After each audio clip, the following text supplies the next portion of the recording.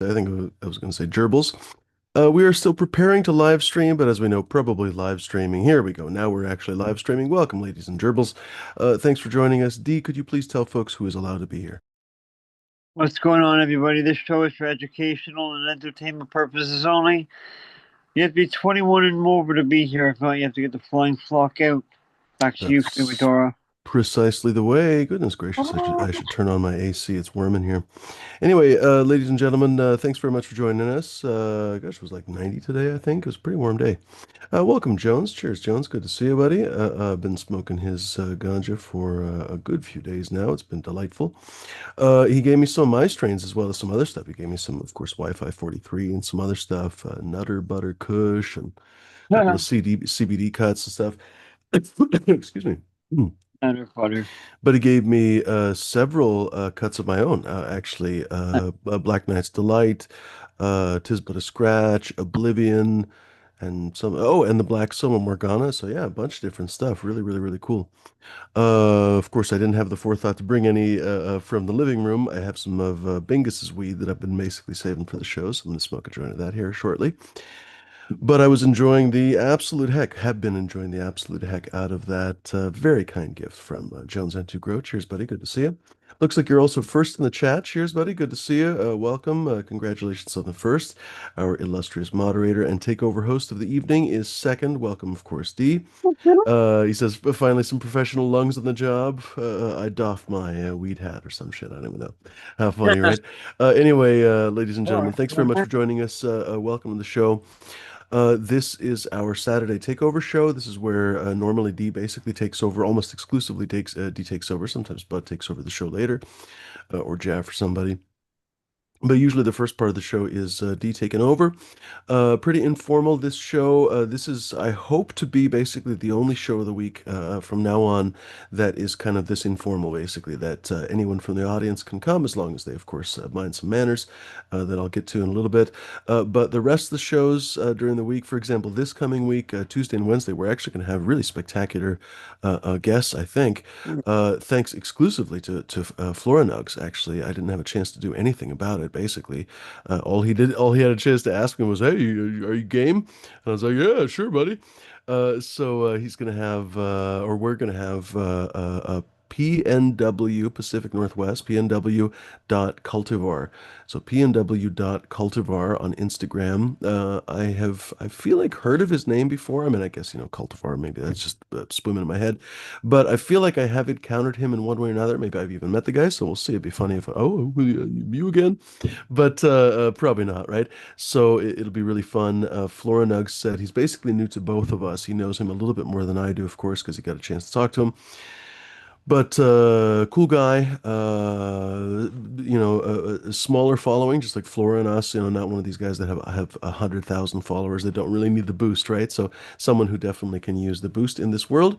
We're really gonna, I think, have a really good time. Just kind of looking through his Instagram, it looks like he grows intense quite a bit. So, as you guys know, I think growing intense is intense. So we're gonna talk about that, I hope, and we'll see what his process is and all that kind of stuff, how he selects and all that kind of stuff, all the fun stuff, right? On Wednesday, I think we actually have a repeat guest, and I'm kind of racking my brain. I guess I could have gone through my old YouTube channel or my other YouTube channel through the old videos that are private, unfortunately, because I'm sure we have had this guy at one point. If not, maybe on Flora's channel, because Flora and I were talking. He was like, "Oh yeah, maybe he just came on one of these times that he was on my channel." That's totally plausible. Of course, I'm forgetting his actual name. His Oh, real name is Jay. He is the guy oh, up in Seattle. Why am I absolutely spacing on his name right now? He has a YouTube channel. sounds familiar, actually. Oh, 100%. You'll know exactly who I'm talking about as soon as I think of this fucking guy's name. He's not a fucking guy. I just can't think of his fucking name. Jesus, H. Ballsack. Maybe I should just look through Flora's text messages. Anyway, we'll have a fun chat with him. He's the guy that's the former judge from New York. He's the retired judge from New York. He's a grower and breeder. Oh, He does quite a different. I'm not. I don't know if I'm allowed to say everything that he does because Flores told me a couple things that he does. Not that they're illegal or anything, but that folks would be very sounds surprised familiar. at some of their favorite. This is not the case in this case, but this is a good parallel. I Yeah. think a lot of people would be very surprised that some of their favorite breeders don't touch gardens ever. They white label. They buy from other people. Okay, why can't I find this guy's comment? Uh, for fuck's sake. Uh, no, I missed it already. God damn it, asshole, fuck. Uh, if by any miracle Flora's listening, let me know who the fuck he is. I'm gonna have to go through my YouTube stream basically to find this fucking guy. I think we were talking about the guy without even saying his name. Oh yeah, just Jay. Fuck me with a stick. What's his fucking name? Oh, for fuck's sake. All right, we'll find his name shortly, ladies and gentlemen. We'll be talking to that guy who That is yet to guy, be yeah. named, the man with no name. That's who we're going to be talking to. Clint Eastwood from the fucking the westerns, ladies and gentlemen. Pew pew. We're going to be talking to him. Anyway, folks, we're going to be having some fun chats on Tuesday and Wednesday. And of course, if I get my ass off the chair, basically, I don't know, that was, if I get off my ass, I guess I meant to say, I'll try to get some more guests for the future. Working on a little bit different something or other for Wednesdays, but basically Tuesdays is hopefully the guest show where we interview somebody. I think a lot of you folks like those shows. We definitely don't get as much viewership, which is ironic, but it is what it is. It's always been that way. They kind of do nothing, go nowhere. People basically always prefer just the hangout shows. I really have let the show go many times. I've been conscious of it, unfortunately, over the years. Went through a lot of stuff personally and so on. So I just kind of let the shows just go almost half fallow, like fucking half watered, like a lawn that barely has any, it's patches of shit on it. You know what I'm talking about. Ladies and gentlemen, we're going to try to pull it back from that. This is not your therapy. This is not your, I don't even know. This is not your dipshit hangout. This is not a place where you exist until your death. You know what I mean? This is not a place where you grow fungus. This is a place where quite literally, we do talk about grow techniques. We try to grow, or we try to better ourselves as growers. We try to better ourselves in our cannabis knowledge, in our cannabis experience, et cetera, et cetera. So we talk about the different, in some cases, the different, because many of us actually do have long histories with cannabis. There's a few guests on here that have lifetimes with cannabis, right? The rest of us, we kind of stand in awe and listen to some of the stories. But many of us are accomplished growers in our own right. So, ladies and gentlemen, I'd like to remind everybody that we're going to try to keep this discussion, even on the Saturday show, to a higher level. I got this half-wet dog here. We were playing with the hose outside. He was having so much fun. Anyway, we're going to keep the discussion to a higher level if we can, ladies and gentlemen.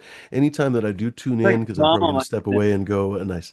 I'm going to step away and do some grilling and stuff. So anytime that I do check in on the show, if we're not if it's just a dipshit hangout show, I'm probably end it and move on. So we're really going to work on making sure that we pull back to some of the best quality that we have had on the show. If we can't achieve that, then we'll go do something else, ladies and gentlemen. We can always turn on some music or something. You know what I mean? In the private of our garage or something. So, folks, reminder also, please do be presentable on my show. I'd like to remind everyone that I approach this professionally. I am a seed breeder who actually is trying to sell my seeds here. This is essentially a business of mine. So, folks, don't disrespect my show by being fucking clowns. Don't come on here and eat in front of the camera and drop crumbs on your fucking shirt like people have done before. Don't talk with your mouth full. Ladies and gentlemen, have a little bit of civility. Act like perhaps you're at your mom's house. Act like perhaps you're at one of your friends' houses. I don't know, but perhaps you are at, Gorilla Friends or something. You know what I mean? There's always that possibility, of course.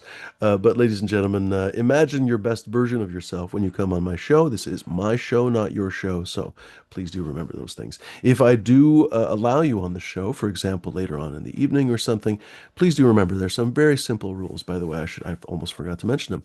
Don't be a dick. Don't show your dick. Don't be a fucking lunatic. Don't show your asshole. Don't be an asshole. On top of that, ladies and gentlemen, don't play any fucking music on my stream. I don't know how you could be so retarded, any of you, to not know that. Sorry, fucktarded, not retarded. I'm trying not to say that anymore.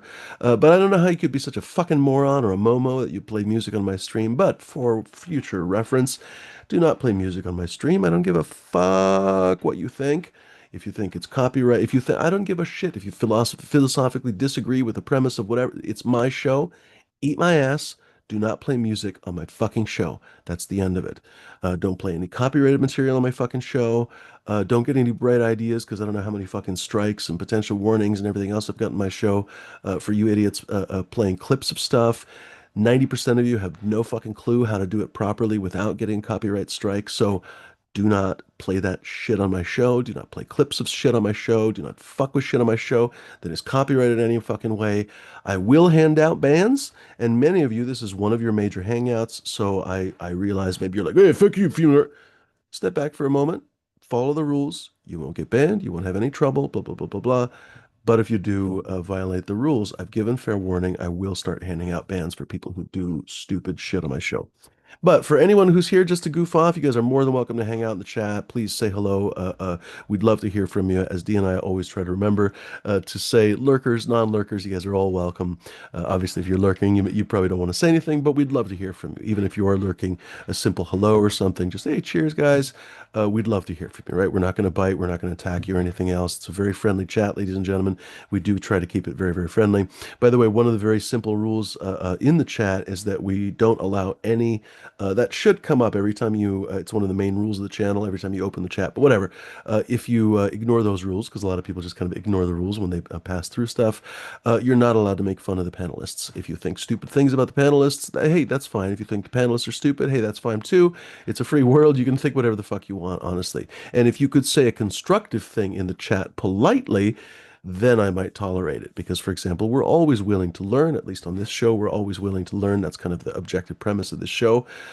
So, ladies and gentlemen, we're always receptive to positive critical criticism. But if you're an asshole about it, if you're a jerk, if you're trying to, cause offense, if you're trying to be a mean person, whatever, we're going to hand out bans. Zero tolerance policy. Once again, if you're just a jerk in some way, we're just going to fucking hand out bans. Best case scenario, we'll hand out, like, we'll get like a 24-hour, we'll give you a 24-hour timeout or something, right? But in the meantime, ladies and gentlemen, we just really don't care. Neither Dean nor I care, nor any of the other moderators. So if you're going to be a jerk off, you're going to be out. The rest of you, ladies and gentlemen, please kick back, relax, puff something. Jonesy. Let us know. Well, not out and see the rest of the cool people. You guys are all welcome. Let us know what you guys are puffing on in the chat. I'm about to smoke either Bingus Berry or Budzingus. I'm gonna have to probably flip a coin, honestly. Don't have too much left of either one, but I'm gonna try to enjoy it while I can. Cheers, by the way, folks, in the chat. Would love to hear from you, folks, what you're puffing on. D probably is going to puff on some hash here. He'll probably tell us here in a second. I'm going to post the link here in a second, ladies and gentlemen. Feel free to hop on here. Like I said, don't be a dick. Don't show your dick. Don't be a lunatic. Don't be an asshole. Don't show your asshole. Don't be a fucking douchebag. Simple, simple, simple fucking rules. You can be rough around the edges, ladies and gentlemen. You can disagree with us. You can have a different opinion. You can have a different point of view. You can have all kinds of different things as long as you're not a fucking jerk off. That's it. That's all there is. Would someone in the room call you a jerk off? Don't act that way. That's the end of it, basically, ladies and gentlemen. That'd make a good shirt, actually, somehow. Like, to do, like, well, anyway, whatever. Uh, cheers, hardcore. Good to see you. The penalist. Exactly right. I think it might have been AI, but there was a funny video that I've seen on Reddit. I saw it today. I've seen it before. Dude's showing off this copper floor, copper penny floor. It's literally a floor made with copper pennies inset. Hardcore people like that, I'm sure. Oh, well, a lot of people I'm sure have seen stuff like this. So it's not like from a space alien or something. But if you don't know what I'm talking about, U.S. copper penny, we actually have discontinued them apparently just recently, or our illustrious Right. president has just recently discontinued them. Oh, I have mixed feelings. It's kind of a fun nostalgic thing from our past. A lot of times, grandparents would give you a penny. It's such a harmless thing to have in your. Even back in the day, 1 cent would basically buy you almost nothing. I mean, in the 1920s, it would actually buy you. What? Oh yeah, when the 1920s, 1925 or something like that, I want to say it was like you could buy basically a burger with fries, a cheeseburger with fries for like 6 cents, something like that. And like a full steak meal, da da da, was like 25 cents, da da da da da. Crazy, crazy how things have changed. Anyway, but yeah, pennies are kind of useless, you know what I mean? But at the same time, it's kind of infuriating too, because all it really leads to is tiny inflation, because basically the pennies made up the sales tax in many states. In Oregon, we don't have sales tax, so most of the time, well, I guess a lot of the prices are 99 cents, but people pay with debit cards and stuff most of the time anyway. But what am I trying to say? Oh, I lost my train of thought. Fuck. Why am I talking about fucking pennies? I'm talking about this floor. I lost Yeah. my train of thought about this goddamn, because I smoked a joint before the show, so now I'm like, in fact, I actually think I smoked that Nutter Butter Kush. Now that I think about it, I think I smoked Jones's Nutter Butter Kush before the show. Anyway, copper penny inset floor. Okay, so I didn't finish that. So the US 1 penny coin used to be the copper penny, and it was almost exclusively copper. More recently, in the last 20, 30 years, it was an alloy of copper and nickel. I want to say it was just like the nickel used to be pure nickel, but now it's an alloy of mostly other stuff. It's basically base metals, zinc and stuff, and a little bit of nickel, basically just for the color to save money because nickel is surprisingly expensive. Anyway, they did the same thing with the copper penny. So if you melt them down and stuff like people used to do, you don't get the same alloys and stuff. People used to make like knives and stuff out of pennies. Anyway, regardless, That's crazy. people because it's so inexpensive to get $100 in pennies is a fuck pile of pennies basically from the bank, and you can literally go to any bank and you can ask for brand new pennies a lot of well now probably not anymore, but they might still be going through old stock of new pennies, but you could definitely in the past you could go get old pennies or new pennies, basically mixed pennies or brand new pennies, and people would use them. It was technically illegal. It's kind of funny thing, but nobody gave a fuck, right? If you were egregious about it, I'm sure somebody would say something. And ironically, it'd probably be the Secret Service that would do something about it. But people would make tabletops. That's where I've mostly seen it. Basically, they would lay out a bunch of pennies, basically, and a lot of times put a copper rim around it, and then inset it a lot of times with some kind of resin, epoxy, for example. There's other ways to do it. You can inset it in concrete. I've seen all kinds of different stuff, honestly. Mhm. But sometimes this is a lot more time consuming. You see floors. And so this one video was dude's showing off this copper penny floor. And then he pans up to the wife and she's like, that's not how you spell pennies. And he pans back to the floor and it's inset. There's this word that says penis instead of pennies. Anyway, pretty fucking ridiculous. Probably AI, right? But and at the same time, if somebody had the foresight to have a floor that fucking funny, my props to them. That's really next level. Mm. Boy, I murdered that story by telling it so long. D, what's going on, buddy? What's going on, everybody? I'm just smoking some hash, hanging out. Thanks everybody for tuning in to the pre-show on my channel, dzombie_743 on YouTube. 745, I believe it is. 4 5. Thank you, Fumidor. There it is. Come hang out with us. Fumidor just posted the link. That's it. Just posted the link, folks. Hop on here. You're welcome to join. If you guys are new to the show, please do hop on here. Just again, don't be a fucking shithead. This may actually be the only show, especially for new people. This may be the only show of the week that I will allow new people anymore. Had too many weird shits with weird shits, honestly. Too many people striking my channel, too many people attacking my channel, stalking me. You'd be surprised, ladies and gentlemen. I have a tiny fucking channel, tiny channels. This is even my smaller channel than the big one, but my bigger channel is a couple thousand people. It's ridiculous. Or even not quite. I don't even honestly remember at this point. Long story short, tiny fucking channel, and yet I've had stalkers, you name it, ladies and gentlemen. It's too much, the fucking weird shit that you people do. So, folks, we're going to have, if you wonder sometimes why I have such a zero tolerance policy anymore, it's because of stuff like that, ladies and gentlemen. It's because even longtime viewers of the show pop off and go fucking nuts. I don't even understand, ladies and gentlemen. Be cool in the chat, be chill, just be normal. Nobody's going to say anything. Pretend to be normal for however long you're here. Everything's going to be fine. Cheers, everyone in the chat, by the way. Cheers to Southern BT. Good to see you, buddy. Welcome. Bud's giving us the green light. Good to see you, Bud. Hope he hops on later. DGC Jeff is smoking as well. Good to see you as well, Jeff. Always a pleasure to see him as well. Hopefully we'll be what was I going to say? Be blessed. I don't mean religiously. What is he? God? No, but hopefully he'll hop on. It's always a pleasure to chat with Jeff. Miss Chronic in the house. Good to see you, Miss Chronic. She's saying hi, D. What? No hello to me? What the shit? Miss Chronic, what the hell? Exactly. What? Cheers, Hardcore. He says his phone is at 4%. Hardcore, are you aware of this thing called iPhone cables or phone cables? Actually, I think it has an Android.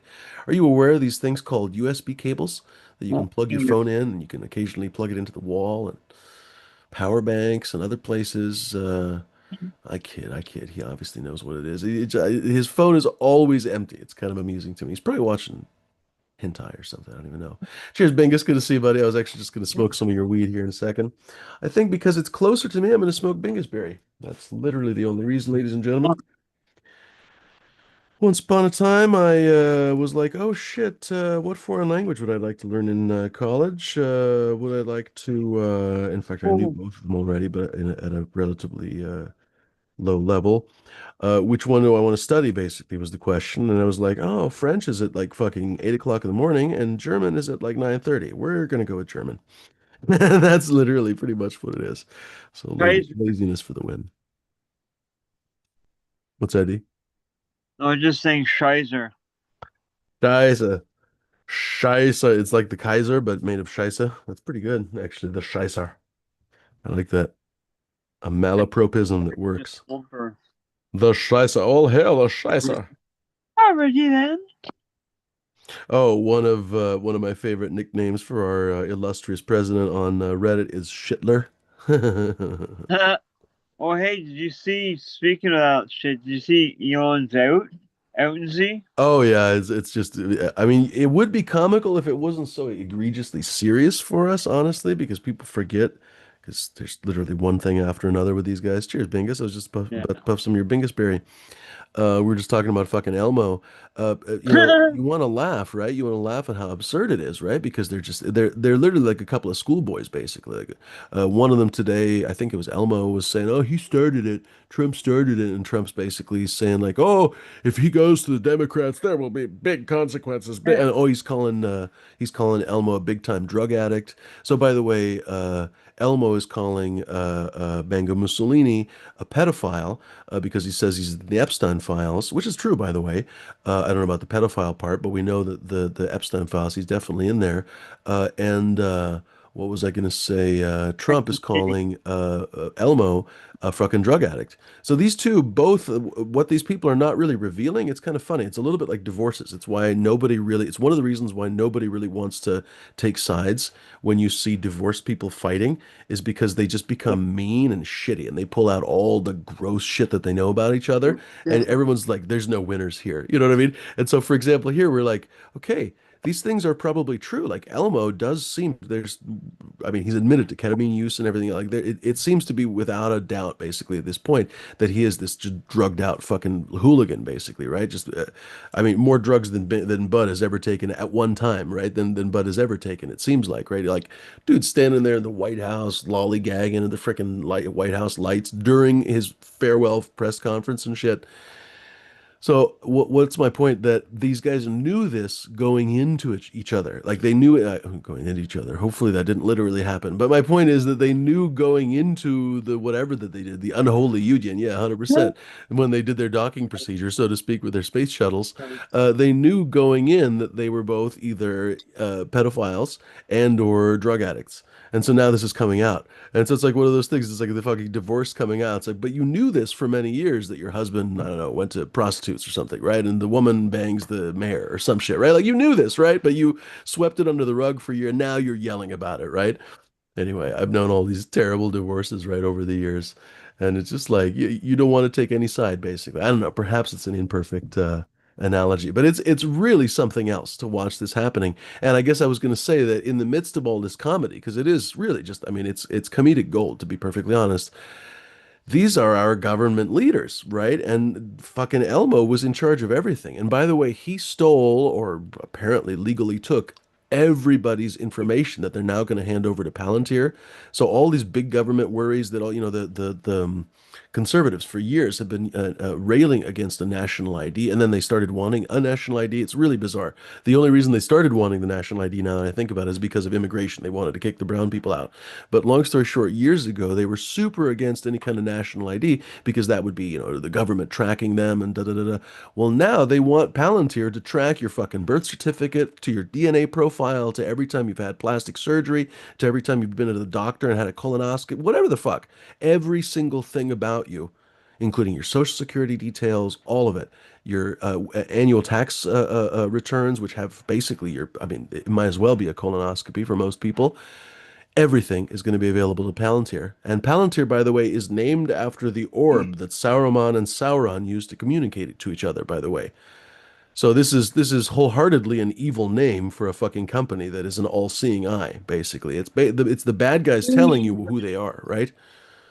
Jesus fucking Christ. Maya Angelou, I think it was, said, if someone tells you who they are, believe them. These fucking people are telling you who they are. So anyway, and then Elmo, by the way, among other things, cut off U.S. aid, and they say that he has already killed over 1 million people as a result of that. Already. And they're saying that it'll have an annual consequence of potentially 5 or 6 million people because it led to all kinds of stuff, vaccines in Africa and all kinds of malaria treatment, all this fucking shit that they cut out. Anyway, so it's just like it is comical, but at the same time, it's like Jesus fucking Christ. Anyway, but what are you gonna do? Bingus, what's going on, buddy?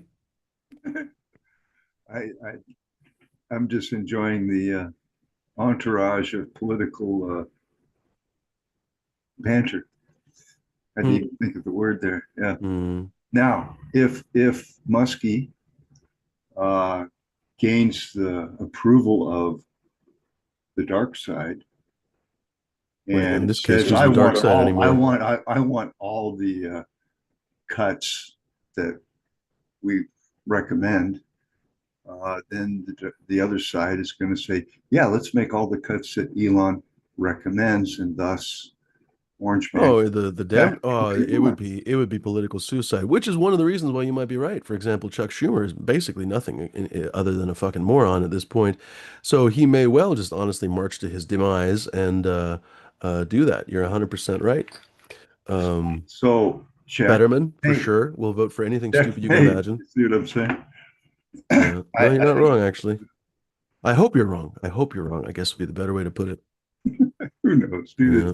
Think of the most absurd thing, which is what I'm thinking That's of. generally what it is these days. Yeah, it's been that way for quite some time. Whenever Trump is president, you basically have Why, to, that's why kind of would the they? rule. Why Think of would that. they That's one of the fight reasons why like? The Onion doesn't get followed by as many people anymore. It's like you can't make up anything more absurd than the shit that happens every day.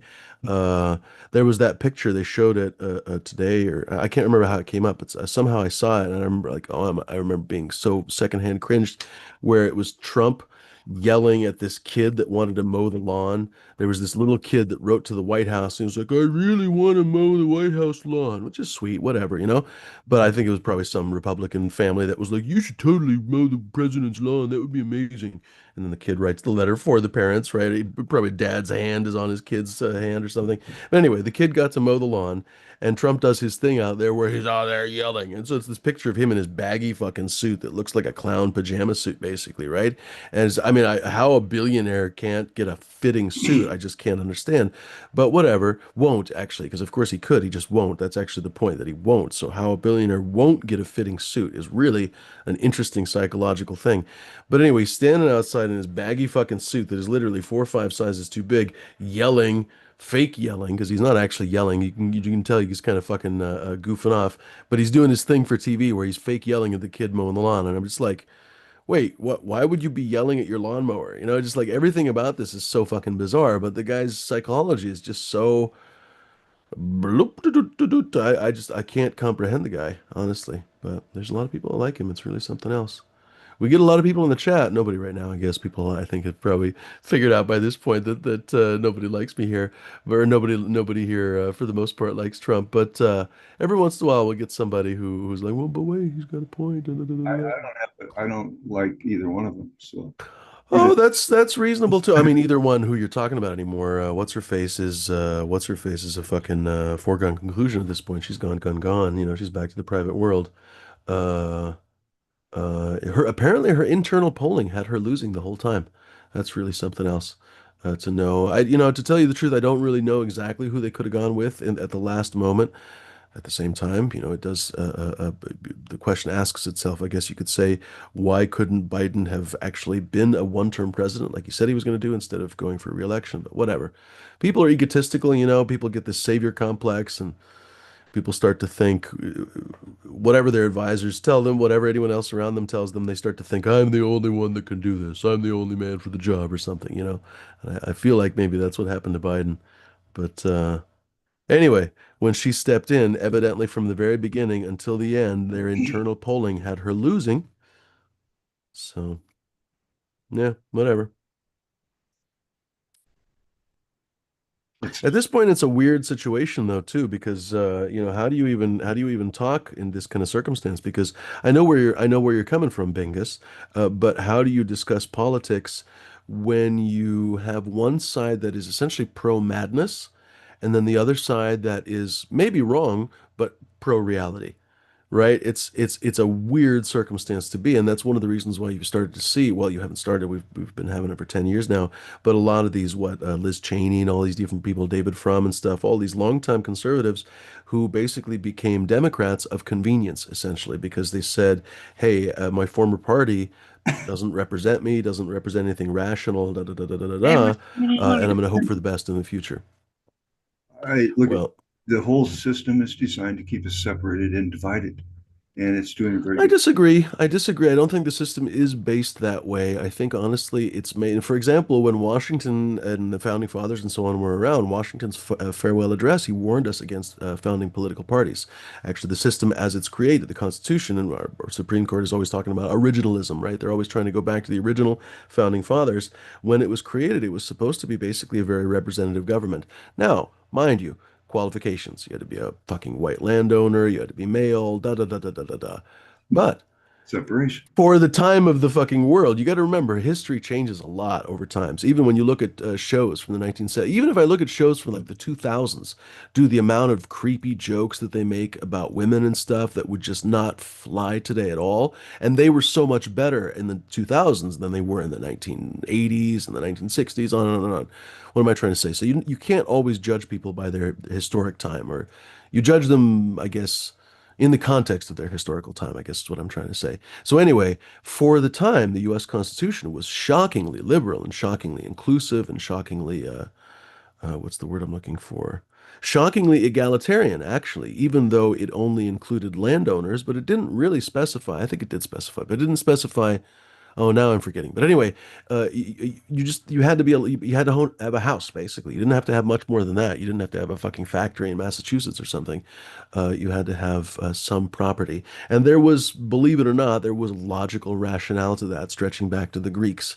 They thought that essentially people who don't have a stake in the land. It was a very aristocratic viewpoint, of course. It's very self-serving, but there is logic to it. You have to give them that. That someone that doesn't have stake in the land won't have the same understandings. In other words, someone who maybe rents or visits or passes through, of course, those are not the same people, but for the Greek philosophers treated them that way for that sake of being, they won't have the same perspective as someone who owns that land and lives there in perpetuity. And there's rationale to that. People who rent an apartment never treat it the same way as people who own a condo. You know, in the condo, it's yours. You get to paint it. You get to take care of it. But also, if something gets fucked up, it's your problem. On and on and on. People that rent it, they're like, eh, fuck it. You know, who cares about the landlord? Who cares about the blah, blah, blah? I'll get my deposit back anyway. Da, da, da, da, da. Tenants are always fucking horrible. I used to have tenants, and literally, I tried my best with them, and they were fucking horrible. Um, Probably never again, to be perfectly honest with you. Also, I didn't really like being a landlord for what it's worth, but whatever. What was I going to say? Dude, we came, look at America was created to separate ourselves from Britain. All right. And where Which we, is the natural order of things. You know, colonies basically declare independence, right? That's the how they natural work. order of things is to keep things separate, to keep things in a variety of belief systems. When things are separate, they're much easier to control. And that's what we're talking about is I this. see what you mean, but I disagree. You know, this is we can respectfully disagree because I don't think that's what the founding fathers were going after. You can read a lot of their comments, you can read a lot of their commentary, Madison and so on, Jefferson. I don't th you know, Jefferson wasn't a perfect guy. He owned slaves and everything else, but he's a famously interesting guy to read about because he was conflicted about his slave owning and so on and so forth. Not conflicted enough not to bang all his slaves, but still, he wrestled with it philosophically, at least. You know, there are plenty of other people who didn't. Um, where am I going to with that? Uh, I don't think the purpose was to kind of divide and conquer. However, I would argue that that is the purpose of the modern conservative movement, and that actually has a historical basis, believe it or not. It's one of these things that you really can't discuss because conservatives just get mad about it. In my experience, conservatives don't really know a lot about their own ideology. They don't have a lot of experience with the historical philosophical figures in their uh, um, uh, um, what am I trying to say? Whatever, but conservative thinkers. They're not aware of a lot of conservative. They've never read Burke or Berkeley or any of those fucking guys. They don't know who I'm talking about, right? Hobbes, anybody. They don't know these fucking people, right? and they don't know essentially why they believe what they believe. They just believe it, basically. But they'll pretend that they do know why they believe, and so they'll get insulted if you tell them that their beliefs are based on straw, because that's essentially what a lot of conservatism is. It's based on straw these days, especially, for example, the modern Republican Party. Most of their beliefs are just fundamentally untenable. The um, fucking RFK just posted a bunch of stuff that was AI slop, and when people called him on it, that they literally got it from ChatGPT, they posted a corrected version with even more made up shit from AI. Like this is the modern conservative movement. Anyway, conservatism literally comes from revanchism from aristocrats, basically during and a little bit before, but then during the French and other European revolutions. Because of course the French Revolution wasn't the only one; it was just kind of the most successful one. But in what, the late 1700s, actually before us, the Polish government actually, still again really for rich people, but they became basically constitutional democracy. They were actually the first constitutional democracy before us. So for the last 300 years, people have been working on liberalizing these very autocratic, aristocratic, God gave me power, so I get to rule you all kinds of governments, right? Top down, basically. It was only in the 1700s, basically, that after the Greek times, literally a couple thousand years, it was all aristocracy, all kings, all emperors, all the time, basically. You were a feudal serf, you were a peasant, you were nothing better, basically. If you were lucky, you might be a freeman, for example, right? And that's literally, if you won some king a war, he might fucking free you from feudal servitude. Anyway, so for the last 300 years, the aristocrats have been big sad basically because the essentially, like Marx said, the means of production have been wrested away from them. And many of them who had these gigantic estates, I mean, in the Soviet Union, or in Russia, rather, there were nobles that had estates larger than Texas, filled with people. And they were richer than the Tsars today. They were richer than these fucking oligarchs to this day, basically. Uh, when the what am I trying to say? When the assorted revolutions basically came through and liberal movements basically, even among other things, proposing sharing power, sharing wealth instead of even taking it away from the rich, the conservatives basically tried to figure out a way to turn that around. And so that's where these people like Burke basically came around. He's basically the father of modern conservatism. He came around and essentially founded a way, literally, to pull the tide back from the little people, essentially, and give it back to the rich. And so everybody these days that follows modern conservatism, it stems from this revanchism. And to this day, basically, it serves the rich. Every time they take over, they give the tax cuts to the rich. They give the special breaks to the rich. They give the special privileges all to the rich.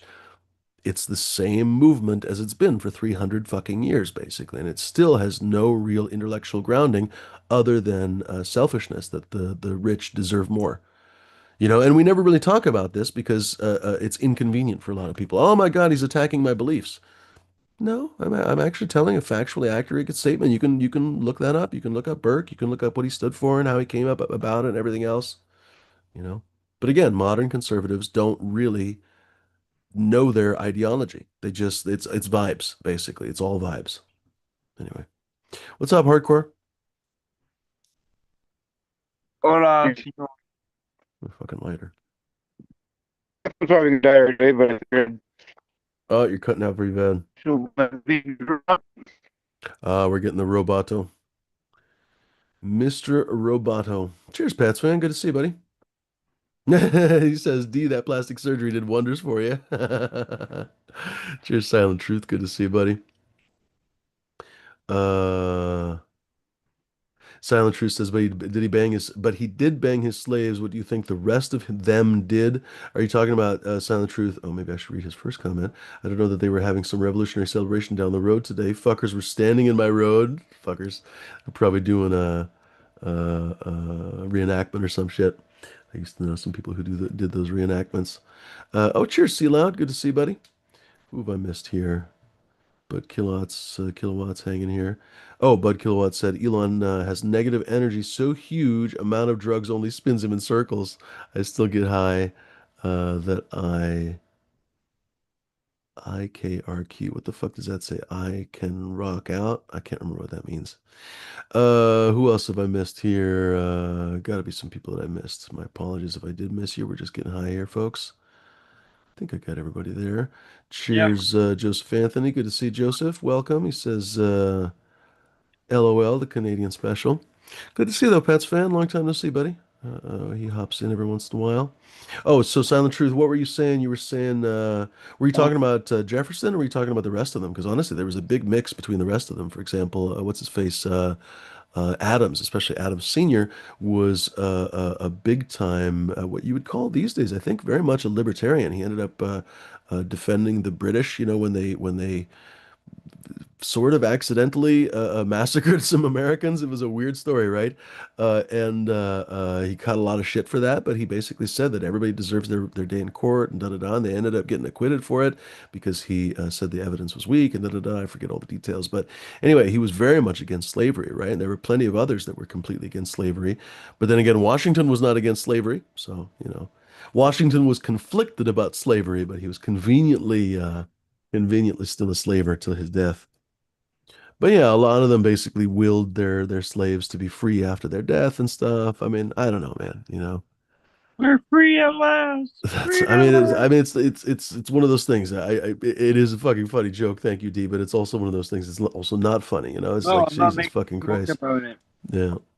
No, I know it's dark humor, you Okay. know what I mean? I hope people understand that we're not trying to make fun of the Mm-mm. slaves. Cheers, Salton Sea. This sounds like an episode of The View, Time to Water. Well, hello there. I be Whoopi. Kind of. Is she still on there? I don't know. She's like eight. How old is she now? Like 80 something. I don't think she's quite that old, but she's getting up there. She's Hmm. got to be. Oh, goodness gracious. How old is she? Because I remember I've looked her up a couple times and she surprised me because she was either younger or older. Now I'm not remembering. Oh, now I don't. Well, I'm going to guess that she's 67. Let's see how old Whoopi Goldberg is. Let's see how off I am. Oh, you're IMDb. close. Am I? Yeah.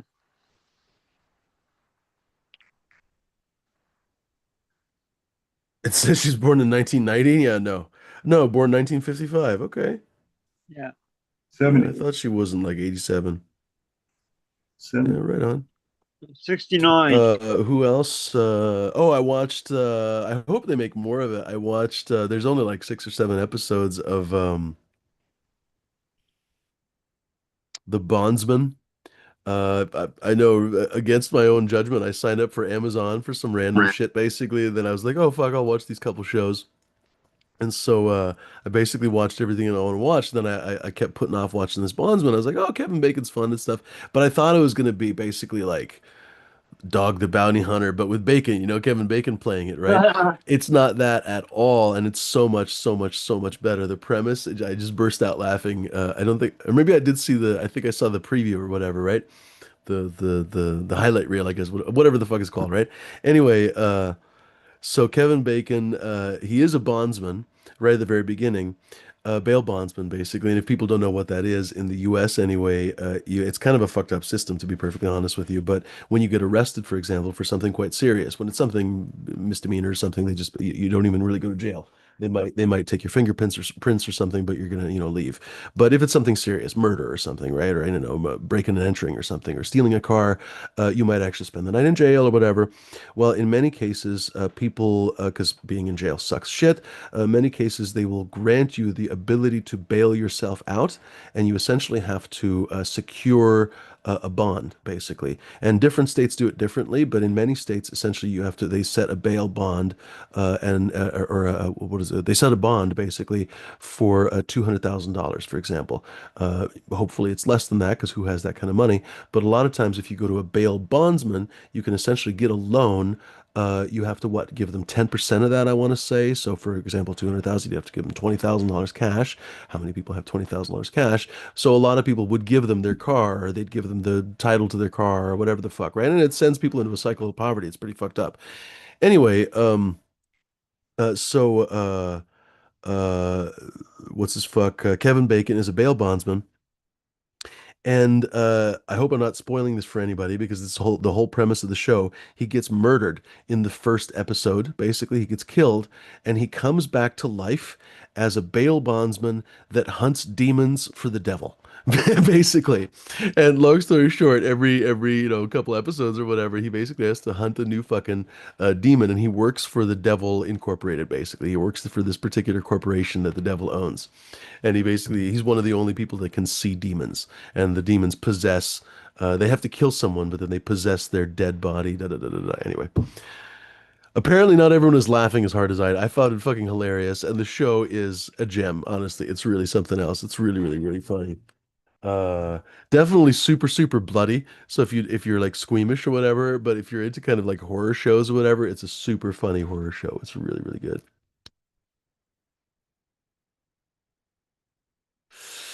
Did we say hello to you, Hardcore? Oh, we tried, but your internet was terrible. Yeah, he's roboting.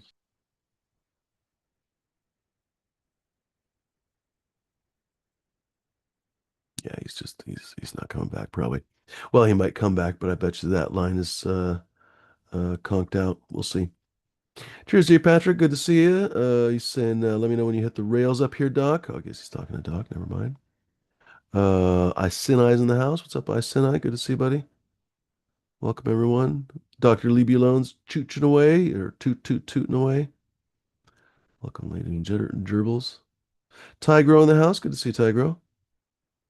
Oh, right on. I've been to one of those. Tigro's saying just got home from a murder mystery dinner at my wife's sister's house. That's cool. Hey, did we ever figure out who was going to be here Wednesday? Jay somebody? Oh, goodness gracious. I forgot to look it up. I'm sorry. I should go look that up. Thank you for reminding me, D. Yeah, man. Jay somebody. Why can't I Jay think Silver of here. his YouTube name? That guy's a long time gone. He's Looks calling like in the Flora is not watching. Dang it, what is his fucking name?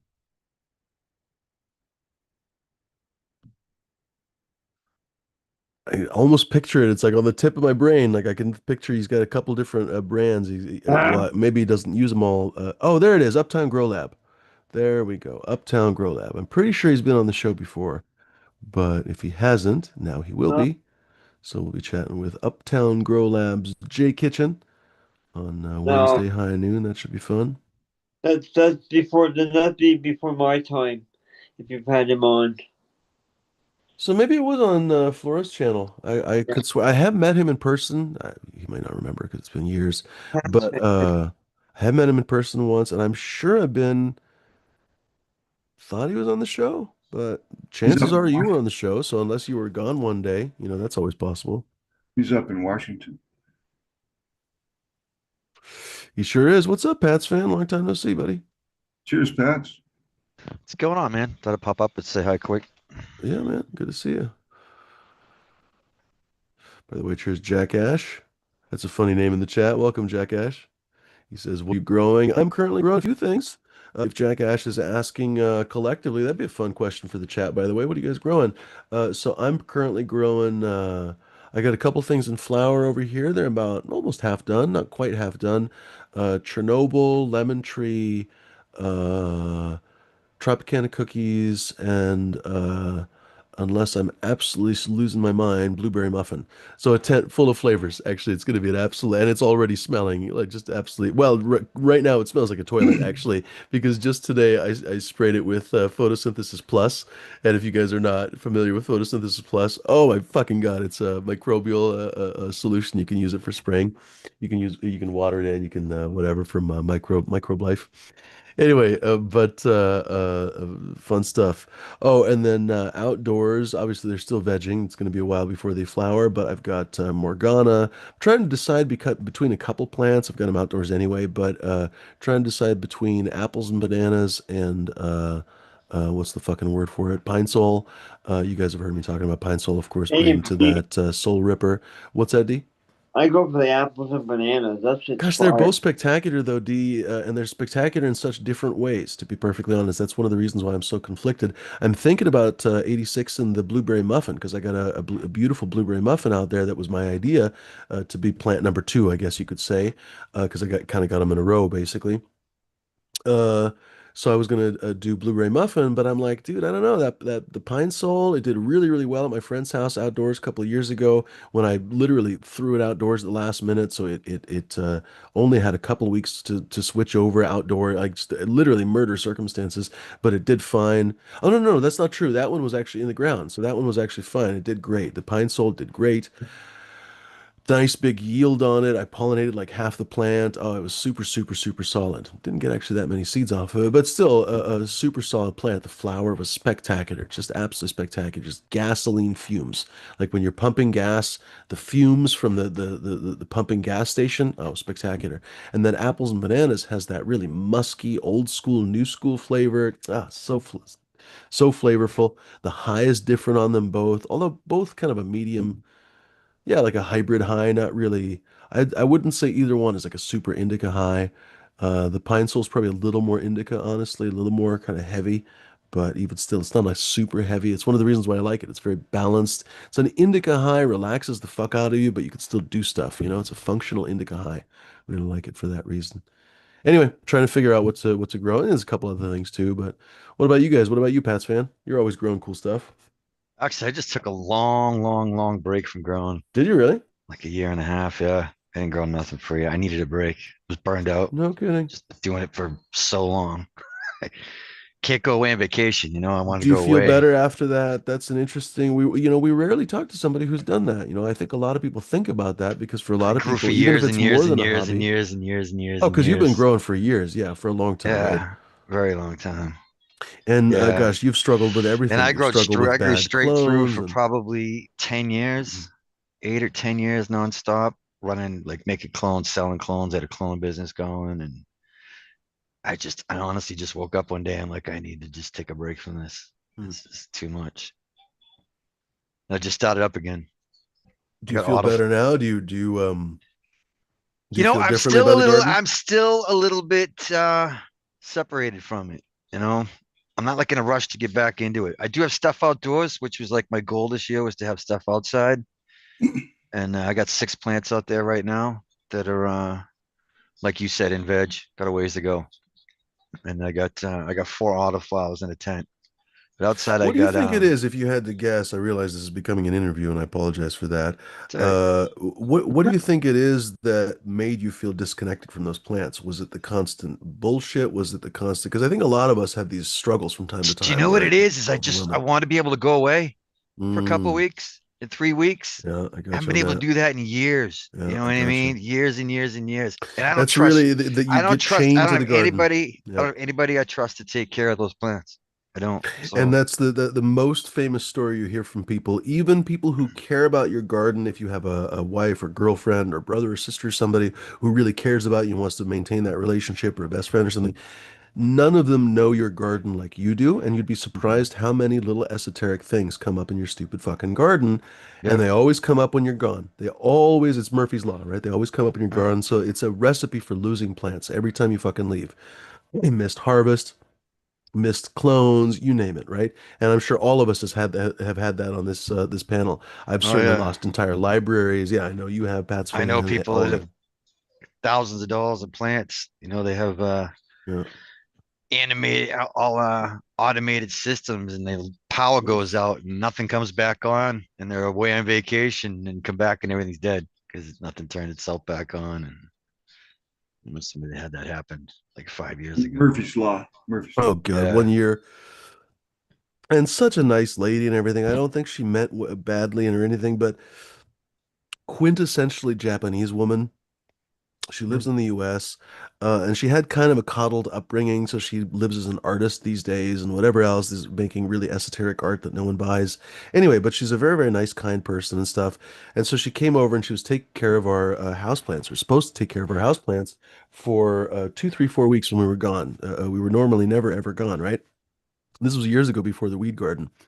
And because otherwise I would never be able to leave for fucking 4 weeks or something, right? But I had lots and lots of house plants. Oh my God, so many freaking house plants, right? I guess this is after years, when we used to live in apartments, I had, all kinds of balcony plants. I had this amazing, grown over balcony baskets and everything else, right? So we took those over when we bought the house years ago. We had all kinds of wonderful fucking house plants that grew bigger and we took clones and everything else. Well, this freaking Japanese chick forgot the code because we had a code on the house, the kitchen door basically. And we didn't get she asked for or I think we asked her if she wanted the key and she was like, "No, it's okay. The code is fine." Well, she forgot the code, and because she's Japanese, she was too embarrassed to ask. That's kind of a thing that some Japanese are. They refuse to sort of clarify or anything else. Not all are that way, obviously, right? But it's sort of a stereotypical thing with Japanese. If they fuck something up, they'll Hmm. just kind of stand back and wait for the disaster to happen because it's just, it's better than the actual shame of the thing happening. I don't know. It's very illogical, to be perfectly honest. Because to be perfectly frank, what happened later was not only did all of my houseplants die, and mind you, it was literally like 100 fucking houseplants. It fucking sucked shit, honestly, because the house Damn. froze because it was like January. We were down in California. The house froze, and not only that, it was during one of Portland's only massive ice storms. So one of the pipes froze, and when we came back, she didn't shut off the water. When we came back, we no, she'd shut it off, but it doesn't matter right now. But when we came back, I turned it on, and the house started raining, basically. So like essentially, literally after 10 seconds after I went downstairs and turned on the fucking valve, I go upstairs and all the fire alarms go off, and we're looking at the ceiling, and all of a sudden, literally like rain is falling from the light fixtures. By the way, the lights were on at the time, so I'm like, oh fuck, I gotta shut that off right now. It was great. It was Damn. really great. All because she wouldn't text us or call us. Hey, what's the code for that door, by the way? So yeah, she didn't mean Yeah. badly. She's just that's Uh-huh. yeah. So yeah, growers know what it's like, man. Yeah, Yep. I need a break too. I mean, it's been years and years. We should start a grow. What would it even be called? It'd be like grow ho bro or something. Basically, it's like what was the fucking movie? The grow jig. No, yeah, like a grow gigolo. Deuce Bigelow grow gigolo. Basically, you hire him to come and take care of your grow, right? And then basically his whole job is to come over. If you want to take a vacation, it's somebody who actually knows how to take care of grows, and they come over and they don't fuck up your garden. That's the whole thing. Their job is they don't murder your garden while you're gone. Well, I was always thinking like, okay, I put a camera in, right? Have a caretaker come in at a certain time each day where I could watch them on the fucking camera, where they could ask me questions. Hey, what about this? What about that? Right? I could go with that.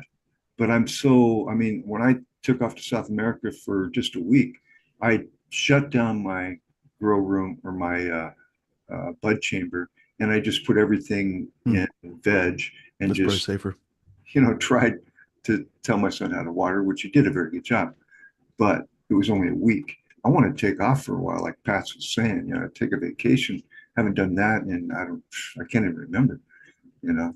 Huh. But at the same time, I love to grow. I mean, I look at it and I get very, heartfelt emotions, and there's so much work, and it's just, the routine of it. I mean, it's one of those things. It can be very easy. It can be cruise control many times, right? But it really depends on what you're growing, how you're growing it, if you're growing multiple different things. Some people grow from seed and then they harvest the flower when it's done, and then when that's done, they start seeds again, right? That's pretty simple, right? You could take a break between cycles. You could do all kinds of different things, right? But a lot of people have multiple, both veg and flower. But not only that, they have veg and flower. In many cases, they have multiple flowers. So, for example, a lot of our friends will have not only a veg, but a flower, and then maybe also a seed room, for example, or a couple of breeding chambers, or a couple of experimental rooms, or whatever else. North Star has multiple greenhouses, on and on and on and on, right? So, long story short, you can't tell somebody, hey, go water that half a gallon per plant. No, none of that works because some plants are going to need water every third day. Some plants are going to need water every single day, on and on and on and on and on. Oh, it's annoying. It's Yeah. work. It can get, and then, for example, if you miss the clone cycle, for example, someone was saying in the chat, oh, what do you have to trade right now? Oh, shit, nothing. Because I basically have kind of been lazy and haven't taken a lot of clones. I took my Sour Morganas, but nothing else really. Well, so now here in the near future, I'm going to have to take a fuckload of clones and get everything cloned. Well, that's a lot of work, right? Because then you have to make sure that the clones are, I mean, it's not a ton of work because you you don't actually do all that much to the clones, but you have to go back and check them every day and check that the vent, depending on how you do it, you open the vent every day, or if you use an air cloner, make sure it's, EC is good and the water's clean, everything else, blah, blah, blah, blah, blah. But it both is and isn't a lot of work, and it's the same as anything in life, like it's like walking a dog or anything else, when you don't have anything else to do, oh shit, what's walking the dog? But fuck, if you have a job and this and that, where did you get blue But you tape? can put things on Oh, for autopilot fuck's for sake, a you got a whole day roll or of blue tape. two. You Hold can on. put it on autopilot for a day or two, but eventually you're going to have to dig in and make up for that time that you've kind of let things slide a little bit. This little motherfucker, he got an entire roll of blue tape and he's basically chewed through half of it. I probably won't be able to use this entire blue tape. This is life with a puppy. Like this little motherfucker, I swear to shit. Where did he get this roll of blue tape? Not on the floor. You little motherfucker. He went up into the cupboard and got it where he's hit it. It's a good thing he's cute. Fucker. He's all wagging at me. He's like, what? It was fun. I'll do it again. And he will too. Uh, Bud Kilowatt's talking about he's trying to be more and more independent, basically. Uh, What is he saying here? There's, I think, two comments. If I was trying to pay less, that's not how employees have same passion I have. Yeah, that's true. It's a beautiful thing when mutual desires are priorities. They all take nugs instead of dollars. They all get the best heady. I think I might have just got an auto correct there. Anyway, heady buds, whatever. And have never built 1,000% trust with them. It's definitely the best way to have decades of their time. I think he's talking about different things. My partners were 100% opposite and went through people every year. Simple, good energy. I don't know if this is the case or not because I really am not, I don't have any inside connection or anything. But I was just thinking about this the other day because a really popular, actually, chain of stores, now that I think about it, they're basically outdoor boutique, essentially. Like they sell, well, they got like four stores, but the main store was Deacon Brian's Next Adventure. I guess you would never know necessarily from the name, but they sold outdoor gear, camping, hiking, not really hunting or anything like that. There used to be a store right next door, or well, one block over, that was more like hunting and military surplus, but they closed years ago. Anyway, Andy and Bax, that was kind of a loss. Deacon Brian's, they sell kayak gear and mountain climbing stuff, all that kind of stuff, right? Well, they also have like a paddle sports store that I've used a bunch of times because I got into kayaking, a couple years ago. So I bought my paddle there and I think probably my life vest and all that kind of stuff there. Anyway, and they have classes and da da da da. Well, it's two older guys now, basically. They're essentially retirement age. And I guess they couldn't find anyone. This is my part of the speculation. I guess they couldn't find anyone to take over the business because they're just liquidating. They're just liquidating, closing all four stores, and that's the end of it.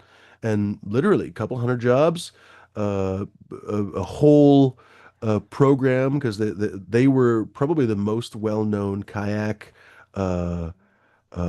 like beginning kayak program or whatever. They would pull up by one of the most popular parks on the river, on the Willamette River, and like people would know them, like, oh, that's the Deacon Brian kayak people, da da da, and they would like sign people up that way, right?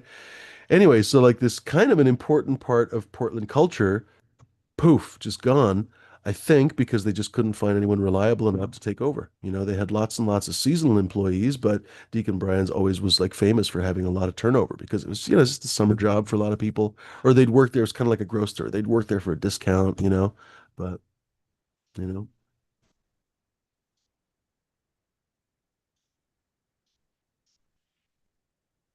How do you like it, Pats?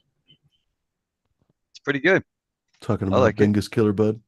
Yeah, it's pretty damn good. Yeah, yeah. Yeah. Good. Half the I'm panel is enjoying it. smoking on Bingus Bud right now. As we're both smoking my weed, thank you so much. Thank Uh, more you. fringe benefits once I get things rolling again. I'm a little bit short. Hmm. That's the other thing I when know how you that is. try to do too much in your garden, Hmm. things down, Yep. right? No, And 100%. so a lot of the fringe benefits don't come through, but they will again, Pats, believe me. I What do like you to mean? send What do you mean? extra stuff when I usually send. Sounds Oh man, great. you've been doing that forever. I don't expect that. Believe me, it's not something I expect when you say when I do that. You know what I I mean? it's Don't something think it I is. it's It's something I not. You know, business. Sometimes you don't have it. Sometimes you do. You know, exactly it that's an extra. It's not expected. It's an extra. yeah. And I appreciate it every time. Absolutely. That's why I want to continue to do it. But when you get too much fucking shit going, things fucking slow down. It's kind of crazy. That's You why, got to like, find that happy middle. yeah, like North Star has all those greenhouses. I would, Fumdar, I would love to have it like a light depth greenhouse. Would Yeah, that not be cool? What I yeah, it would. what actually started the break for me was is the cost of electricity here like quadrupled overnight. Mm, yeah. And a lot of places that went so the crazy. first time I actually stopped was because of the winter time and I couldn't afford to run 7 tents, all the tents I had and heat and everything else. My heat's electric. So I just shut down for that winter. And I went away, I did some snowmobiling, went up to Maine Oh, and which reminds had a me, I good just time. basically replaced. I don't know if it's permanent, but I've replaced my last CMH.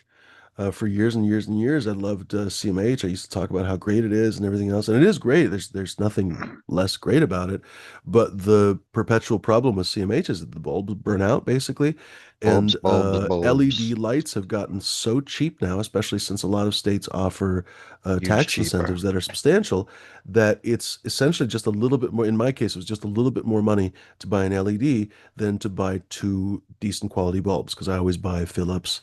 I could have bought Hortilux. I've always wanted to try the Hortilux and never had a chance. But recently, I could have actually bought the Hortilux, but the Hortilux were like $5 more, and so that would have literally been $190 versus the brand new light that I never have to replace any bulbs or do shit. And it's waterproof, by the way. You can spray around. Well, not waterproof, but IP65, so you can spray around it. 220, something like that. 225 bucks. I can't remember exactly, but What How t-shirt many $40 watt? more basically. How many What's that, watts? D? And more watts, 740 watts, although I've turned it down Nice. to 555 right now. But Yeah, I never run mine at full. I It's always like 3/4. and yeah, A I little don't more know than that. how some of these companies that still sell these lights for $1,000 plus justify it because this light Name, is red. name. But I mean, like seriously, like this red light is what do you call it? Well, whatever. It has red diodes, so a lot of people say red assisted or whatever. Whatever. It has red diodes. Good quality of light, so I'm getting basically a good quality of light from it. Good wattage, IP65 rated, easy hanging, on and on and on. And the fucking thing. Okay, granted, it's probably $400 retail, but after the tax incentives, 200 bucks. Dude, why would you justify spending 1,000 bucks, 1,200 bucks, 1,500 bucks? I mean, Never what's his did it. I face? couldn't do it. Nope. I don't know. Bingus, what are your thoughts? I don't mean to talk badly about GML because I'm sure there's nothing wrong with the lights, but how would someone justify a $1,500 light versus a, I don't know if they're 1,500, but one time I remember looking the nicest light he has, and granted it was more light than I'm actually describing. It had about a No, that's thousand watts, something like It, 1,000 watts. So it is definitely 25% more it powerful, it honestly maybe a comes little down bit to more one thing. features. Go ahead. It comes down to one thing. Brand name. Hmm, well, You know what I I mean? People guess. just buy brand. You know that But I mean, who knows if you've been GML using other than something his forever, like YouTube channel? optic grow lights, another one. If you've been using it That's the thing. forever, a lot of There's so many. Again, I'm not trying to talk shit I about don't know how GML they because stay in there's business. just literally 15,000 LED brands, right? Yeah, That was kind of always the shitloads. joke that you'd go to the cannabis shows and there'd be some no name. Literally, the Chinese engineers are there with Google Translate in front of them. They just flew in from Shenzhen, right? It was just fucking hilarious. They didn't know what to say or anything. They're just standing around in a circle with each other. Nobody's talking to them or anything. What am I trying to say? Yeah, there's a billion freaking different brand names. So how do you differentiate it itself? Seriously. Oh, and by the way, Bud Kilowatt's always talking about how Lux got sold and evaporated or whatever. No, Lux is still around. They had Lux lights at the grocery store yesterday because I bought the light yesterday. Somebody probably bought the name, the now, brand. okay, look, can I answer your question? Please. Okay, so there's always the guys out No, there. you're not allowed to talk on this show, Bingus. There's always the guys out there that want to have the best, right? They want to have it dialed in. I mean, Grandmaster level actually has a light that you can dial in the spectrum. And there's all kinds of different spectrums.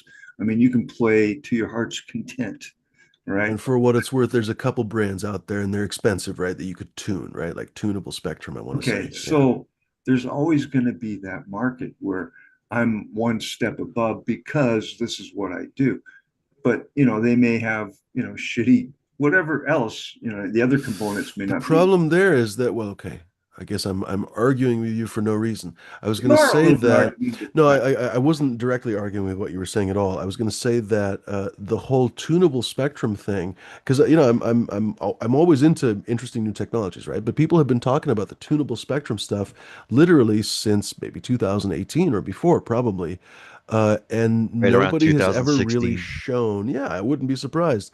Yeah. Nobody has ever shown me, not just me because I'm not that important, nobody has ever shown that I can tell any perceivable difference in the tunable spectrums. No higher yield, no higher terpenes, none of that really. No consistent results over time, no verifiable results. One crop maybe, but then as soon as they do it again, all of a sudden it swings the other way. That's not verifiable. That's just accidental and anecdotal. So my point is, it seems like those tunable spectrums are basically pseudoscience and kind of goes back to my argument indirectly, where it's like, why are these guys even I selling this stuff? know Because it's essentially horseshit. I know multiple people that have bought those lights. They'd mess with that thing, screw it all up, and they'd never use it again. Yeah, They'd that's they'd it. dial it, Same they'd thing with dial the it back to old the default and red be like, yeah, boards. I don't want to ruin my Hey, plants. I mean, I hey, know one Go guy for it, that bought Bingus. like 5 of those and never yes. used them. Why? Why? Why That's what? why. Why is there a market? Okay, because Oh people no, I believe you. I'm not disagreeing with you. So that part I don't disagree. Car nerds, photography nerds. How many weird things have I talked about? Weird shit that I buy, right? And Okay, I but like to think that I don't buy wasteful stuff. But there'll Jesus always be fucking Christ, I got this and this and this and this. Yeah, people that are really nerdy about stuff, they can always justify it, there's 100%. Yeah, always going to be that market, and there's always going to be those that will capitalize on those markets no, that's because those fair. type. First of all, in defensive grandmaster level, all right, he is a grower, and he has developed a light that he feels is superior, right, as a grower, right? So he's exemplifying what my very point. You see what I'm saying? And if you want to go in that direction, come on over. I got lights for you, and he's doing quite well. Hmm. I might add. So but dude, you guys all know you GML a lot, and I've had issues. So it's not. I mean, those type Uh, things. sorry, I guess I'm blissfully unaware. You don't have to dredge it up Oh, if it's a sore subject I've or been something. on Don't and worry off. about it. I've been Pardon? on an office show several times Gotcha. because I don't know, I'm not a big fan of how he runs things. He knows I that. gotcha. I I like the gotcha. guy. I mean, on a personal Seems level, like a nice guy. Yeah, seems very good friendly. dude, and I appreciate what he's done as well. I mean, and plus, of course, he gave me his lights, so I'm very appreciative That's of cool. that. And I did notice some difference, like in bud size when I went with the far red. I noticed also a little less maturing time with far red. All right. But we're talking, fractions in a game of miles. You see what I'm saying? Hmm. But did it make a difference? In my humble opinion, yeah, it did. Did I put them away and try to sell them? No, I use them. I have a bunch of spider farmers who I was sponsored by that are brand fucking new, just sitting in my garage. If anybody wants a discounted light, I'll just throw that out there. Uh, but it's only because people want the best. And in many crowds, GML's lights are the best. So, you know, you have to pay for the best, just like in the camera world or That's any. fair. It used to be, I guess, I don't know if they're still in business, but Flora used to talk about chilled. They used to be, I don't know if there's any lights that are made in the US Chill anymore. Tech, yeah. Chilled used to be made up in Washington. They seem to be really bomb-proof and stuff like that. So that's Optic, pretty chill, but There's, Optic. Optic there's LED, are they still around? Right on. Yeah. Yeah, they are. Been new around for a couple companies are being decades. born daily. Just check your email. Yeah, that's true. But it's hard to compete with the Chinese drop shipping too, I imagine. California Light still around, I believe. Huh. Well, They always had a yeah, they came from that whole blurple spectrum. They finally did go white light, but yeah, it they took hung them a on for the while. longest They time hung with on for a Blurple. long time, yep. And they would Even still Kind charge you switched over. 1,200 bucks Yep, for those yep, lights yep, too. Yeah. 100%. I still have a double-ended HPS. I still have a metal yeah, halide. I like that going I've never I mean, they used them. still work, like I'm debating what to do with that CMH. I think I'm just going to keep it, because honestly, in the wintertime it works great, or in the fall, because I don't know if like I said, in the garage, it gets a little bit too cold I in the like winter to seeing grow. But Point is, it grows wonderful cannabis, honestly, and I'm sure it would grow other wonderful plants as well. So even if I wanted to grow for habaneros or something, it would grow well, really, really well. It it has a different effect on cannabis. It does, in my opinion. Again, but and is it when you get into this rotation thing that I'm doing now, it's not, I mean, it's not really conceivable to keep, let's change this, let's do that. I mean, you have heat differences, you have all kinds of things, variables that change in your room when you are just using LEDs versus CMHs or whatever, you know. So it's, is it good? I still have it. I'm not going to sell it ever. Why? Because I know it can do the job. I mean, if No, that's even more ideal, honestly. Ideally, I've always wanted this and never really just had the freaking extra cash to do it. I always wanted to have a rotating bag of tricks, basically. So in the summertime, all LED all the time. In the wintertime, all CMH all the time. yeah, I would use double-ended if I had the ceilings. For example, in the garage, I could totally use double-ended HPS. In fact, that would be spectacular if I had a couple of old Gavitas or something. Oh my God, they would fucking knock the shit out of the park. dude, I could anytime totally do, because those things could cover you 6x6. Like those throw things a were rock at beautiful. my house. Pardon? You could throw a rock and hit my house. If you need a discounted LED lamp, come on over. I mean, Right on. But I was just gonna say, like, what was I trying to say? I was trying to say, uh, that I always wanted to have different things for different times. So, for example, when I say that, oh, in the wintertime it's too cold to grow in the garage, fuck a duck with a truck. If I had two, all I would really need is two double-ended Gavitas in the garage. I'd have to have a heater in the nighttime when the clock went off. But basically, I would be able to keep the heat above.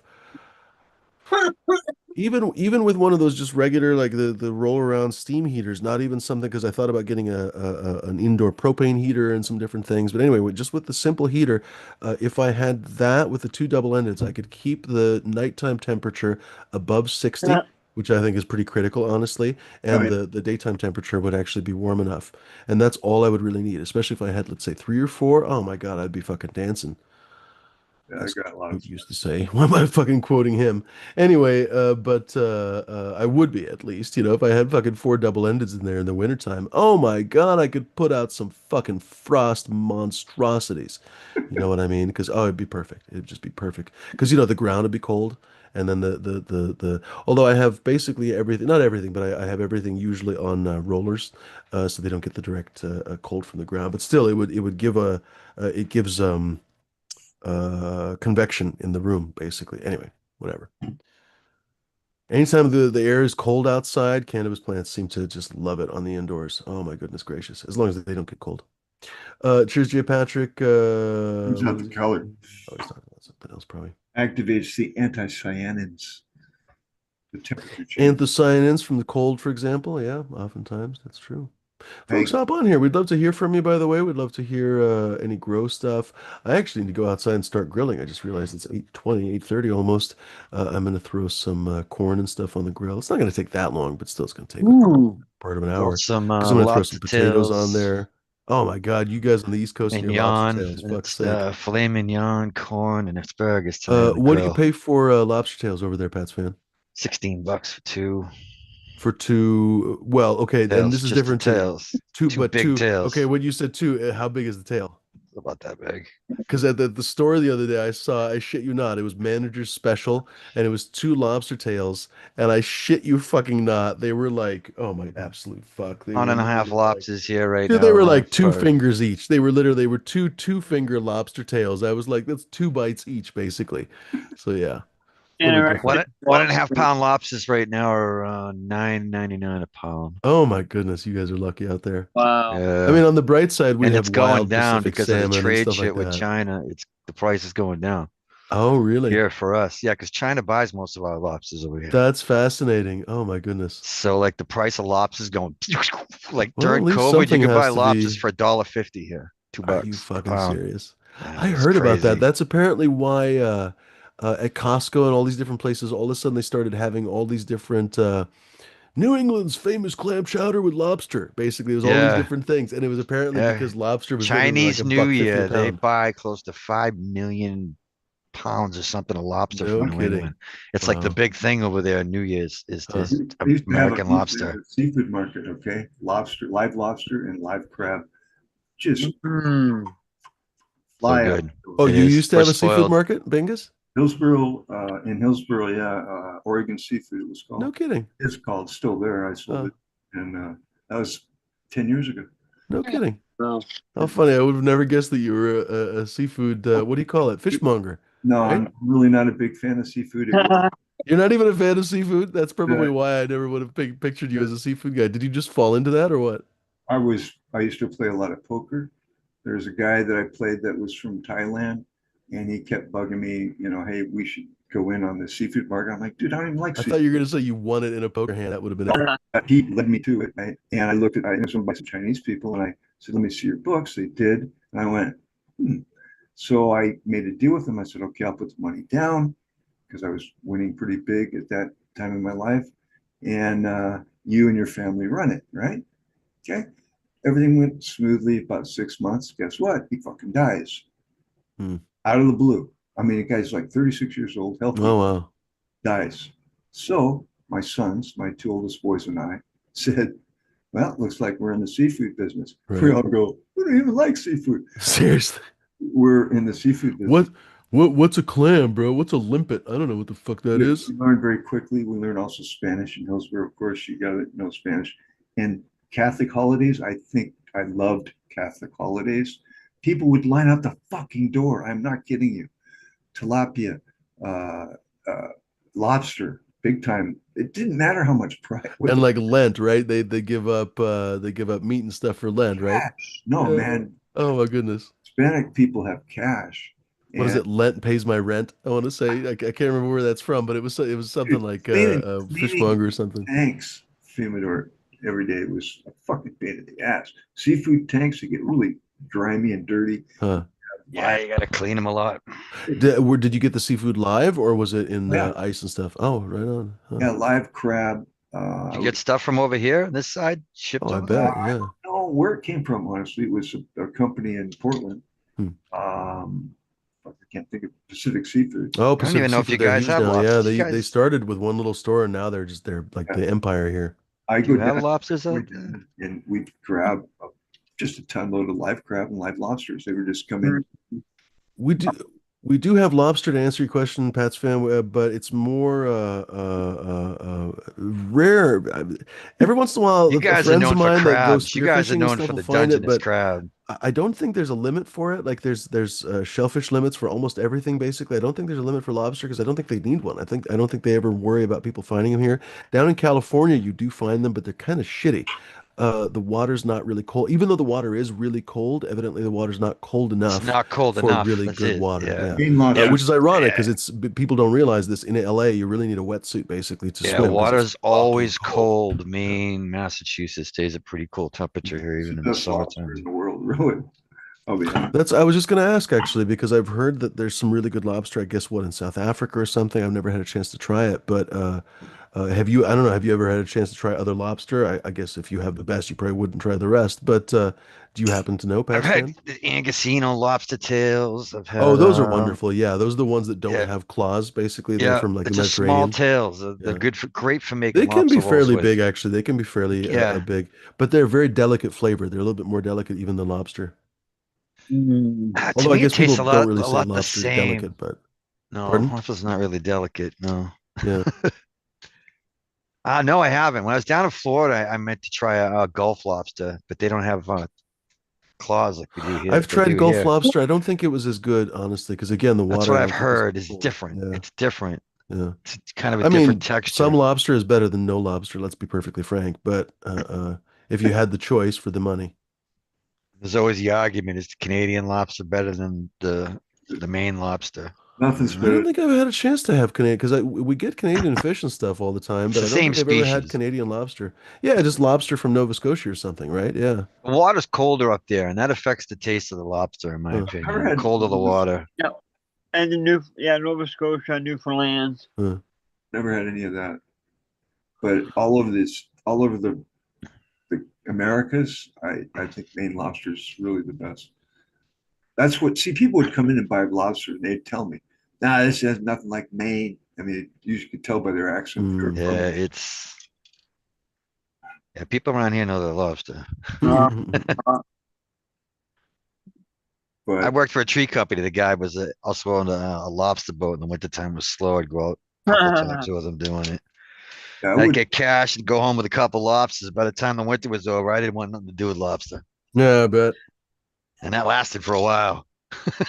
Because I You was eating know, it like 3 times a week. I was bringing home two or oh, three lobsters, So I could probably do lobster 3 times a week. There's a few things I you could you probably eat say three, four that, times a week, but pretty it rich. I can imagine that it does get old after a while.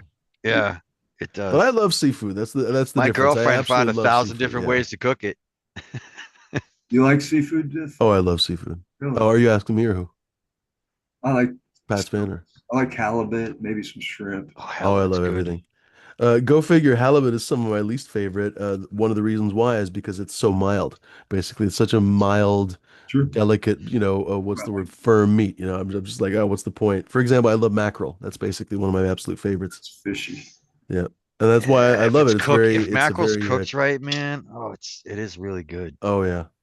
My favorite sushi basically is Saba mackerel. Sushi. I love it. Yeah, you don't normally find it raw. You normally find it a little bit pickled. Sometimes it's a little bit more pickled, whatever they pickled it, sometimes in vinegar or other different things. But sometimes you will actually find it raw, ever just so slightly with a little bit of salt on it.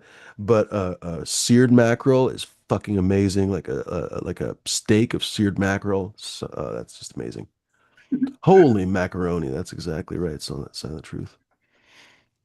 But I was going to say we're lucky here on the in the Pacific Northwest. We don't have Maine lobster, but we have Dungeness crab. Yeah, That's probably our lobster. Like, and yeah. it's quite rare to be able to. I There's just other had places in that the for the world that first have time a two crab weeks that's ago. like it, but oh my God, Dungeness crab is something else. Yes, it is.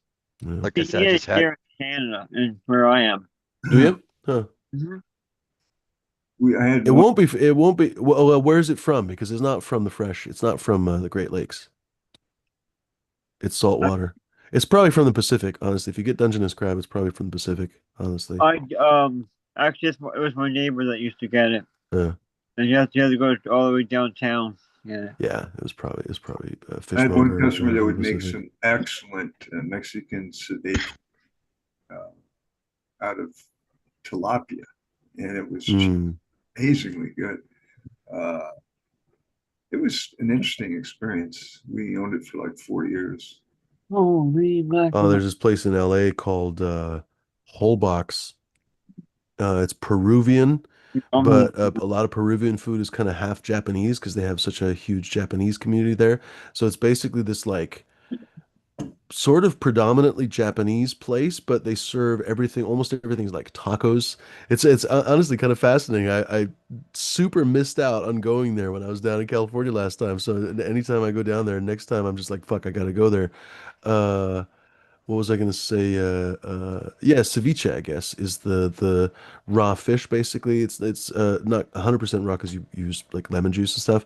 Anyway, they have all these amazing different like I've seen on their Instagram like I think they mostly use West Coast stuff, but anyway, I'm sure they get some Maine lobster and stuff because I've seen them do these lobster tacos and lobster sashimi and just all this amazing fucking shit. I'm just like, oh my God, that place has to be something else. Yeah.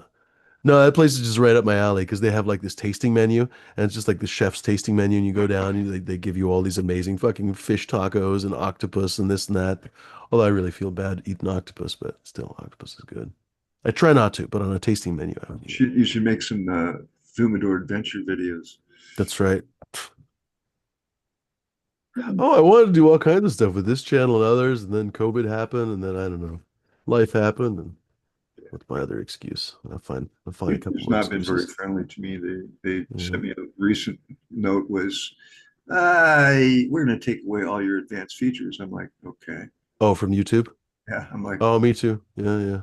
The they worst part is I'm pretty sure I know exactly who it was that reported my channel and basically got me narked. And the best part is this Nazi fuck that was in the fucking chat. So I'm like, oh, it's even best when I can't respect my enemies. Like what the absolute fuck, whatever. maybe they saw me on. Who knows, man? Who gives a Dude, fuck? you never know why people on YouTube or on online hate you. It's one of the weirdest things, like for example with streams, you'll get lurkers. I've had emails from people basically over the years that'll be like, "Oh, dude, Fumi, I've been watching your channel for like 5 years. And it'll be the first time that I've ever spoken to the person. They'll just ask a question or something, or just say, thanks for the stream or some shit, right? What was I going to say? I had a whole point that I just completely lost my train of thought.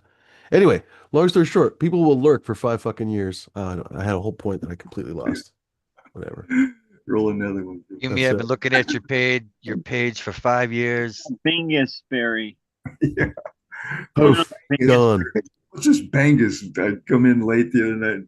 D goes, it's Bangus. I'm like, oh, Bangus. Because Christoph, you probably didn't hear it, but Christoph said because he's French, right? So his Oh, accent in French it would be Oh, Bangus. That's how you pronounce it. Bangus that's is how you right. would pronounce it in I French. love Christoph, man. It's Bingus. In Yeah, German it would be in the Bingus. Christoph 54. Parlez-vous CO. français? Yeah, he's a cool dude. Notre ami Christophe. We'll probably see him in a little while. Before us. No, I enjoy listening to you guys when it's like I get up to take a piss and fuck you guys are all going fucking on live stream. I just run in there for a minute because I know I'm not going to go right back to sleep. It's kind of funny. But yeah, dude, I think that YouTube doesn't like uh, people that just take up space and they can't get advertising dollars. I think it's their biggest problem. Uh, YouTube is kind of schizophrenic, honestly. A lot of people talk about this. They do prioritize the huge creators, but who doesn't, right? Who doesn't prioritize their huge money makers? yeah, So exactly. there's a lot of this Mr. Beast and everything else. And so no matter what, you'll get these Mr. Beast recommended videos to you. It's like I've never in my life watched a Beast video. I'll still get them recommended on my page, right? Because they're Yeah. just pushing these big fuckers. They're like, well, it works for everybody else. It might work for you too, buddy, right? Anyway, meanwhile, they deprioritize and in many cases demonetize all these small channels. They really don't want these small creators, basically. I guess you were talking about divide and conquer. This is actually an example of that. They really don't want the small channels. They want everyone to watch the big. I was going to say earlier, I can't remember exactly what we were talking about. I was going to say we really need to make more of an effort to protect the small time cannabis culture because little by little, it's not even actually little by little anymore. It's a lot by a lot the big cannabis players are taking the entire culture away from everybody. Before we knew it, all of a sudden, literally every single strain at every single dispensary around the entire country, around the world, is this one company, Cookies. It's a weird name even for weed. I'm puzzled, honestly, that overseas somehow they connect cookies to anything. But the Cookies company has been so good at spreading their strains that sure enough, you find all their shit. You find Cheetah Piss and whatever Bud was talking about recently, all of them, people all the time are talking about their fucking strains all over the world. Now, is there anything particularly necessarily wrong with them? I don't know. That's a different discussion. I won't even pass judgment. But is it a good thing that one company has become so dominant that basically all of the genetics that you find at every dispensary, ergo also every farm, are essentially that one company's stuff? Like, God forbid if I might want to smoke something other than cheetah piss or whatever the fuck other dumb garbage they have, right? Because I always talk about how fundamentally there's nothing really wrong with any of their genetics. It's just that almost all of their genetics, especially all the cookies related genetics, I guess, are kind of middle of the road party highs that last you maybe 45 minutes to an hour if you're lucky, right? And that's if you don't even have a high tolerance, right? That's not everyone's cup of tea. So that's some people's cup of tea, so that's no surprise why they're so popular. But does that have to be the overwhelming weed that everybody anywhere smokes all the time? Of course not. That's ridiculous. I don't And I don't actually if we're see gonna let the cookies here. market solve itself, it's obviously already pushing towards monopoly. That's obviously clear. They've probably got investors that we don't have any idea about. There's a whole machine pushing them forward. No, they're gonna push out an IPO as soon as weed is legal. They're gonna all be multi-fucking trillionaires, on and on. I'm sure that's what they're planning for, right? Well, we can't do anything about that. But in the meantime, we can try to protect our own place in cannabis. We can make sure that we're not growing. I mean, cheetah piss is nice, but we don't have to always grow cheetah piss all the time, right? Bud Kilowatt and I like cheetah piss, both of us. In fact, both of us are probably growing it right now. But my point is, we don't have to grow all these fucking cookie strains all the time. We can grow stuff that is wild from Afghanistan. We can grow stuff that our friends Oh, bred, on and on and on. And we should be doing this. We should actually be talking with, communicating with, sharing with small-time people. Small-time people should be sharing with each other. It's the only way that any of us could really grow, right? And so it just always surprises me. Like basically every guest, I don't know, I hope this doesn't sound like set bad grapes or something. It is basically a little bit of sour grapes is the expression. But it's like no matter who I have on the show, no matter who I have on the show, I know that nobody is ever, if they have their own YouTube channel, I know that none of them is ever going to have me on their channel. None of them. It's just, it's never going to happen. So times where I've had people that owned, I'm not going to be more, even if I say what I was about to say, I would be too specific. I've known people who were well connected to cannabis and had cannabis networks, we'll call them, I'd have had them on the show multiple times sometimes. I knew without even asking them that they would never have me on the show. And sure enough, they never once asked me. And I didn't bother asking because I know that they would give me some kind of an excuse. You know, it would be, oh, we're busy this week, but we'll totally fit you in, bro, one of these days. Da, da, da, da, da, You're a da, da. threat. You're a And threat. it's just, I don't know what it is exactly. You're a Maybe threat. people don't like me. That's fine too. But Nah, I know a big part of it is that the small creator channels just don't work together. It's really an epidemic, I think, in the cannabis community. Maybe everybody thinks they're going to be the big new thing. I don't know. But whatever it is, I actually have no idea because I've pondered it. I don't know how many times. I still don't have an answer. Long story short, it frustrates the fuck out of me that small YouTube, and Flora and I have talked about this, and I hope we're going to actually start to make some progress on this. This is hopefully a step in that right direction. He found me a couple of, this is not the first time, but he found a couple of wonderful guests that are coming this next week. I think we're going to have some spectacular discussions.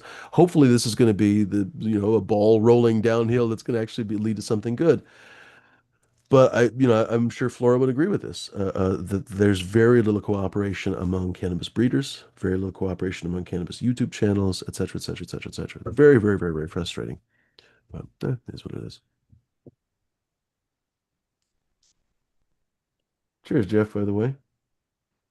I don't see much of any cookies around here Oh, where I really? am. Yeah, Oh, yeah. shit. I Who mean, it's was not like it? it's not here, but there's a lot of other stuff that's predominant here. Hmm, I'm glad to hear Like it. the dispensary I go to, they grow most of their own stuff. Well, I'm They have a glad to hear it. facility, and it's usually their strain stuff that they've See, that's the thing. That's made. what when you hear about, for example, I go to a grocery store recently that's a one it's a single it's a couple dudes, it's a partnership basically. But it's two dudes that run this grocery store. They own the grocery store. It's not a corporation, it's not a multiple chain, it's not a da da da da. Like how long has it been since anyone heard of that anymore, right? So basically one of the reasons why I go to these guys is that they're literally just a couple of guys that run a grocery store. Um what was I trying to say? Those guys, they sell what they want to sell. So you find all kinds of weird shit, and if you want it, they can get it. You know what I mean? A lot of grocery stores will tell you they can get stuff, but whether or not you can get it, it depends on if their truck can bring it and da da da da da. But these guys, they'll fucking order it on UPS if you ask for it nicely. They Mhm. got two stores here, one in Somerville, Mass, and the other one in Worcester, Mass. Was that near me at all? I've Welcome never to been there. Worcester. $1.25 pops. Silent Truth says, friend dropped off some royal cookies today, ironically. I wonder if that's for him cut by Royal Kush. That'd be a good cross, actually. That'd be pretty good.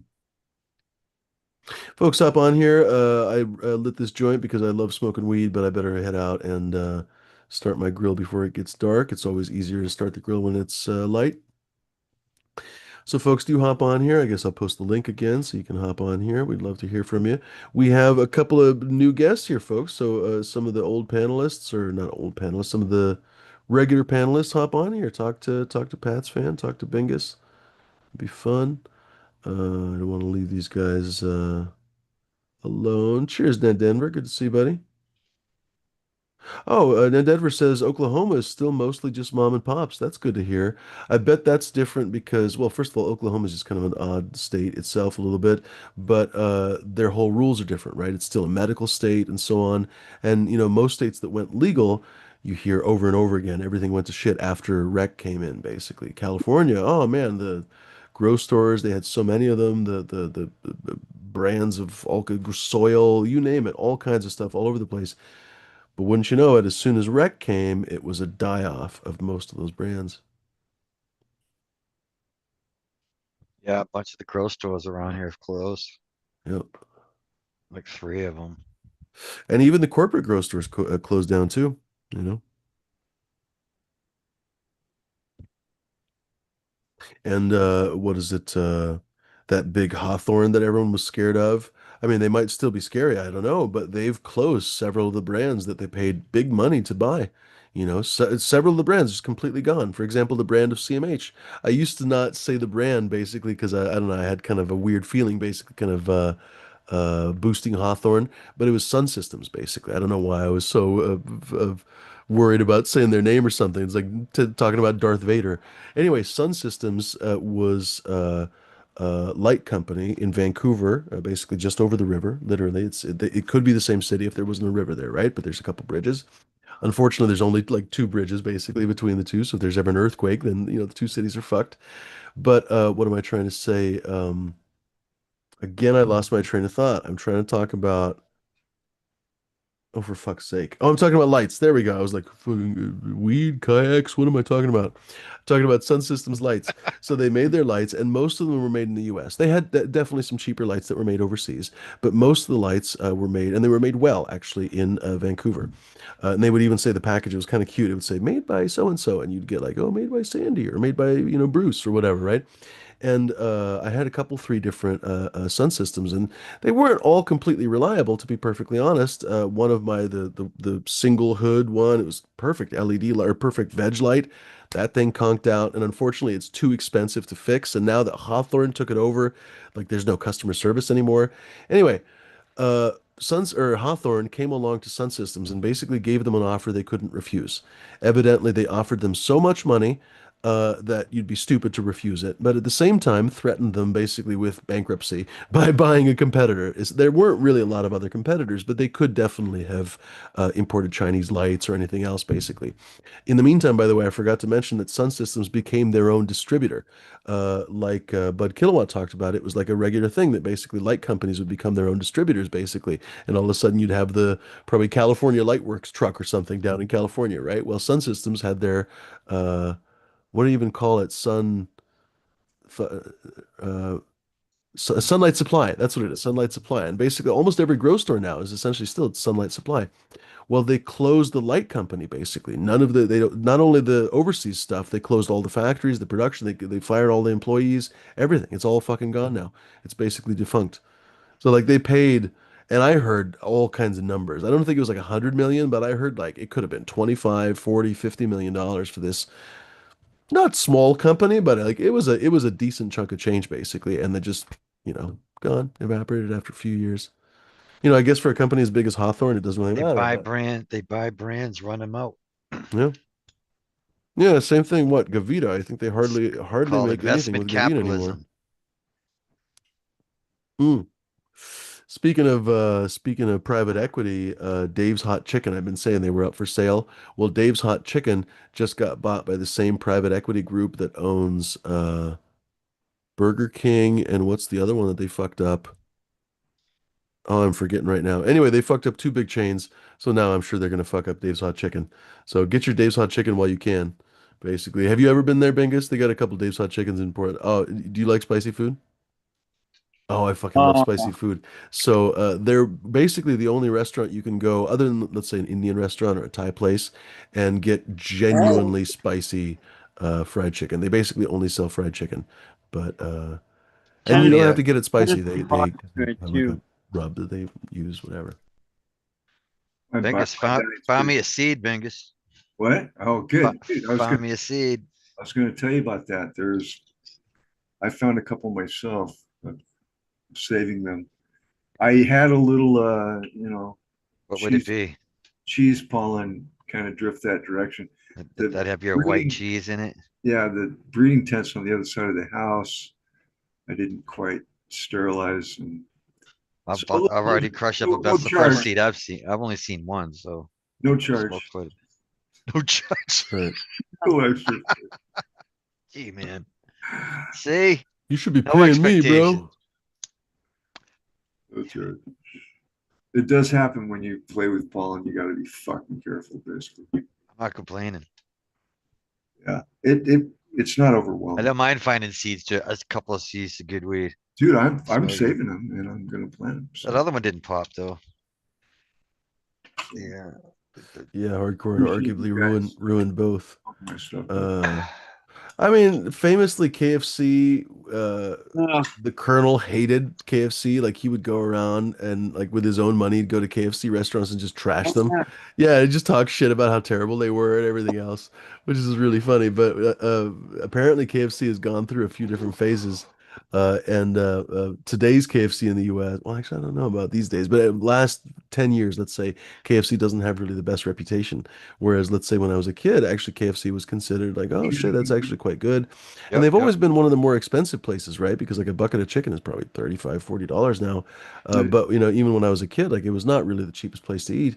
But it was, you know, yummy, right? It was really spectacular and it was fresh and da da Their da da. fries and gravy But back in the day were pretty cool. oh, they made them from scratch. Yeah, I remember they actually made them from scratch. I doubt they made them make them from scratch now. Yeah.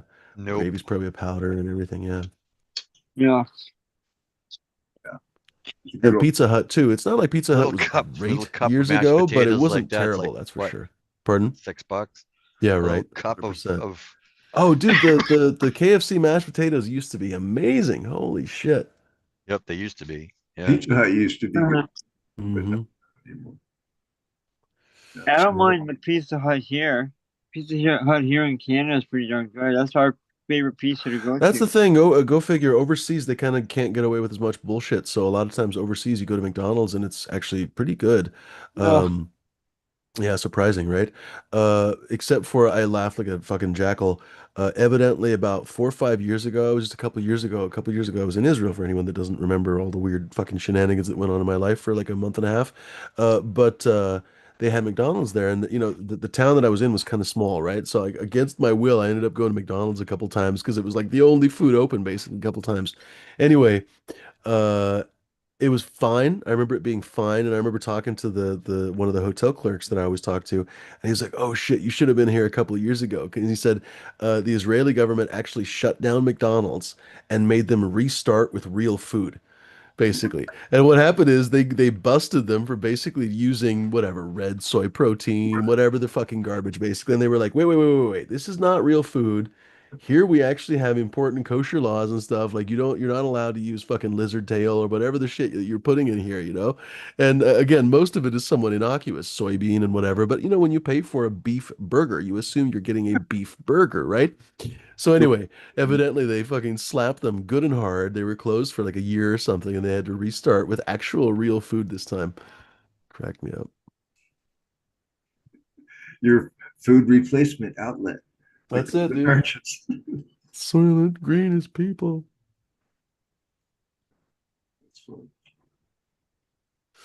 Up I, on, folks. What do you figure, D? Are you off camera there, or are you just kind of yeah, no, I'm chilling here. out? I'm just a meeting. Oh, right on. Ladies and gerbils, I'm thinking about going and take care of my grill here so I can make some food for the evening.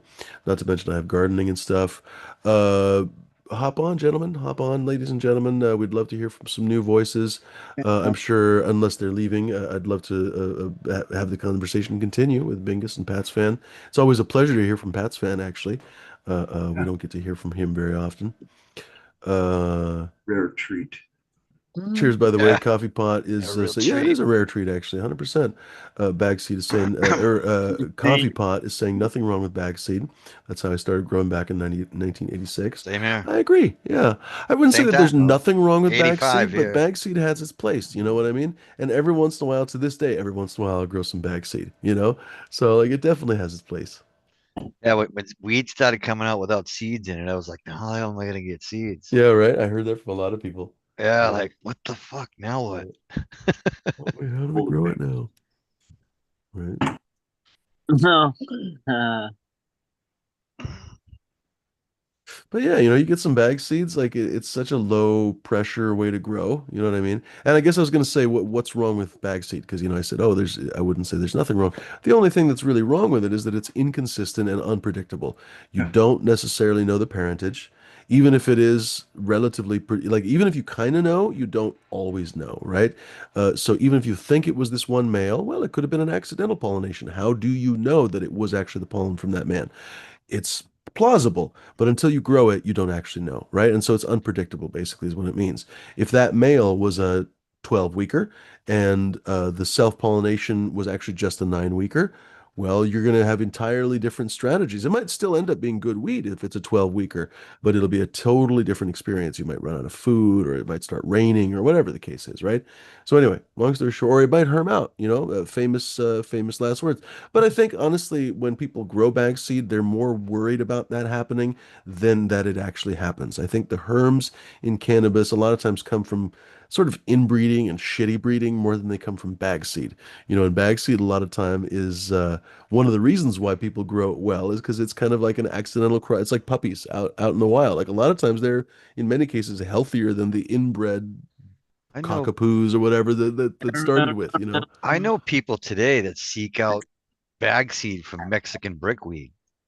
They want the seed from it. They're like, you have any of that seed? Because they find like beautiful plants in there. Because it's just like with that, you get 20 acres of plants growing, they pick 10 or 15 out of it to see if it's ready, and they pull it Hmm. all. You never get to see what an actual That matured Mexican sativa plant Hmm. matures to. Stressing a genome can produce a lot of variety, really can. I mean, it's the plant's going to do things in a desperate mode to save itself, right? Which means it's going to express in the highest expression that it can, right? Because it's fuck, I may never live again. Right? So I think that bags. I had a bag seed from '96. I grew it. I swear it was Agent Orange. I don't know. It didn't grow very well, and I didn't keep it, but Uh, it was fucking amazing. You know what I mean? And you never know what you're going to get unless you actually, take a look. yeah. So That's a Until you coffee grow a pot. seed, you I never like know. that. Yeah. That's a cool name. open pollination, yeah, that's do that. That's the natural way. Yeah. Get depth in the genome. There you go. Just depends on what you're trying to achieve. Whenever we talk about plant breeding or animal breeding or anything else, it's not the natural way. So when we talk about trying to do it the natural way, we're trying to do an unnatural thing naturally. There's a paradox involved. And I understand why people do it that way because I kind of do the same thing. I'm doing something unnatural, growing plants indoors, but I'm trying to do it in a natural way, right? So there are paradoxes in these things. But I guess what I'm trying to say is, you have to remember you're not necessarily doing something natural. You're trying to breed against nature, basically. You're trying Imitate. to essentially do something for human reasons, right? Artificial is literally what people make, basically, right? But how am I trying to say this? That's not necessarily bad, but it's also not necessarily good either. And then the grow style itself, or the methodology, then it becomes important too. So, for example, I think that seeds that are grown organically mature better. They have a higher germination rate. I think they lead to stronger and better seedlings and eventual plants. And I think they lead to better flower. I think that's been borne out by a lot of my customers. I haven't ever had a chance 100% to do agree. a side by side with somebody else. Yeah, it's going to be one of those things 100%. in many cases that becomes philosophical because there are certainly people, for example, Archive up in Portland, I think he mostly grows in hydroponics, basically, probably cocoa. I don't remember exactly how he grows, but probably synthetic and da da da da. He probably grows some outdoor organic whatever, but I think his predominant is a synthetic. And I bet you he would argue that he's just as good of a breeder or has just as good of seeds as anybody. Hey, he might be right. You know what I mean? But we could be both right. We could be both right. You know what I mean? That's something too. But where am I going to? Oh, I guess I lost my original train. Natural, all right, to imitate nature, unnatural to create a own derivative of what you think nature might be. Hmm. So that's the whole thing. I mean, a lot of people will say that we're degrading the different strains, and I guess I could see that point. Well, anyone who says that is saying something somewhat illogical, honestly, because what have you ever seen a wild watermelon? And that's a little bit of a rhetorical question because there really aren't wild watermelons anymore. But you can look at, like, for example, Renaissance Italian art, and you could Google right now, Renaissance watermelon in paintings, for example, and you'll basically see there's a ton of still lifes. Artists for centuries have done artistic still lifes. One of the only, because how do I say this? Art used to be very restricted. And the only things we were allowed to paint were religious things. So, for example, if you were anywhere in Europe, basically you had to paint Catholic stuff. And there were some exceptions. You could paint still lifes of fruit, because who gives a shit about fruit? Or you could paint Greek myths. You could paint cherubs and stuff, basically. And so you'd find all kinds of weird Greek art, basically. It's one of the reasons why a lot of people made Greek art, because Jesus Christ, enough with the Mary Magdalene stuff. That's what the artist would do, you know? But anytime they want, they can paint watermelons or apples or whatever the fuck they want to do, right? And so you look at watermelons from way back when, and sure enough, they look like these spiral curly Q weirdo things. They still sell these, but they're ornamental melons these days because they're basically inedible. You chop them up, they're filled with seeds, and inside there's only a little bit of ripe flesh. It's mostly just rind, basically. It's mostly just green rind. And you can see that from the paintings. And over several centuries of selection, we now have seedless watermelons. Now, they're not technically seedless, right? Anyone who's actually eaten a watermelon knows they're basically just soft, useless seeds. But famously, they're not big, chunky, seeded watermelons like there are seeded watermelons. It used to be that most watermelons sold were seeded watermelons. Now, most watermelons sold are seedless watermelons. And that's after centuries of fucking breeding the perfect varietals that grow well, get taken to harvest, taste good after chopping them open, on and on and on. So when someone says we're degrading nature when we're breeding cannabis, would you prefer the shitty watermelon? Would you prefer the shitty originate? Would you prefer a citron instead of an orange? Because a citron is the original progenitor to the orange. Does it have more vitality and more vigor? No, but it does have a shittier, more bitter fruit. So if that's what you'd like to do, then go for it, right? But basically, if you want to breed a better orange or a better, maybe there's going to be another fruit in Better the for future who? because an orange is a hybrid fruit. It's Better, not, it doesn't exist in wild. Pardon? I'm sorry, you cut out. better for who? For humanity, right? So Well, and that's in the eye of the beholder, obviously, right? So, for example, a cockroach that eats wild watermelons is going to be really mad that we basically changed their whole game, right? Or I don't know, maybe the new watermelon is better for all I know. It's a weird example. But I guess what I'm trying to say is, for the watermelon consuming public, apparently lots of fucking pink flesh that tastes really good and doesn't have any seeds in it. That's the way everyone wants it to go, human, right? better for humans. Better for humans. Well, we're the ones that are in charge, you know. It's kind of it's the way it is. Either whether or not it's good or not good or anything So else, okay, it is so the reality. just adjusting a genome to suit a human is not natural, right? Well, look at every single livestock animal we have. We've done that with every single one. The pig, the chicken. The chicken is not a wild animal. It comes from the guinea fowl. The pig comes from a bunch of different wild boars. There was like one, I can't remember now. I read about it years ago. But there was a specific pig that they picked, and it was the most docile boar, basically. Oh yeah, Same thing with all the goats and everything else we eat. No, literally, we've selected all of these. Not to mention dogs. Dogs were the first one. There is evidence to suggest that for the last 30 to 50,000 years, we've essentially selected each other, actually. And there's some evidence to suggest this is just a theory, by the way, but I was just talking about this the other day. The whites of your eyes, right? Don't fire until you see the whites of their eyes, right?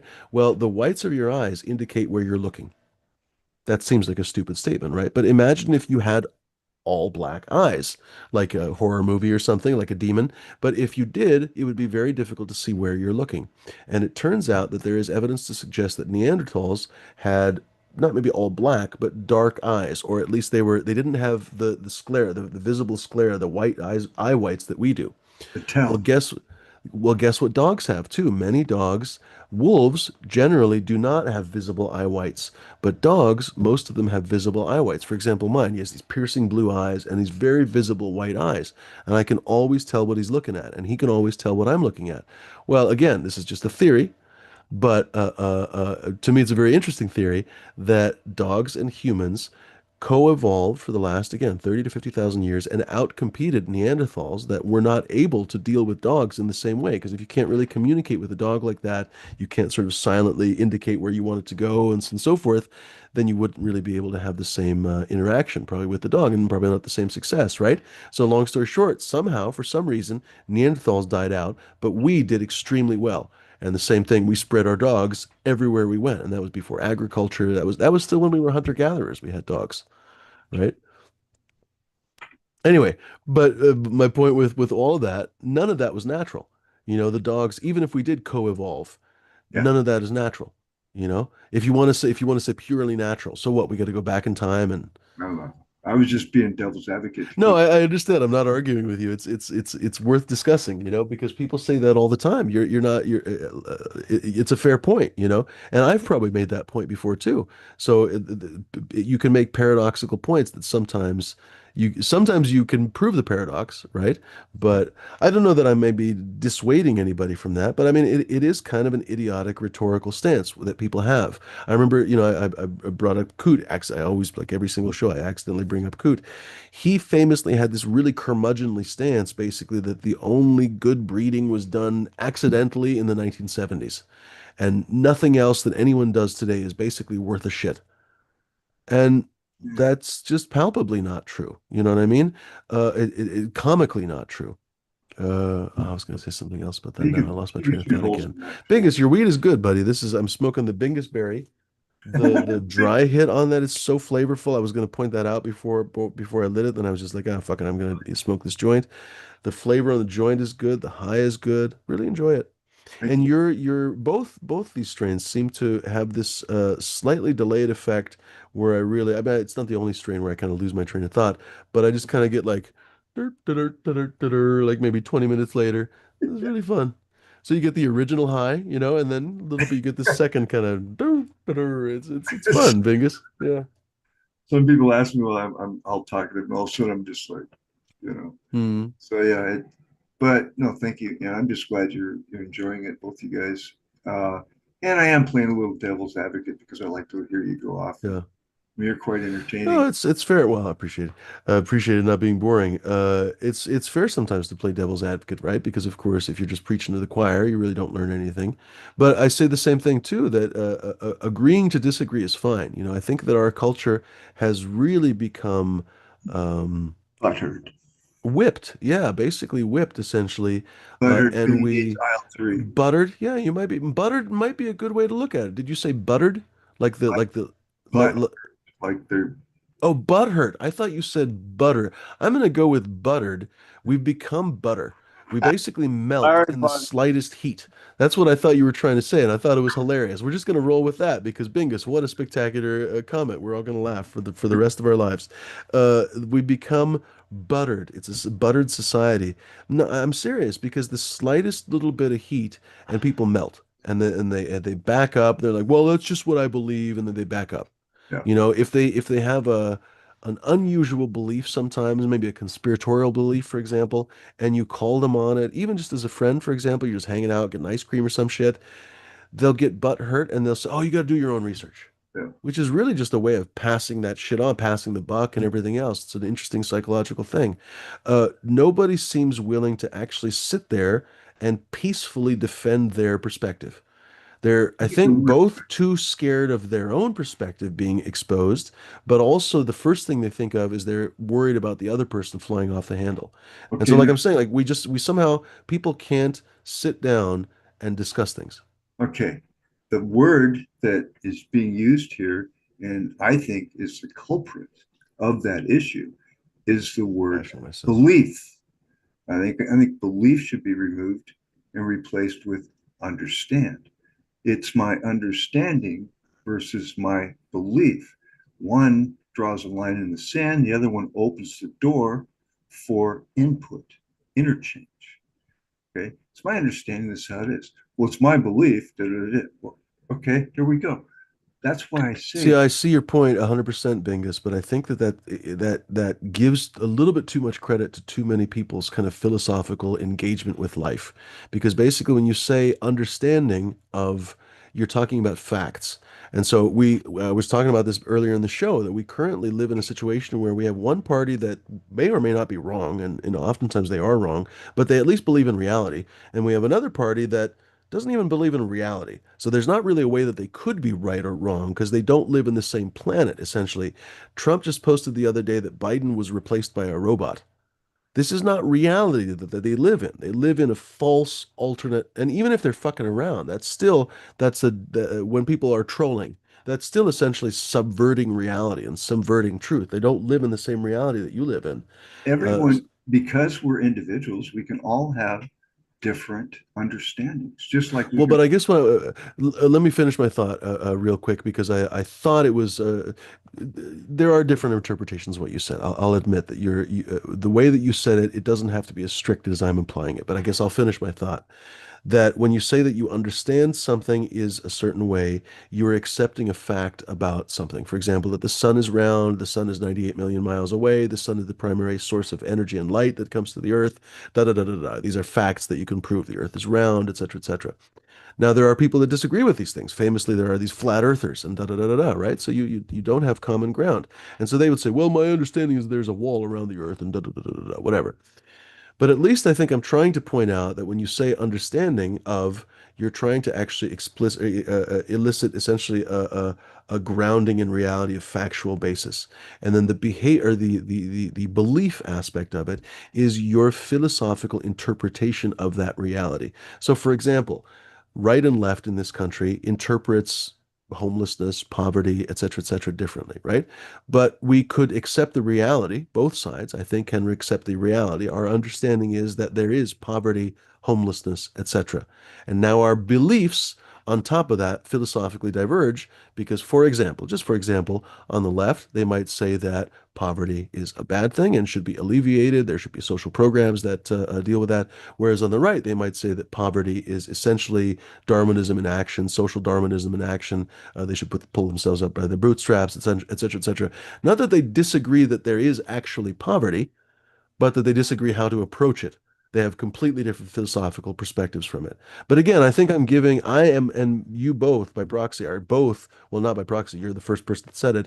You are giving too much credit to people's philosophical engagement with these perspectives. I was saying earlier that conservatism, fundamentally, people don't realize this, is not really a whole ideology. They like to think it is, but when you look back on, first of all, its current belief system, but when you look back on its evolving belief systems, all the way back to Edmund Burke, even all the way back to the fucking Greeks, you can't find a coherent ideology from conservative. What is keeping things the same? What is that exactly? What purpose does that serve? Keeping things the same? Status or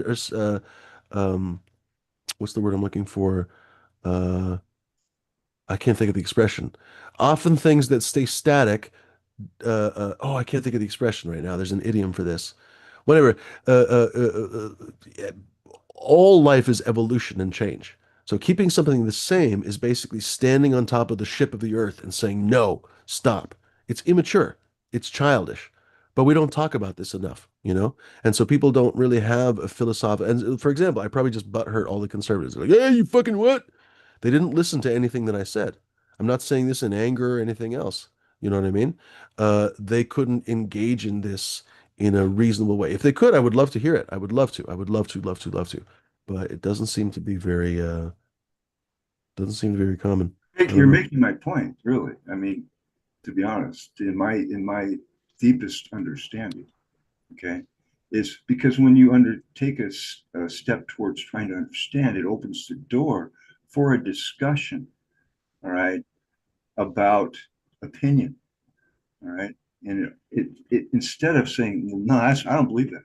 Okay, so it's like, okay, well, fuck. Now I got this wall that I have to climb over, all right. No, you're 100% right because without understanding, you really can't form rational belief that Thank you, can encounter the thank you, wild, you thank know? you, thank Yeah. you, thank you very much. Yeah. Thank you very much. Anyway, dude, it's just why I like hanging out with you, man, because I can put a dent in your brain and you actually respond. And we get high doing it. So We're we'll do it, entertaining ladies and gentlemen. for sure. Yeah. Anyway, I'm going to get out of here. All All right, right. Mingus. Good to see you, buddy. And I appreciate it, you being live. That's it, D. It's not my understanding. Cheers, Bingus. That's always good to see you, Or buddy. as Christoph calls you, Bangus. Take it easy, Bangus. man. Zombie. All right, Bangus, I'll bang you, baby. That's right. That's right. Thanks, your mama. Wait, isn't that a web? I think that's a website from 20 years ago. The Bangus. All right. It How do was I get? bang bus. That's it. Uh-huh. Later, Bingus. All right. How do I? I'm not sure how to leave here. Well, so the question now Bottom becomes, ladies and gentlemen, do bottom you guys right want corner. to do you want to cut it short, D, for example? Do you want to keep it rolling? You want to keep it going, or do you guys want to cut it short? We could hit the next 20 and then bounce, or we could keep it rolling. What do you think, D? Typical. I'll hang to the next 20 and then I'm Yeah. gonna bounce. Oh, what Definitely. did you say, D? Oh, good. Which one? Recording. Oh, the 20? Oh, okay, right on. So, folks, Sorry, I never. roll your best joints, your best bongs, your best dab rigs, your best pipes. What else? Joints, of course. Spliffs. Don't forget spliffs. What else? Vapes. I keep forgetting frickin' vapes. Cart vapes. Volcano vapes. Hose vapes. What else? I don't even know. Dry vapes. uh, Old school vapes, freaking hot knives. Ooh. What else? You ever done that? It's actually pretty. Oh, you got hash, dude. We got a hot knife your hash. D, you would enjoy it. Oh, I've done Um, hard knives before. charcoal. That's true. I think I have seen you do hot That's what I'm knives. doing. Charcoal under the jar. That's a funny old one. The best is when you use a little bit of aluminum foil and don't put the fucking hash right under the charcoal. Ask me how I know. However you're loading up your weed, ladies and gentlemen, load it up here. I'm actually at the tail end of my joint here, but like I said, I'm gonna go. Actually, I wish I had a joint to light because it's nice to smoke weed while you're grilling, but I can always roll another one. But Okay. good to see you folks. Of course, good to see Bingus. Always a pleasure. Jones and Two Grows in the house. You're saying the hybrid vigor. That's what your mom was talking about. Ew. Coffee pot. Always good to see, buddy. He's picturing buttocks chomping at each other in mortal combat. Finish him. That's pretty good. Coffee pot was referring to Butterface. Uh, Hardcore saying enough butter can cause less butt hurt. Probably true as well. Good to see Silent Truth. Excuse me. Who else is hanging here with us? Uh, Dr. Leave Alone's hanging with us. Wants to do a pheno hunt. Dr. Leave Alone's doing a pheno hunt, from what I can tell. Uh, Dr. Lemuel's got a lot of freaking plants. It's yeah, crazy. he's got a good couple hundred, I want to say at least, probably. Yeah. That's going to be a lot. It's going to go, I think well, nobody really said, but my presumption is it's going to be a fairly big field, right? Yeah. Okay. Hmm. And just A lot by of the it way, is, a lot of it is, a lot of it is hemp, right? yeah, Yeah, yeah, it's yeah, yeah. CBD. If not all of it, yeah, that might be the case. I think a lot of it's So CBD. apparently, where he is, they can grow it legally as much as you want. There's no limit on CBD Uh, and hemp. Many states are like that. Oregon used to be like that, and then they actually made everyone get licenses. I think people can still get the hemp licenses. The problem with hemp out here is it's just not super profitable for a lot of people, so a lot of people don't really rush to get those licenses. But I have heard of some people getting new farms and stuff, so I guess it does still make sense for people. Um, Probably makes more sense for people that own their land, same old story. Like I think to this day, one of the longest running, especially like organic, gosh, it's rare to find like organic outdoor farms and stuff in Oregon that are still around. It's a family farm, and sure enough, they owned land. It was like shitty forest land or whatever. And same story as kind of Humboldt, it was like garbage land that the federal government gave away for almost nothing. And these people started it and they were like, oh shit, we could grow weed here. And sure enough, eventually they actually were able to grow weed legally and stuff. And to this day, they're able to, yeah, I think they might even have a dispensary down in Southern Oregon and stuff. Yeah. BG Family Yeah, Farms, I think they're Massachusetts called. screwed the hemp Oh, growers here. Hmm. when they doctor. uh when they legalized it, the day before everybody was going to 10 kick seconds. in, they turned around and changed it to you could only grow it for industrial use only. Oh, spectacular. And Yeah, someone didn't pay a bribe there at all. there was a lot of people lost a lot of money. Had Happy CBD 420, stores folks. already set up, Here's ready to everybody. go. It was a Hmm. bad scene. Yeah, I heard the But you same Fortunately, can kind of grow it stuff in here. what, Florida and a few other It's places. it's treated like Atrocious. a tomato here in Massachusetts growing hemp. So Is it really? Oh, wow. yeah, Oh. yeah, there's no restriction on it. Gosh, I You wish can grow it. because But if here you I think grow it in technically large a hemp quantities, it plant. must be for industrial use only. Gotcha. Makes sense. I was going to say here. Oh, look at that. Doctor's coming. Well, maybe the show will continue a little bit. Here, the hemp plants at least on a small scale, count against your plant count. So, for example, people who are trying to keep up with their Yep. plant count, if they try to grow, a couple, three Yeah. hemp plants, well, they can only grow a couple, three fucking, cheers. Because it's in They the can same only grow, classification. well, shit, without a medical card, you can only grow four. Fuck. So if you grow two CBDs, you can only grow two THC plants. Fuck's sake. What's up, doctor? Yeah. Oh, here we go. This is what, hey, can Oh, you he's got more slide than a back? 420. couple hundred even. Yeah, 420. Cheers. that's the 20. Doctor's Yeah, in the we'll take a house. look at his garden and then I think maybe bounce out of here. Yeah, look at Good to this. see you, doctor. Good evening. Good evening. Okay. Here we go. I still got the high pressure sodium 600 here. The single ended. Uh, I'm just using that and these LEDs, Gotcha. shop lights, Mm-hmm. so, on the edges. I heard you talking about lights earlier. Mm-hmm. Okay, now I want to show you this. This is some of a seed collection that fuck. each plant went into its own bag, and with the buds, some of it took the seeds out and some of the buds, and this is the collection. This is part of it. This is nothing really. This is Holy shit, dog. And those are all hemp plants from last year. no. This is cannabis.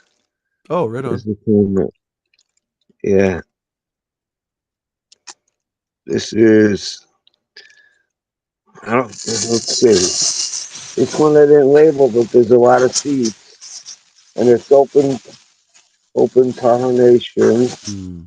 on that. Like this one. This one here is the paint.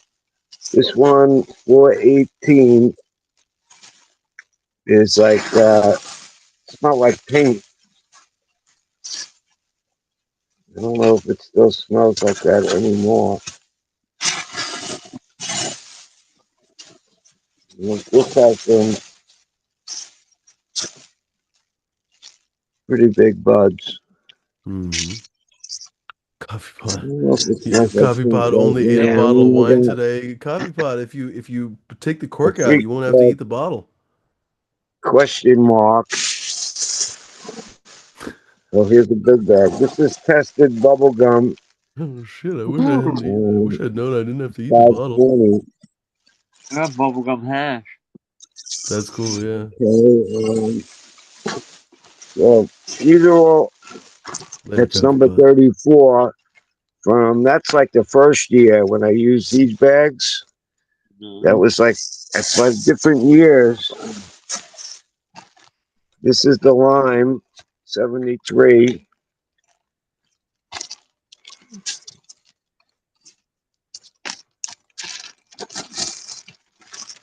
Number nine. Number nine. Mm. Where's the camera? Up a little bit. There you go. This says the lime. Mm-hmm. So everything's open pollination. So there ain't many seeds in there for some reason. Might be. This is just the box. This is the pineapple. Huh. That one has seeds. That'll be back.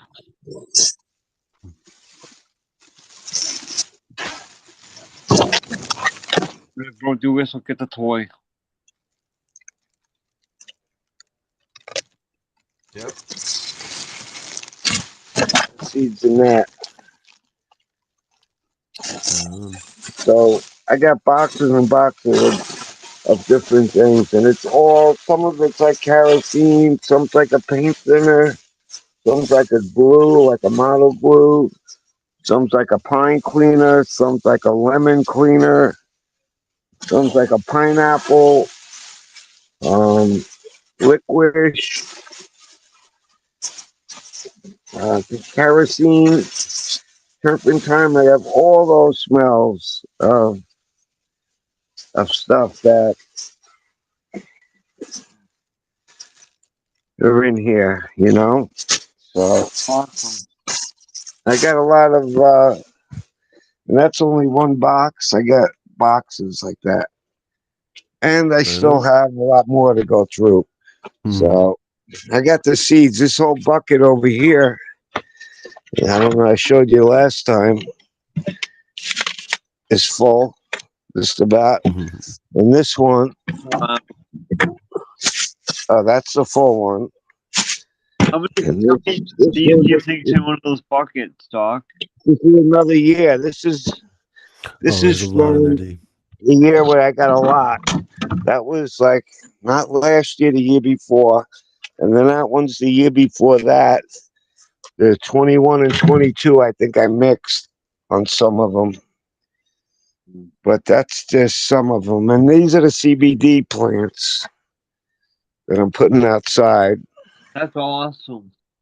you know, because that's what I'm going to do this year is CBD. And I did, I got a couple of Hooley's plants, and I have, well, I took them out. I don't think you can see right now. You might be able to see. Bounce. D, I'm gonna make you host. Okay. This is Uh, outside. These are green fingers. I gotta go, Um, fellas. later, Talk to you Bats buddy. guys Good to see later, you, man. buddy. It's nice to see you. I Later, got D. green Don't be a fingers stranger, buddy. plants there. No, it won't be. These all the way up Thanks. Yeah, man. See you, is Jack. green fingers. And then There we over go. here, I got Mr. Toads, highly ghosted. And these are the mother plants. I brought some of them out of the Northern Lights.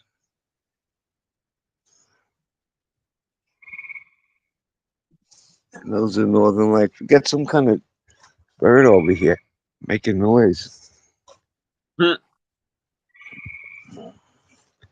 Yeah, so across the street over there is a mountain, and it's a sand pit. Like you go down the road and you make a left, you go down, and there's a sand pit on the right. Oh. And that's where I get sand sometimes. But I can get it right across the street. But they have motorcycle races over there today. This weekend, they're having dirt bike races. They have it twice a year. So someone got hurt. The ambulance went there. Then the cops, and you could see there's a road that goes up. That's where these people that race over there live. You know what I mean? So one of them got hurt because the Yeah. ambulance went up to the house, and then like I see the cop turn and go up, and then a helicopter came. Yeah, they airlifted the guy to the hospital, I guess, because helicopter. I tried to film the helicopter, but couldn't do it. That was one of the earlier shows. Uh-huh. Here's Uh, everybody. this. These are gonna go out. These things are drinking up water like you wouldn't believe. Uh-huh. That's awesome. You know, I water them every night, and they're getting dry already. You pull it out of here. That's what she said. Oh, wow, eh? It's kind of dry. Yeah. I gotta put these all out tomorrow, and I'm thinking of just getting buckets and let them soak for a little bit because they're gonna need water. These have a tray under here, so these will probably be wet. Let wetter. Big But fun. those will be going out soon. I'm getting What a big fun. pretty well. I got more to plant. It's gonna take up still a good batch. You know, that whole section might go. Then they have the New York farm to do. So Hey. I gotta do, what do you call it? I gotta sort more seeds. I got Wow. I got these cups ready. I got over here. I got this stack of cups all cleaned. I got more in here in that bin. I was supposed to clean cups, but I was watching Eagle and everyone, so I didn't get to do much. A little bit. I got green fingers plants and Mr. Toad planted. Right on. At least I got that, and I dug a couple more holes in the back. This is the Thai weed. It takes forever to flower, so I think I'm gonna. I think I'm gonna do a light dep on this. I got the greenhouse. I'm gonna get a black cover for it, and then put some lights in there because they take way too long. I like Mr. Toad's one hitter quitter. That's a good Yeah, I one. got that here. I got Nice. three. I got three of them here. That one, this one, and that one. These three. That's awesome, Doc. Those are his. Because I had them from last year. I had seeds, and this is a GMO, I think. Garlic mushrooms and onion. Pretty sure. I'm not. Yeah, GMO. I have these. I had GMO planted in, but they didn't grow, so I used the cups for those. And that's a. I think this is a great poolie over here. Really? Yeah, here's a great poolie. Where is it? And we got some over here. We got the Hawaiian, Cooley's Hawaiian. Here's a great poolie here. Wow, those plants look good. And a little stringy. But what do you want for the light I got, you know? I Uh-huh. got I got this HPS here, and I try to use that as the center. So these leaves are doing pretty fat. Hmm. I mean, they seem to be doing pretty good. I just broke this one. Ruh-roh. It'll grow back. The hemp is like the stem breaks. I tape it up, and it's good to go. Yeah. So that's about it for now. And these are all just other plants. Be nasty. Someone gave me seeds for that. Mm-hmm. This is nothing in there. Uh-huh. That was the American one. One of his seeds. Yeah. Oh, here's one of Chad. I got one of Chad Westport's here. Cool. Yeah. And GG times something Kush. Easy. And Ali Heidi or something. Hindu maybe. Something. These are all light. That cup was light. Yeah, that's crazy, man. Slippers. Someone gave me seed slippers or something. Is it G? It says GMO on this one. Mm-hmm. Oh, that one. See, that one didn't get a hole cut in it. It's drowned it. Something wrong. That plant there. This is a tree leaf. This is probably one of my seeds that I popped. It's like I call it a tree leaf, but then this side here is growing out an extra one. So it's like a 4. But Sometimes they're a one leaf. Yeah. And these are one of my seeds I think I grew out. And possibly that one. Not sure. Maybe there's a label on it. So that's what's going on right now. Right on. That's a heck So of a lot of plants, I'll go man. back in chat and follow along. Thanks for having me on. I got to get these water tonight. Shit, I got to go get my coffee. Ah, I got to probably try something out of that seed collection I got right on. and roll one up, then come down and water. Because these are getting too dry here. Way too dry. Oh, there's roots hanging out. That one. See, the double cup works better sometimes. See Mhm. how I have this, the double cup? Yeah, yeah. All right. I'll see you in chat. Thanks for having me on. Thanks for coming and hanging out, Doctor. Leave me alone. That's Yeah, all. no problem. I got plenty other stuff to show too, but I got a lot to do now. These got to be watered. Yeah. All right. I'll talk to you later. Later, Doc. All right. Later.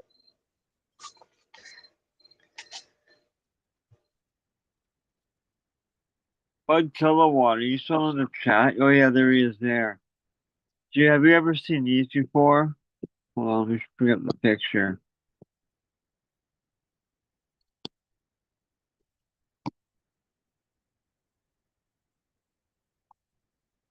Has anyone had any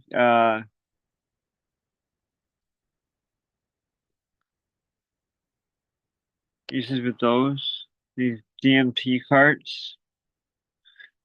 Deadhead Chemist.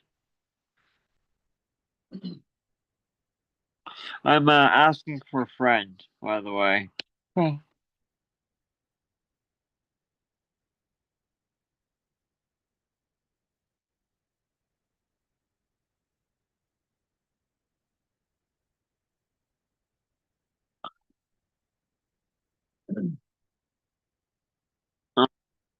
Here goes. Speak of the devil.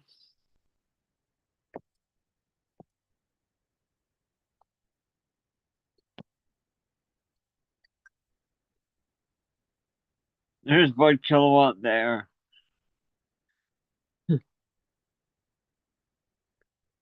Hey, Bud. You're muted, by the way. We're trying to talk. Oh, there we go. This is my the veg I'm setting probably by Tuesday. I'm taking the tray down tomorrow. There you go. Mm. It's all cleaned up. I just gotta take clones and all the different varieties ready to go. And that's that part. That's my room two. Yeah. Yeah, it's like day 28. We foliated Mm-hmm. pretty thoroughly. This will be the fourth time.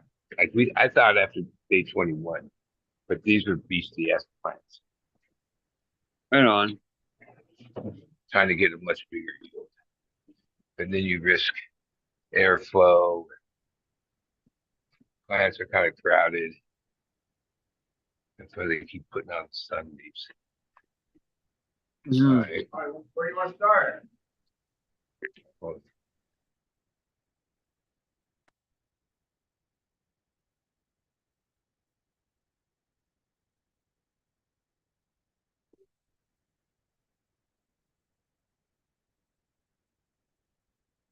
Mm. Here's everybody in chat. You know who you are. Here's everybody watching. You lurkers and non-lurkers. We're gonna be here for a bit longer.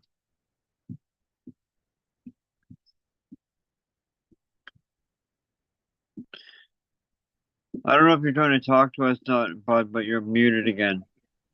Yeah, it's Scotty that I ran a couple of them a couple times.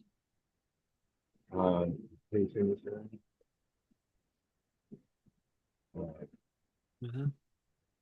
Oh, Yeah, custom love the weed. It's dense, but kind of like sloppy. you're Great. spot like you. But yeah, the shoe public thing. Yeah. I don't know if the canvas is like shooting up fat and dense. Like half the first half of the second. Yeah.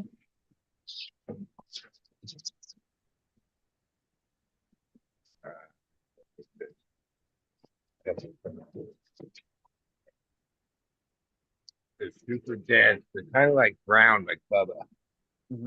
Dense, but it's flirty and Cushman's or something like that.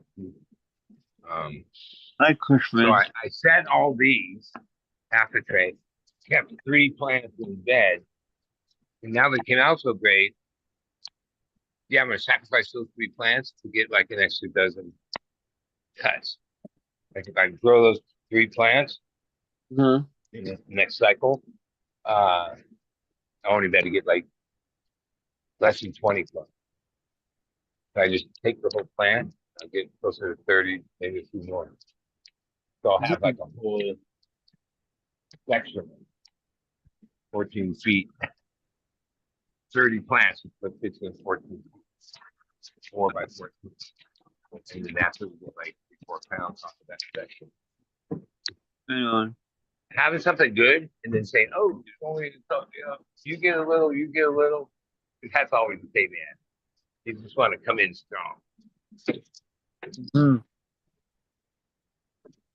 And this is another strain. So this whole trace cheetah piss. Cheetah piss. And then mule fuel, but I didn't take plums. I'm not gonna run mule fuel. It like it only gets doesn't it's killer weeds, but what?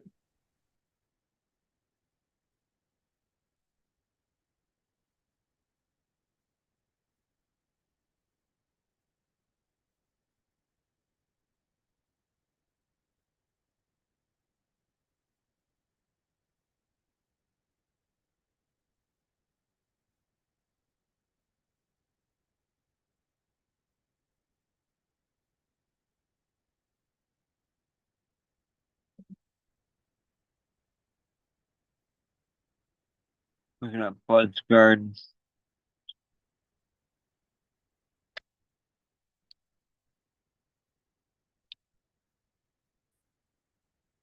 Bud, you're muted again if you're trying to talk. I'm not sure. Give about a minute here.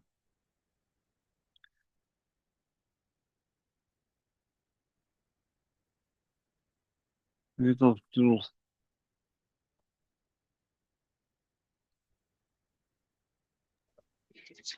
All right. Yeah, Jordan's nephew. I don't know how young he is, but first time working, Jordan's sort of showing him. And like usually at this stage of deplanation, we use razor blades to cut all the sucker buds, not scissors or fucking them off. But that's a skill. Like you get cut real easy. I even nick myself. But when you got it down, you can just like drag them way down the stems and take off like sucker buds. Like, these things. Yeah. It's developed, even though day 21, we cleared all those. They just pop back up. When plants are healthy, like all the big leaves, they were off within 7 days. Like, what the fuck? And I come in here every day, so I'm like, where did this big stem and this huge leaf grow in those days? But they do, because when you take a lot of those off, plants just puts them back on. And when these are like have like 10 tops, like this is one. I have so many tops. They're probably gonna pull out a couple. Because otherwise you risk but they won't get as big individually because they're like continuing.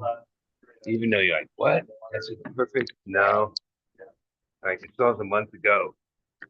And sometimes you have to like, even when I'm telling the workers, yeah, anything below here, take it off. No fight. People think, what? That's a bun. I'm like, no. I mean, it would be a little whiskey thing. But when you take all that off, guess what happens? You see in those 4 weeks, it puts that energy of just trying to keep that going uh, into a bigger bud on the top set. For sure. You'll feel it. Hey, bud. Hey, E? Captain. Hey, Captain. How's it going, Anybody man? hit to this shit called Refresher? I used to buy this other fruit punch. This is made by Tropicana, and a lot of times people love it so much it's always sold out. But compare, I forget that other brand that has the juice. This is like so much better. They have a red punch, and orange, and a bunch of other flavors. You get less of it, but it's like holy shit, it's so good. Okay, let me turn off the. It's got sugar. Well, you know, right? I just ignore it. I mean, I'm not trying to live fucking 100 years. Never was. Like when I started off as a total Thank you. raging deadhead party for all those years, I really didn't think like maybe 40 or 50. Like I was out of control. Now I think in my circle, I'm sole survivor. Scott, Chris, like they were all kind of younger than me, healthier. No, somehow this crazy club still doing it. It's weird how that happened. Because I would have easily been like, yeah, I'm good. Scott, Chris, they had a lot more life. They had kids. You know what I mean? Like I'm good. Maybe that's what pushed him over the edge sooner with the kids. Well, he ate a lot. He had a heart attack. Or that's what they say. Yeah. In the studio. But like when we used to roll around at bars and stuff, we'd stop at like where drive through, and I'd order like one thing, drink. He would order like I remember, what's the fuck? You doing this, doing that. He would get home and he'd eat all that shit. Or all like he always ate a lot. He wasn't like he was I don't know, 30 guy. He wasn't like, oh, he's obese. But some of that back uh, you in the long run. Like, okay, eating a lot of sugar is not good, but eating just a lot isn't good. Nope. What do you call it? Key is moderation, which is a hard thing to master. Do hard drugs Whether it's in food, moderation too. They're whether it's good. weed, whether it's music, whether it's sex, but I think people that are pretty centered, yeah, they kind of have that. That's one of their principles. Moderation. You can eat all the good shit you want, little periodically. When you like abuse shit, years and decades go by. Okay.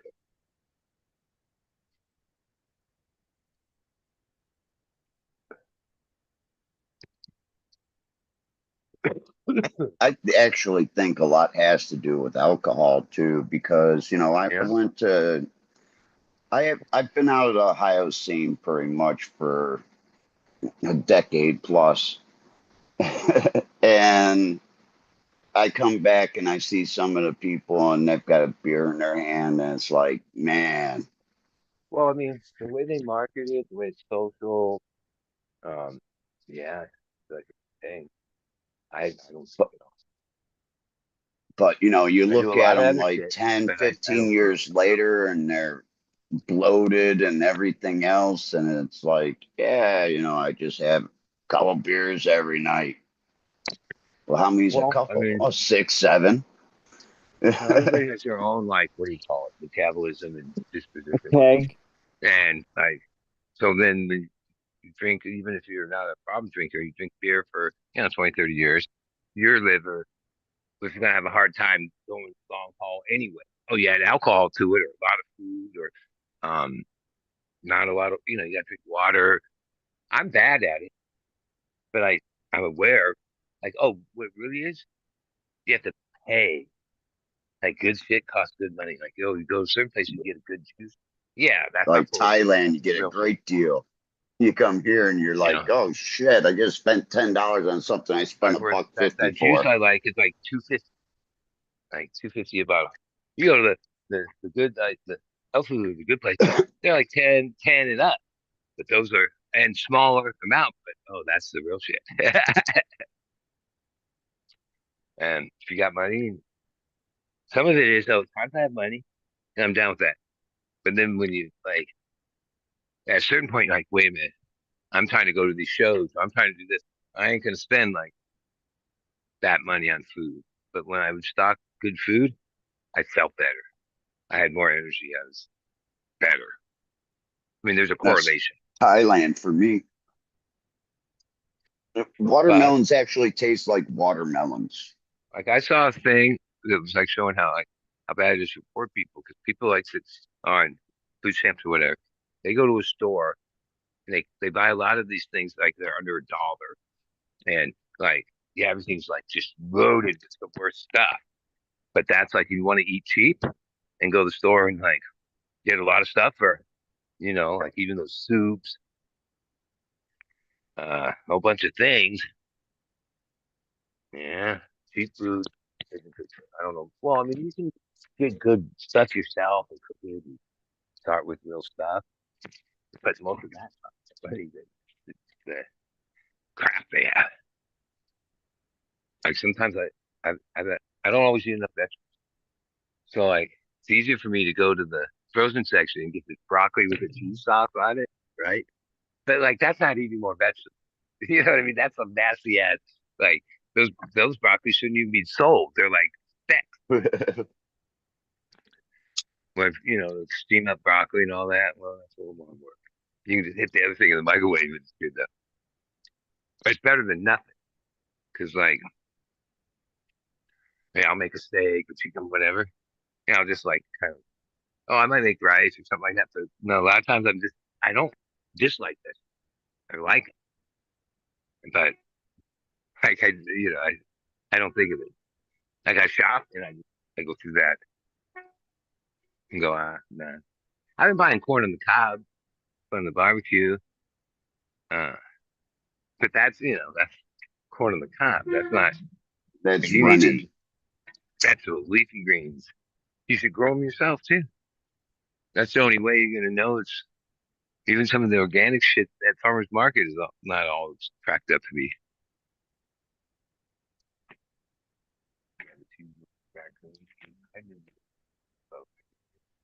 And this boat's just like the inside's a shell.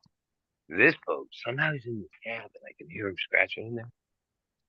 But like there's like a door, like and somehow I know from seeing him in the lot, he's been here for like 10 years. He's super ornery. He doesn't have his like, fellow raccoons. He lives in concrete. I don't even know what he survives on. But like my Chihuahua smells them and like if they confront each other, yeah, I know how to kill fucking dog. This is old ornery. Like I wanted like go in the boat. I don't want attacking me. I had friends who would just like be like, "What? Here, I'm something." They're not afraid of shit like that. I don't like. I don't want to confront an animal. It doesn't always go the way you think. Even raccoons and things that you should be able to control. Well, no, raccoons are gnarly, dude. If you corner them, Yeah. they'll fuck you up. So will a skunk.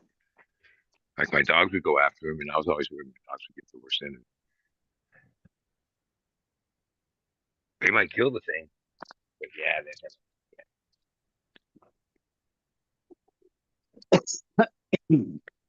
Raccoons have fucked up my cat before. yeah. Cats, I should say. I always think like across every hill tracks, there's parks and neighborhoods, people's houses, all landscape. This for a mile right here, where he lives, all, there's no No dirt. Okay. Warehouse. You're a little bit far away from your mic at times, bud. You're really quiet. It's not like all the uh, mechanics and the different businesses. They all have lots uh, canister dumps. So it's like he doesn't climb in there. There's no food business in there. I have no idea what he, but he somehow survives, and he always comes out at night. Yeah, he lives in cement that's fucking hot. Well, a few of my friends have driven up and spotted him, and then it spooks him out. It's the first thing we know what he. Yeah, he's not. He's old and has seen better days. But I still think if you cornered him or whatever, because he just moseys around like he doesn't pay attention to shit. He doesn't give a fuck. So I'm afraid of him. And it's not whatever. He's in the boat. The boats are just it's like we're restoring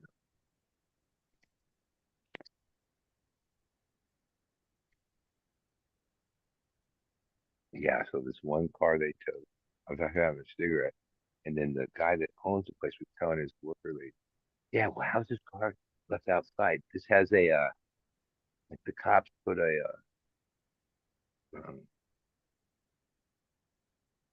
like an evidence like yeah, they would put it in the building to make sure no one tampered. The cops and detectives were here, and yeah, they were just looking at the crash. I don't know what the story is, but yeah, you can tell like the evidence is now yeah, because you didn't quarantine. I don't know the name for it, but they thought the tow truck driver. 'Cause it's right there in the semi.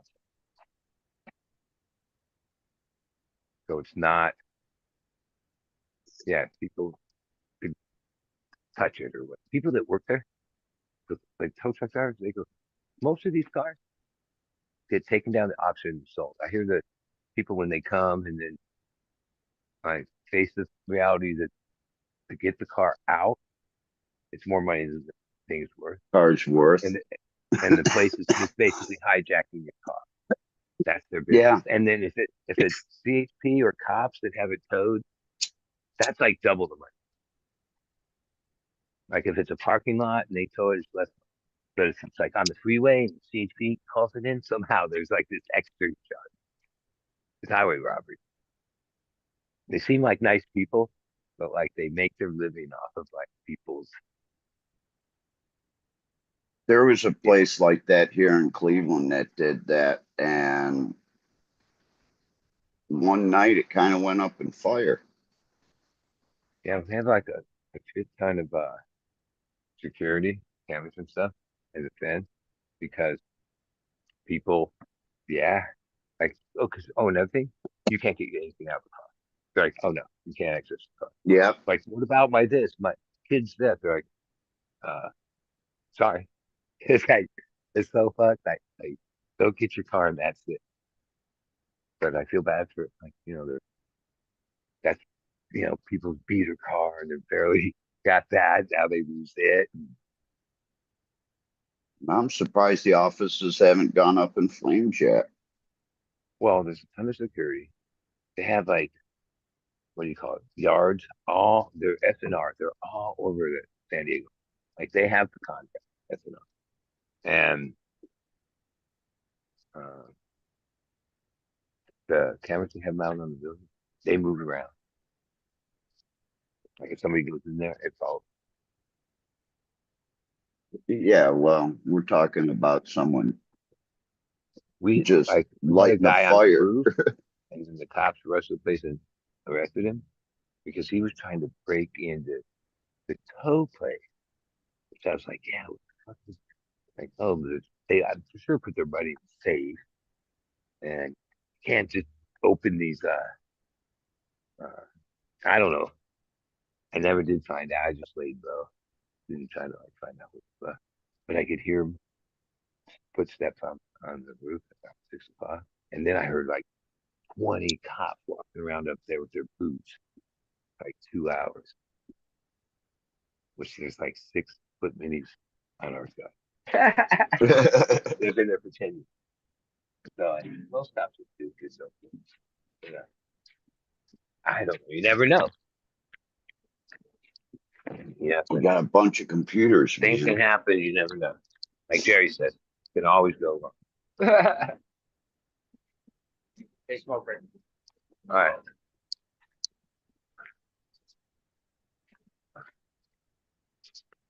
Reset. Well, I a lot of times I clean them up, take foam, and use all in this like longer work something. That's for a long time. I'm not, well, that like puts it. No, that. So 2 days ago, I spent 6 hours from one side to the other. Without it all. And then I'll move it separate. So you can have some methodical. Because part of this is I have 3 clinical times, donkey something, I lose, and that's something I don't have to track to make sure I get what I get. And then I have a lot of cheese bits, but I'm not going to run that much cheese bits. And there's a lot of creams, and then especially shirts. A couple was guided because I'm still on the fence. It's good, but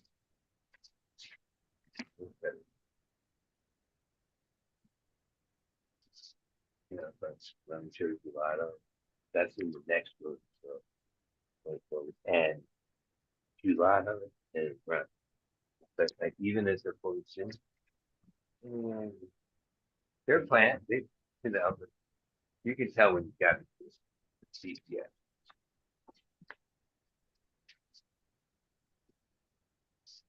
Pancakes roasted. There's like more like Hey, hardcore. there's times when like in the madness of it all, I don't take a couple phones from whatever variety I missed it.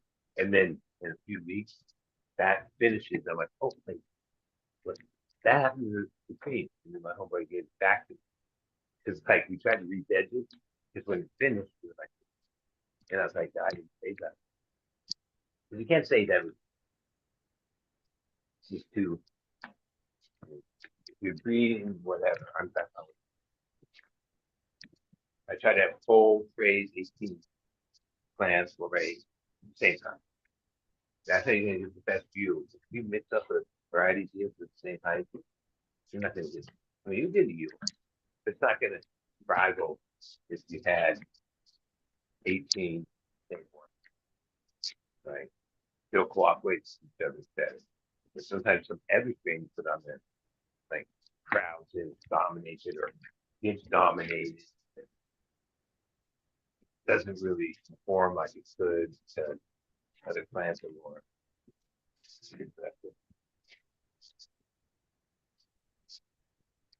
Yeah. Yeah, there's one called Song OG, something like that. And then this thing Let, where I didn't even keep it the first time around. I haven't even, well, because one, I'm not calling anything, but that's his name. I probably should just call it that. But I was like, even if it is good, I was like, yeah, I don't like it. And then my homeboy's like, dude, I'll show you pictures. These are pinnacle fucking deep. Let now I can talk around my head, but yeah, that's not saying like rename it. Just because you just don't grow it. But now, you know, for that cap done.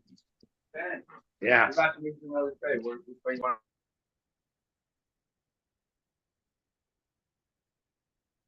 Yeah, there goes Bud.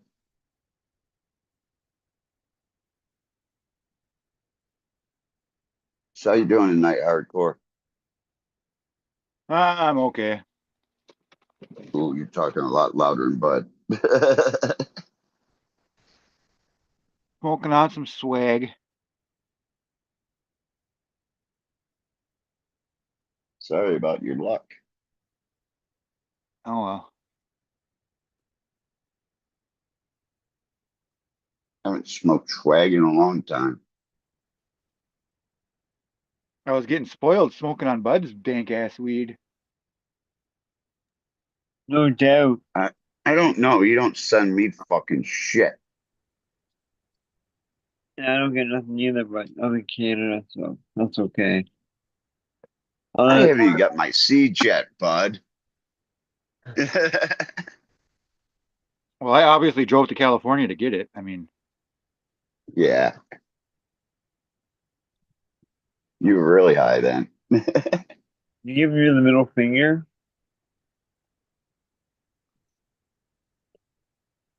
say what?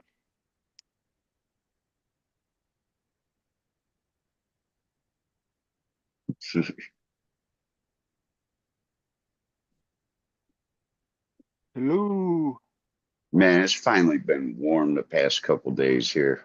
It's been nice.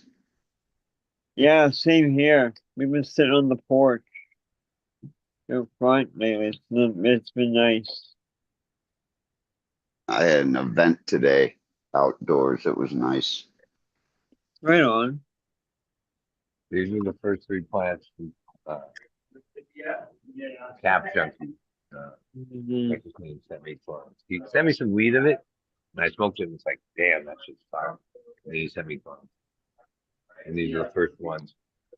So I have this feeling it's going to be like a worthy. Uh, so I already have like sometimes I gamble, so I already have like 20 clones of that. Sometimes I like I already had 3 plants I put back because it's all space, you know. Sometimes you gamble. I didn't take any gluttony because I have like my own buys. Huh? Yeah.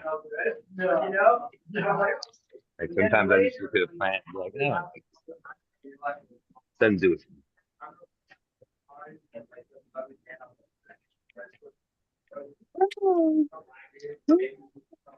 That's why I bring my own weed to California. Mm. Now, people that smoke it and shit, like they're always like, dude, what's the fuck? Don't you this shit? I'm like, I didn't know.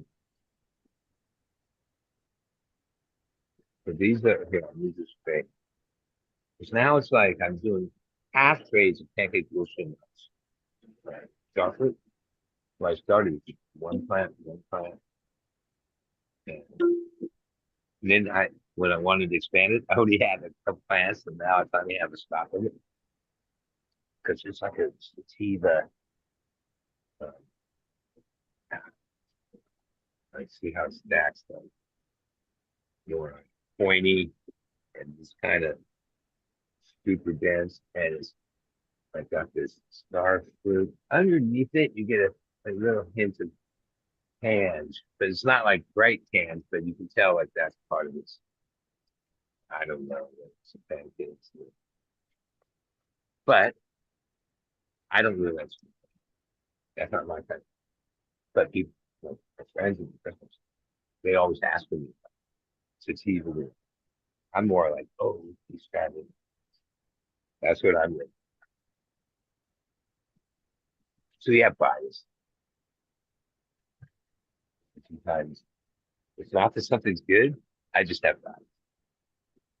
Like we had this really good, what was it? Bruce Banner or no?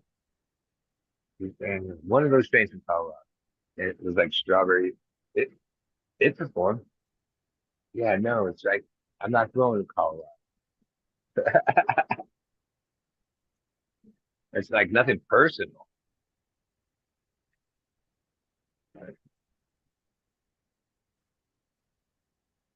I'm not like well, I have the mule field, but that's why I let the mule field go. That's a mission. It was pretty good. We ran it a few times, but now that I'm fully in decision making, yeah, and I don't have to tell anybody. The next thing you know, people are like, yeah, what happened? Was no more mule field? Because this last cycle I sold, I got 5 pounds of it and they snapped it up. Supposedly it gives you the munchies.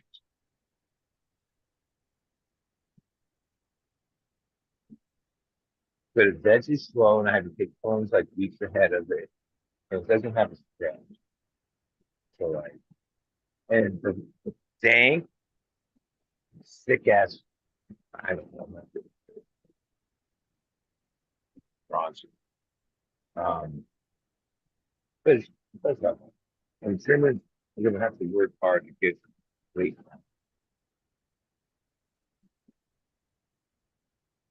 I never had to pay attention to that shit before. But now, I can only hear like half of what you're saying, bud. Yeah. I think I have my medium, but and I'm in this room with a lot of Fans. yeah, they're just I mean it's a sealed room, but yeah, carbon filter fans run and it's not the way.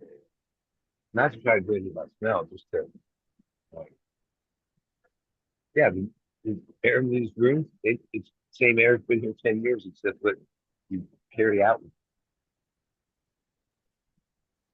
Seal the building has no room. It's concrete slab. There's no, so yeah, bunch of glass, a bunch of 3 tons. They just keep it perfect, but that's not all the air needs.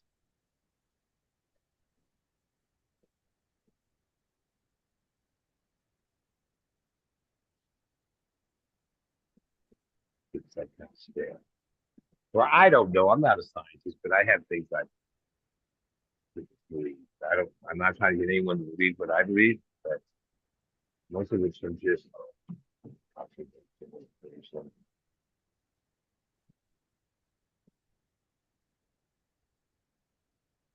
like he's my partner. He keeps the CO2 all the way to harvest, like 14, 16, 17. Yeah, like 2 weeks ago, I brought it down to like 650. But yeah, through the denser, but people don't want to listen. People want to like push the inputs. The plant's going to get fat and all that. That's what pushing the inputs just makes it like running like 3.5 EC stacking. That's definitely not my style. Yeah, make your weed taste like shit. Well, if you have good genetics, which we all do these days, and you give it the basic needs, let the genetics express themselves. Don't try to force it.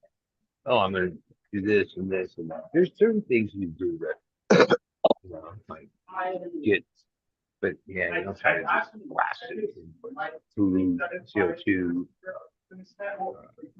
cam, all of it. The people that do that, oh, you can't talk them off the ledge. No. I can hear the guy in your background. Yeah, let me turn that off. I'll go there. Yeah, the guy's louder than Bud is. Yeah, that's what I'm saying.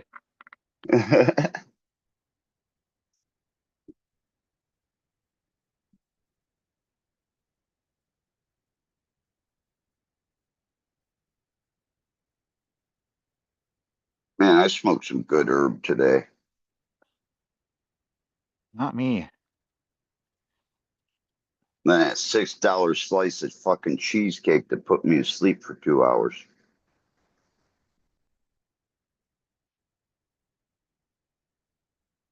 Was it medicated or was it just No, it was just good. I don't eat cheesecake and a lot of cakes and stuff like that too much. I cut way back on my sweet intake.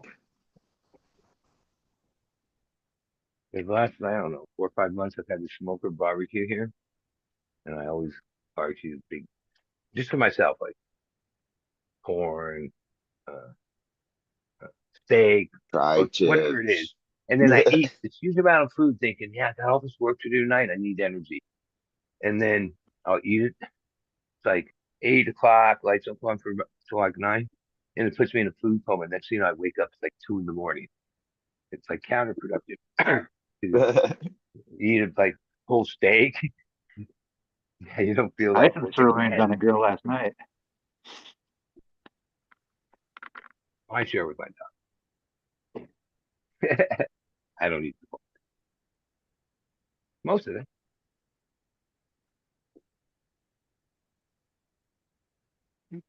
Today I somehow Thai food, uh, what do you call it? Craving. And I usually just order chicken pot thai. And then somehow it was like I spent more money. I got some money off. So it seemed like, okay. And then I went back on the menu, got pineapple fried rice. That's like about $60 for this shit. Where I remember going, yeah, I'm probably really good. This is pad thai, right? In the Thai seat. It's like less than $20. And somehow today I Three was like, dollars. oh, I'll have it leftovers and shit. I don't know. $3 for pineapple chicken fried rice, and you get it in a half a pineapple too.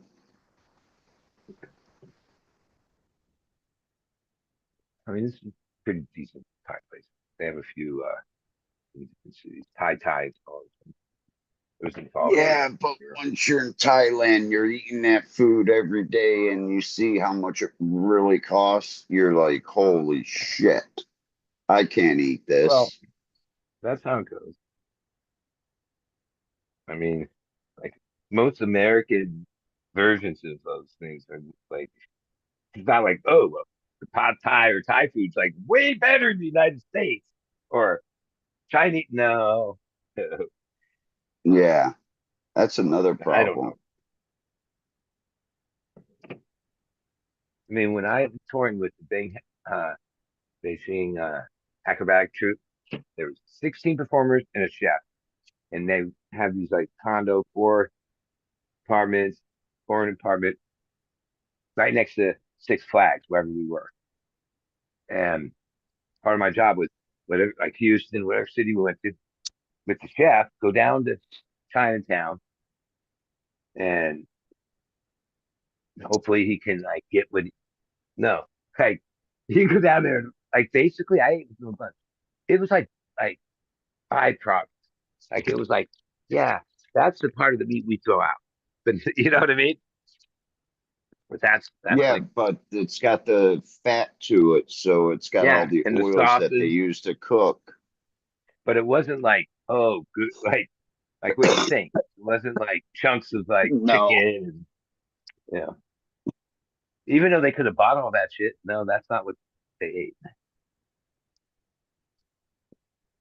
without that fat, you don't have that grease to cook all the rest of that stuff in. You don't have that flavoring throughout.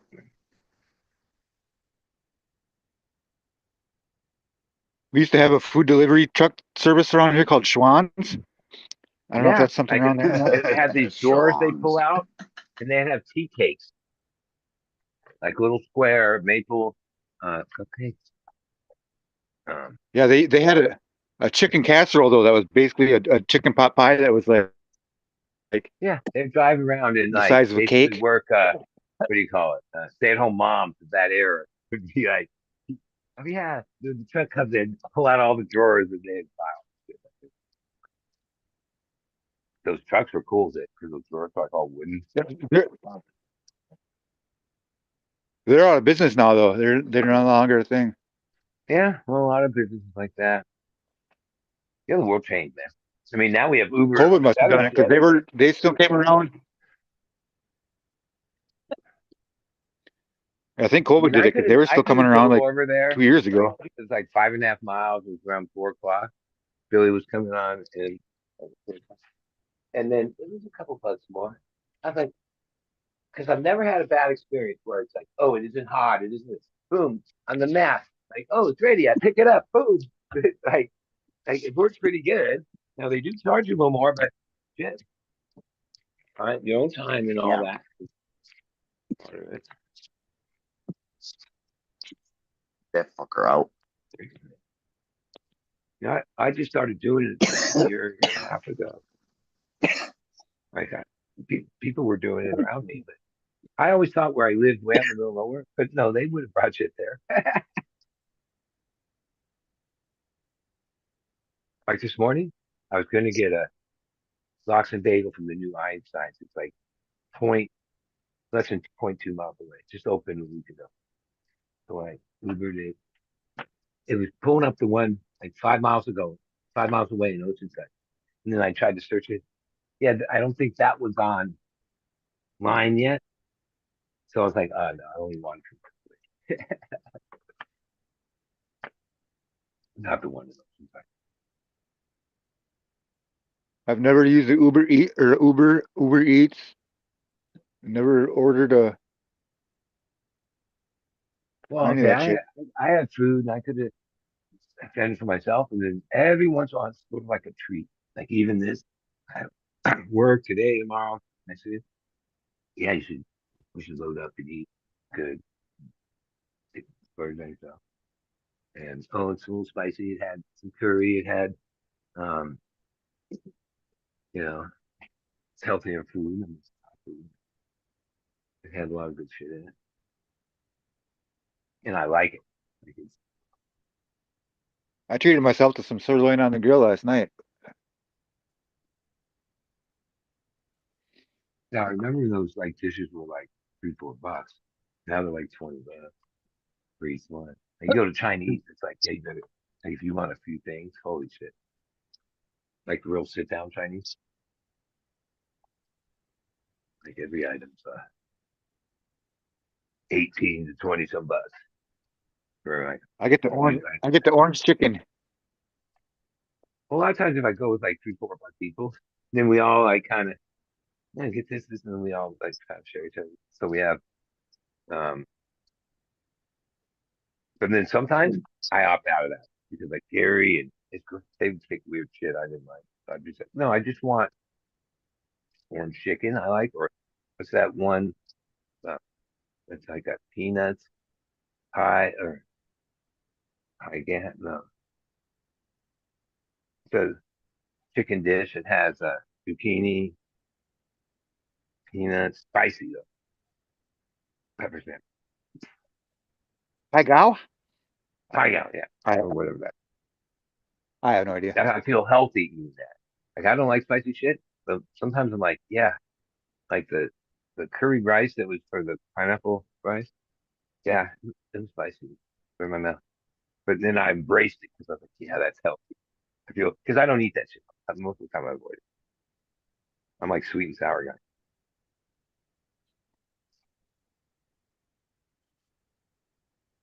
I like orange chicken as long as they don't put too much orange rind in it. Sometimes they get lazy and you gotta like pick Well, out my pieces of thing orange with peel. it is, and it's hard these days. Like a lot of them, like they charge good money for their dishes, but it's like blow up. It's like the cheapest vegetable. Like and then you go to another place. Like okay, there's a chicken teriyaki place. It's not sushi. It's this other bowl place, but they make this chicken teriyaki. And like I first went there, like even the macaroni salad, all all the items. Like right when you eat it, you're like, oh yeah, they bought like grade A, grade A rice. They spend a little more money. I appreciate that. Because some places, yeah, they use low, like D grade shit, cheapest shit. Oh yeah, the place I go, some of that chicken's kind of questionable. Little lucky it's You know. covered in fucking orange sauce. Now, a lot of times places that do that, yeah, they charge a lot more. But every once in a while, you find a restaurant where no, that's just like they're just doing it right. Now, there's less of those. Like San Diego got decimated food wise, whatever it was. It's basically like corporate food survival. So there's that all over. But a lot of the whatever restaurants. There's still some, but no, a lot of them like disappear. They got eaten up by the trip that happened. This is my fourth joint since the show started. Bud, the weed that I got from you, I would have been like a halfway through this joint, and I'd be set the whole night. Well, you realize like that was weed 4 cycles old. I still have a bit of it right here. Like it's like like back then, we weren't selling shit fast enough, and so like oxidized, and then just like sit there and give it to people. Like, no one wants that. Like, some people like I have certain people like, yeah, you got anything like just like cheap? I'm like, yeah. How about $40? I'll give them like fucking 3 ounces of it because like I'm not gonna throw it away. And there's months and months go by. It's still pretty good. I mean, it started off good, but then it like those pounds. Like it was before. Yeah, the day I looked at my phone. It's December 21st was the first call with this guy. Since going 6 months. And now that I got my yield up this last month, yeah, that's a Well, like that's a blessing. Like you don't have to fuck around people with credit and fucking stories and no, all money stacked the same way. Uh, comes early, no yeah, bullshit. Takes off I just like might it's have to like send you five some minutes every cash. morning. Nah, I also I'll hook you up. Just remind me. Like it's sometimes I go through like long periods where I'm like in my own trip, so I don't like think about shit like that. Like, oh, I went to the mailbox for what was it, a few days ago, but it wasn't like that day. I just was like took care of this, and this. I wasn't like, oh, what about? Some days I'm in that mood. Though. Some days. Well, you could send me the post because like I send everything priority mail. If it's in a small box, great, whatever.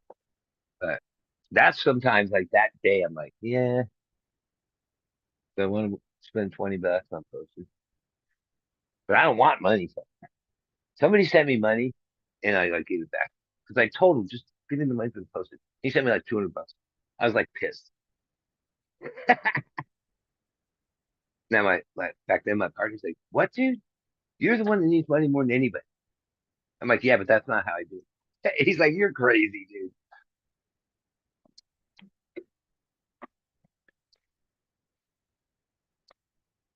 Well, Now I'll give definitely have to me send you something. like it's all about vibe. Sometimes I've missed like, oh, the people that I should have seen the vibe, but Instagram and online is like a weird thing. And so you talk to somebody on the phone and like he's like, saw him in chat for years. I thought he was like under 30, like New York. I could have this impression first that I built over in Stephen Town. I was dead wrong, which I'm like, yeah. Now, when you meet people in person, yeah, I have a good intuition with that. But online, no, you don't have the same like when you meet somebody first time in person. It's all about that. Like, okay, my one customer's like, yeah, there's a guy, my uh, son's friend. He used to trim at whatever place. He lives right by, where you're at. Uh, would you be interested? And I'm like, yeah, give me his number. Hey, next try. All right. Yeah, keep going. And like I say,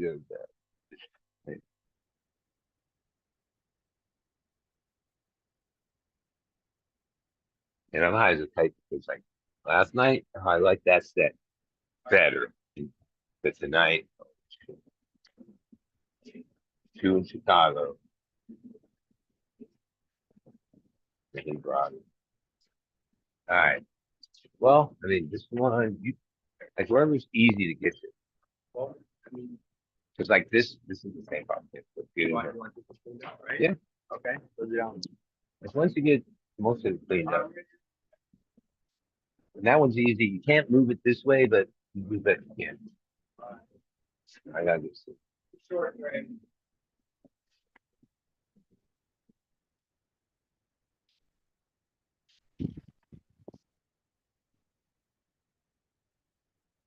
Where's J5 at? I saw he was in chat earlier. Let me say. Oh shit! I've been walking around with this phone thinking I'm on it, Oh, and then I remember you going, "Oh, you lost them." But yeah, not every fucking couple nights is on next level. But holy shit! Like I'm gonna go back and listen to them in a day or so. Okay, opinion about him and song selection. You're like, just right hard. how's your watering? How'd you do with your watering? Talk to me alone. Did you get it done yet, buddy?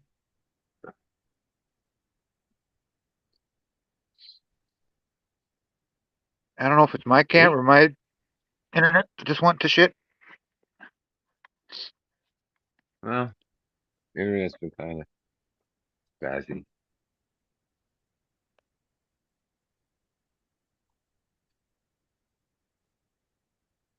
Like I just finished a 10-day chess tournament in Norway.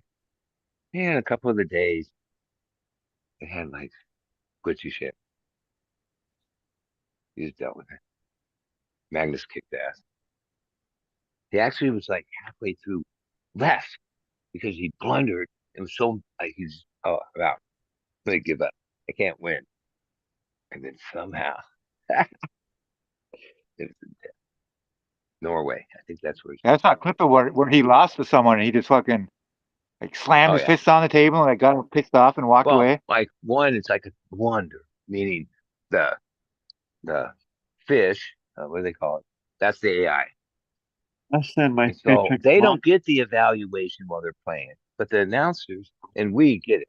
So they have all these symbols like blunder, double blunder, the move you should make. And a lot of times, what's a humanly noticeable move?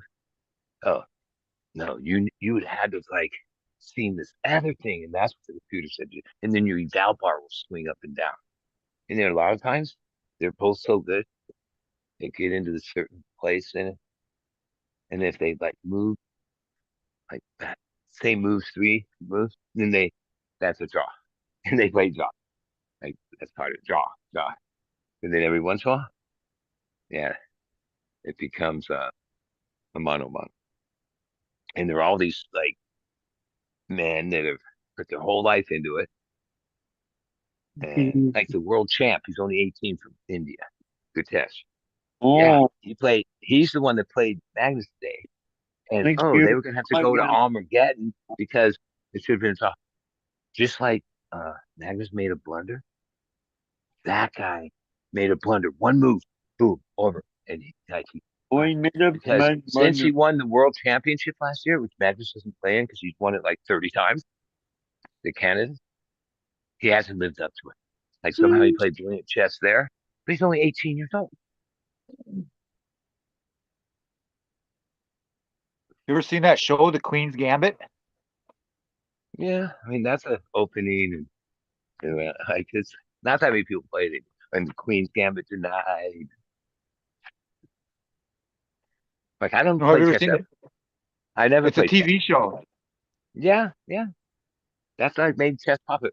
Okay, because of COVID, the most sustained.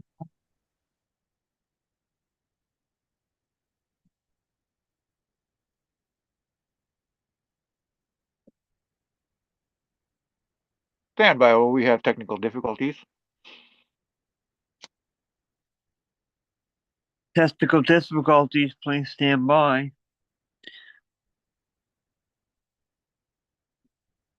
All right, here's what I'm saying. Soft serve. You know what I'm saying? He called the shit poop. Yeah.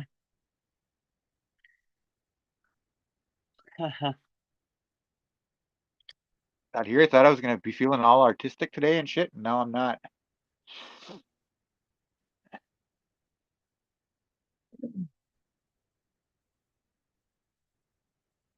Wah wah wah.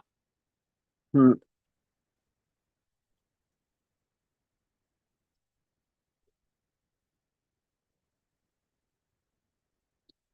All How's right. D doing today? All right. Do they have Canadian bacon in Canada? Yeah, man. It's Canadian back bacon, eh? I don't Female. know. Female.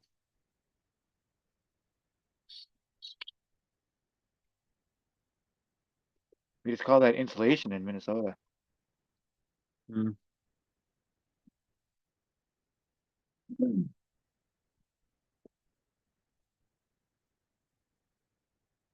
Do, do, do, do.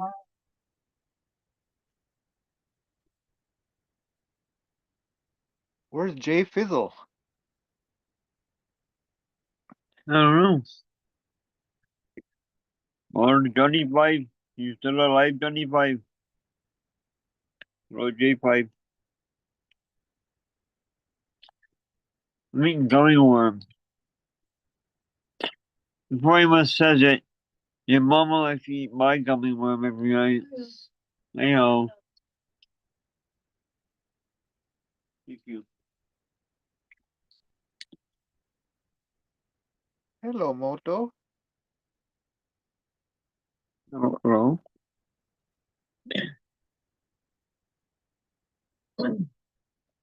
Do I have that picture still? No. Fuck.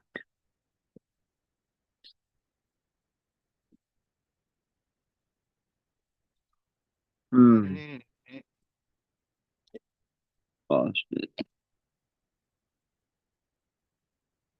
Cheers, everybody in chat. Big Force Christoph. Bonjour, mon ami. Comment ça va? Look at that. It looks so professional in French there. Coming up there. Hope you're having a good night, everybody in chat. We're going to be here for a bit longer. Well, I'm going to be here for a bit longer.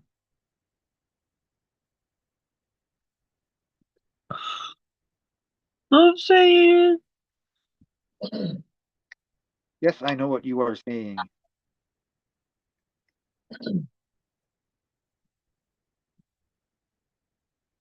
Hey, Silent Truth. Silent Truth with the red balloons from It. Going on over there. That's what those balloons remind me of. The movie It. Hey, Silent Truth. Silent Truth with the red balloons from It. Going on over there. Baloo.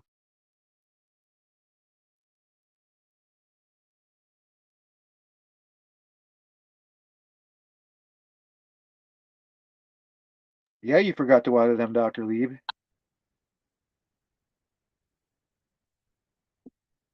That's There's some some, big fucking plants and some solo cups, though. yeah, and a whole bunch of them too, eh? Crazy. I got a little pile of solo cups going. Mm-hmm.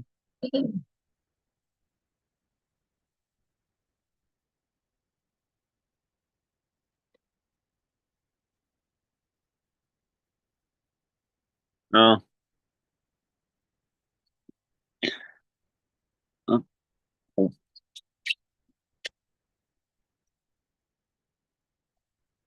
Fucking like those are good. Look, everyone dropped off. Mm-hmm.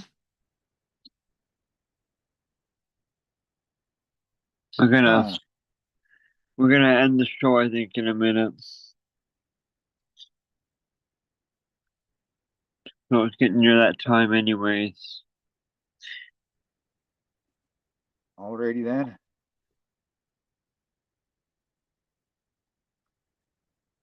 Oh, Yeah, I'm on this fucking downer weed. I'm just all fucking blah now. yeah, that sucks hardcore. I've been there myself. It's not sucks. Does give me the munchies though. Nice.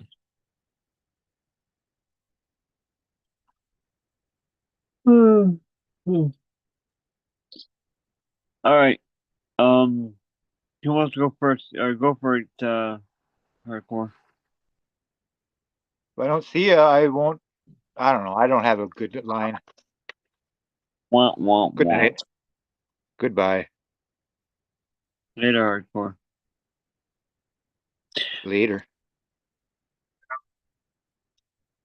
Cap, you there?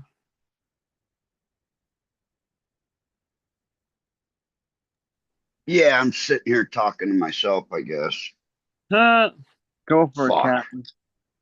Well, thanks, D. Feel me for another week. We'll catch y'all next Tuesday. Yeah, Y'all have a good one. thanks for coming and hanging out, Cap. No problem. Peace. Man, oh, I don't have my camera on. I'm doing peace out signs and I'm even on my camera going on the right way. Anyways, ladies and germs. Merci. Merci. Mrs. D. Thanks for everybody for tuning in. Don't forget on next show on Tuesday. We're gonna Fuminor will be interviewing a guest. I'm sorry, I forget which one it was. And then for the safety meeting on Wednesday, there's going to be another guest. A good guest. Don't forget to tune in for that. I forget who it's supposed to be. I should have wrote it down, I guess. Anyhow, whatever. I'll get it. We'll find. You guys will figure it out next time. Maybe I'll make a poster coming up. You never know. Stay tuned. Either way. Thanks everybody for tuning in. Ty, Dr. Leave Me Alone, Hardcore Silent Truth, Christoph, Big Force, Operation Annihilation, J5, Hardcore. Did you see Jeff? Let J5 in here for a second. Let's say goodbye.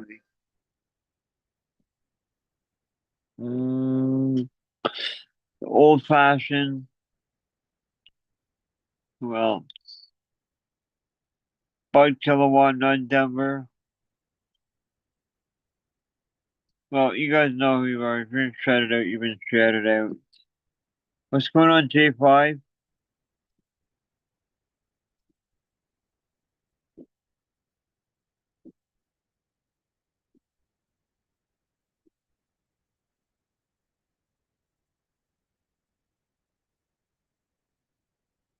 Don't forget also, guys, to go check out fumadoro.com. Fumes of Gold. Get yourself some awesome genetic preservation kits. Also, it's got some awesome merch. Like this shirt here I'm wearing. The Safety Meeting Team D.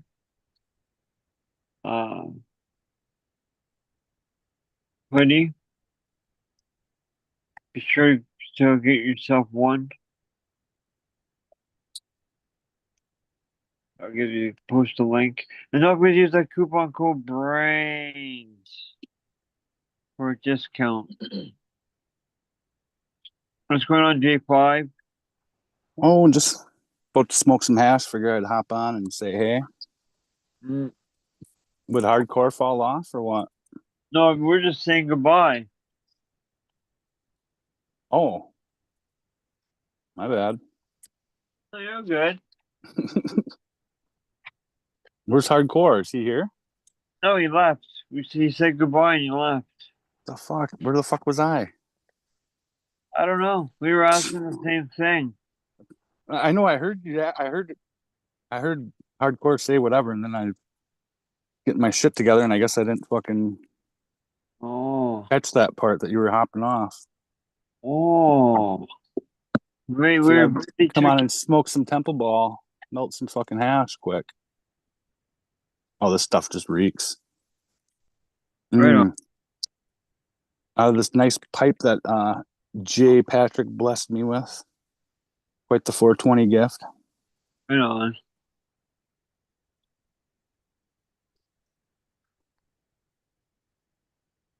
Yummy, yummy, yummy. This shit's gonna be freaking. I could probably dab this, I bet. From the feel of it. Yeah, see. hash Oh dog. yeah, look at that. Oh yeah. Schmelty melty. I don't know Nice. if you guys can see that or not. Water very, very well.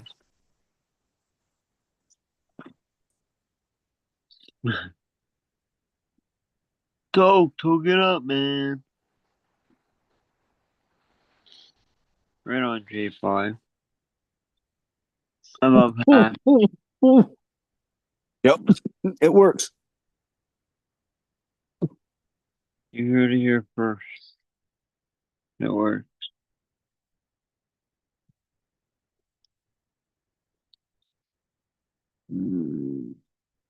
Uh, Got myself a mute again. Well, yeah. I guess I'll get out of your hair then, D. yeah, in the hair.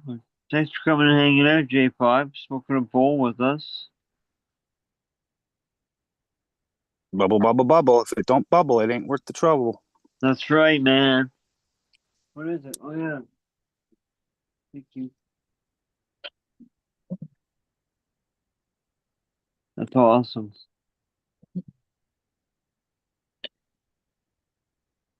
Well, I guess we're supposed to be saying goodbye. And here was Bud. What's that? Oh, Bud. Here was Bud. Bud's back. All right, wait. Let's see what's going on, guys. We might not be leaving yet. I don't know what the hell.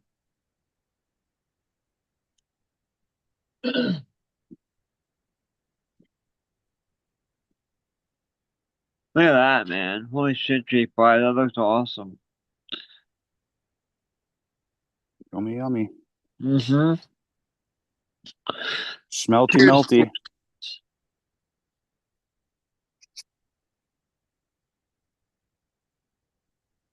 Hey, Bud, welcome back.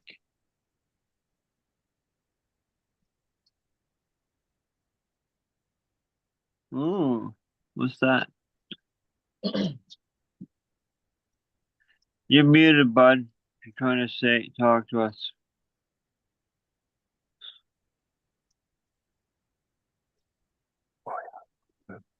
Stuff.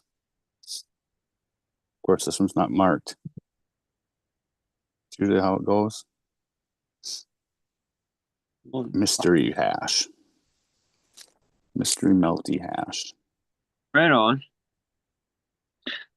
Is Bud here? Oh, there he is. Yeah, Bud's here. He's back. He's muted. Yeah.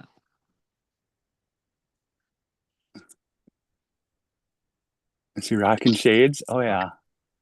No, I got reading glasses on because I want to look at the bud. I can't see the bud.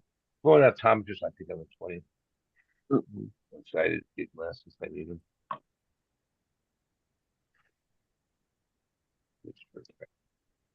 Or Oh, I like your little your backdrop background.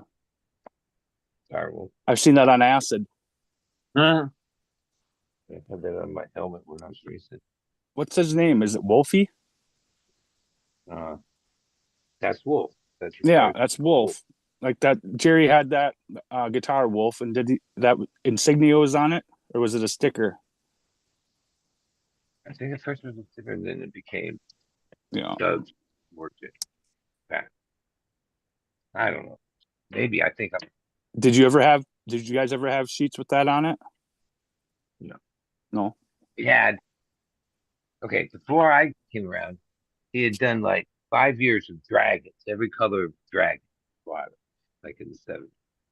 And then when I started with the that design that's on my whatever, that's called Gonzo. And we did yellow, blue, green, and then the printer, like years had gone by, could do 4 color. So then the last sheet of that was rainbow gun. And then we went to this one called Scrubbing Bubbles that kind of was like this. I have pictures of it. And then that got counterfeited in Buffalo, and like so we pulled it back out and went with Pharaohs. Okay. Now if you bought a hit, I don't think you can magnify it enough.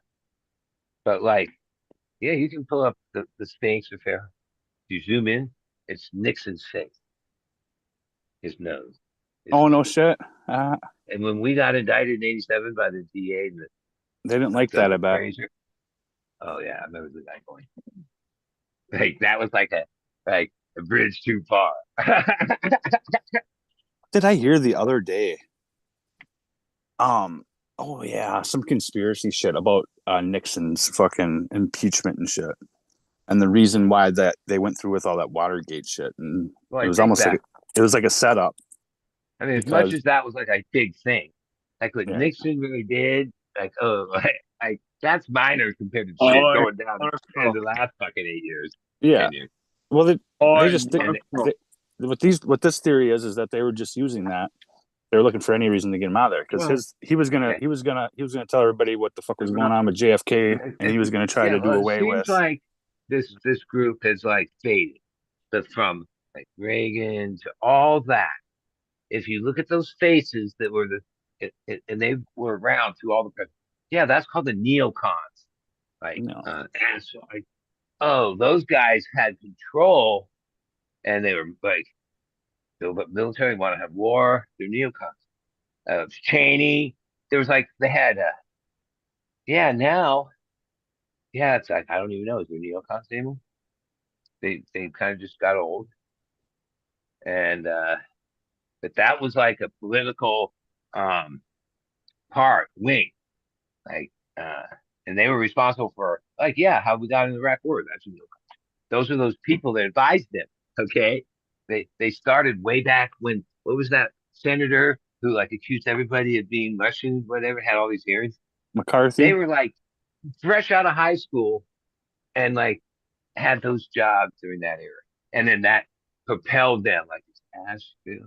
Uh, there's a whole like 10 of them, Cheney, and they were like, oh, they were around a long time, and um, we did like yeah, remember like if we were supporting some warship, first thing we do is like they sell drugs to our own country to get the money. Iran Contra, uh, South Salvador, right? Noriega. Like, the CIA was like, the whole coke epidemic was all like that. propane, propane, propane, propane.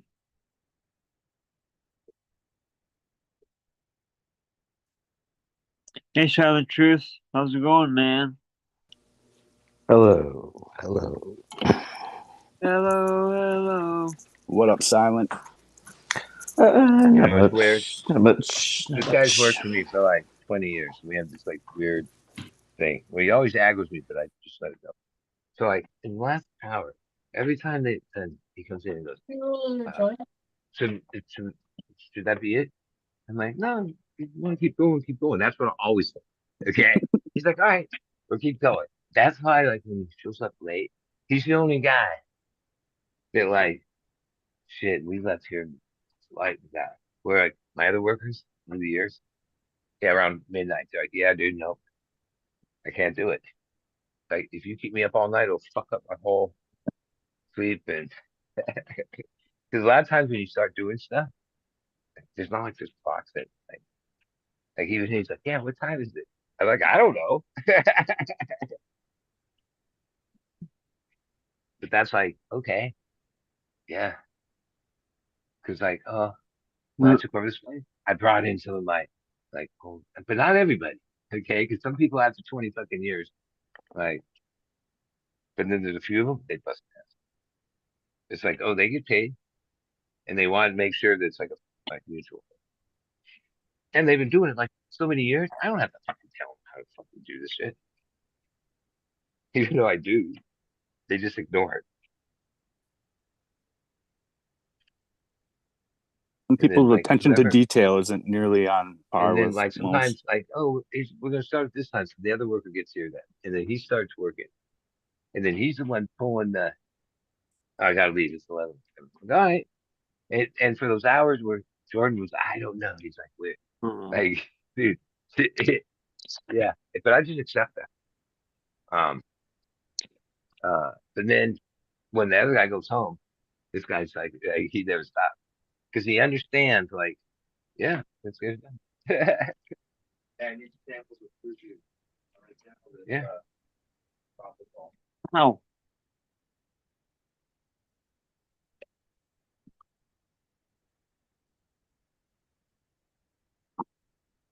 I was trying to hear what the dude was saying. Was Buddy talking to his worker again? That's what it sounded like to me. I couldn't hear what he said. I wanted to hear what the dude said.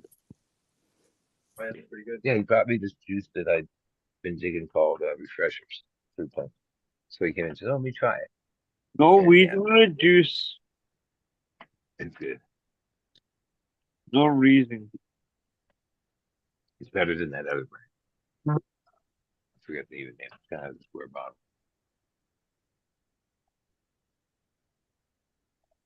Gotta get a juicer, make your own juice. What were you puffing on there, Yeah. Silent? Some royal cookies, you said? Yeah, it was royal cookies. What's That that? was- Is it Royal Kush by Forum or something? I think it's Forum. Yeah, I think so.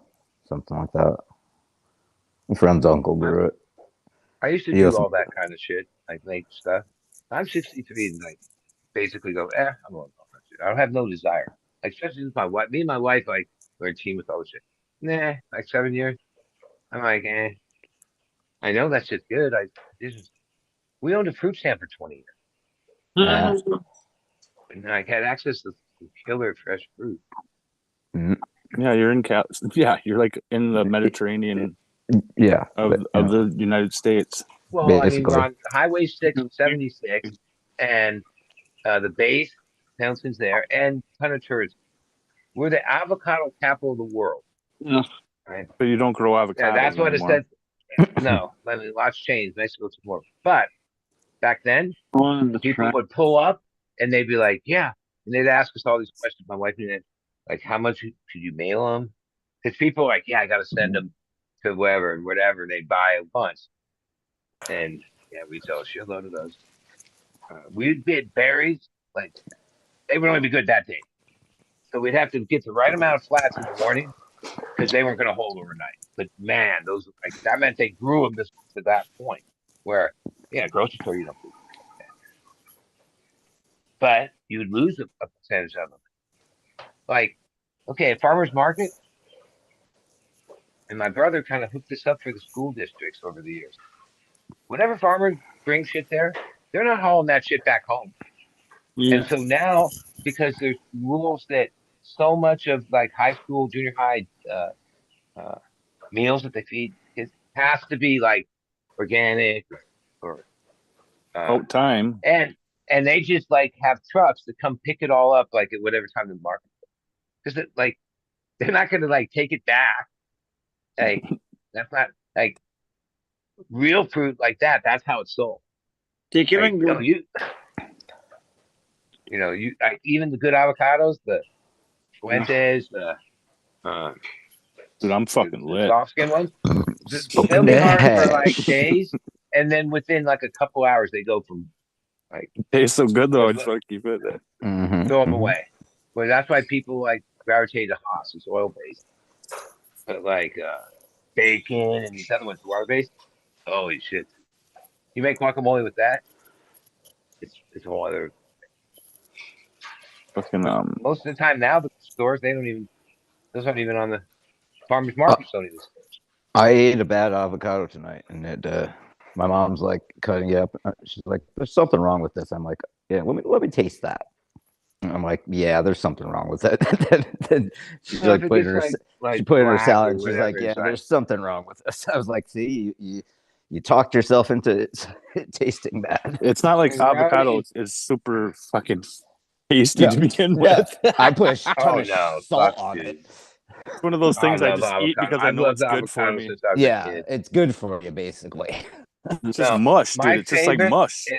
is bacon. Here's some green mush. Well, yeah, a Bacon. BLT with some avocado on it. You know. Oh man, like I can't have a BLT without the avocado. Yeah, it's Mhm. got it accompanies other foods better than it is a food by itself. Yeah. And like a lot of times with a meal, I'll cut one in half. I don't want anything on it. a little salt. Yeah. And I'll scoop it out.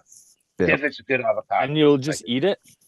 Yeah, Oh, I love it. I See, eat them I just don't like like that. Like that's just I just mush. put I It's love like salt on baby and just food. eat it. Reminds me Yeah. of baby food Mhm. or something.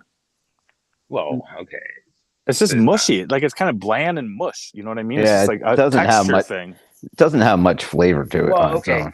What's that? Okay, tell me some vegetables. It's like, oh, well, the counterpart. Like most vegetables are like, okay, it's not. Yeah. We make them taste good. What else Okay, Well, is you kind can. of mushy? carrots have their own flavor to them. Peas. I guess peas are kind of Peas, mushy, sweet. bland mush. Yeah, But so well, are avocados. peas are And good around fresh from the here, garden. it's all about guacamole and Oh chips. yeah. Like that's the shit. Yeah, I'm thinking of like peas in a can. No, They're just like bland. You know what I mean? even Mush frozen ones aren't that or great. frozen I mean, ones, whatever.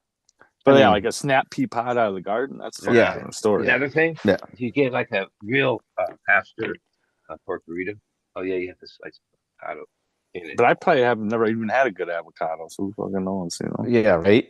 Maybe, Well, they're maybe not they do around taste anymore. good, J5. I get the Midwest avocados.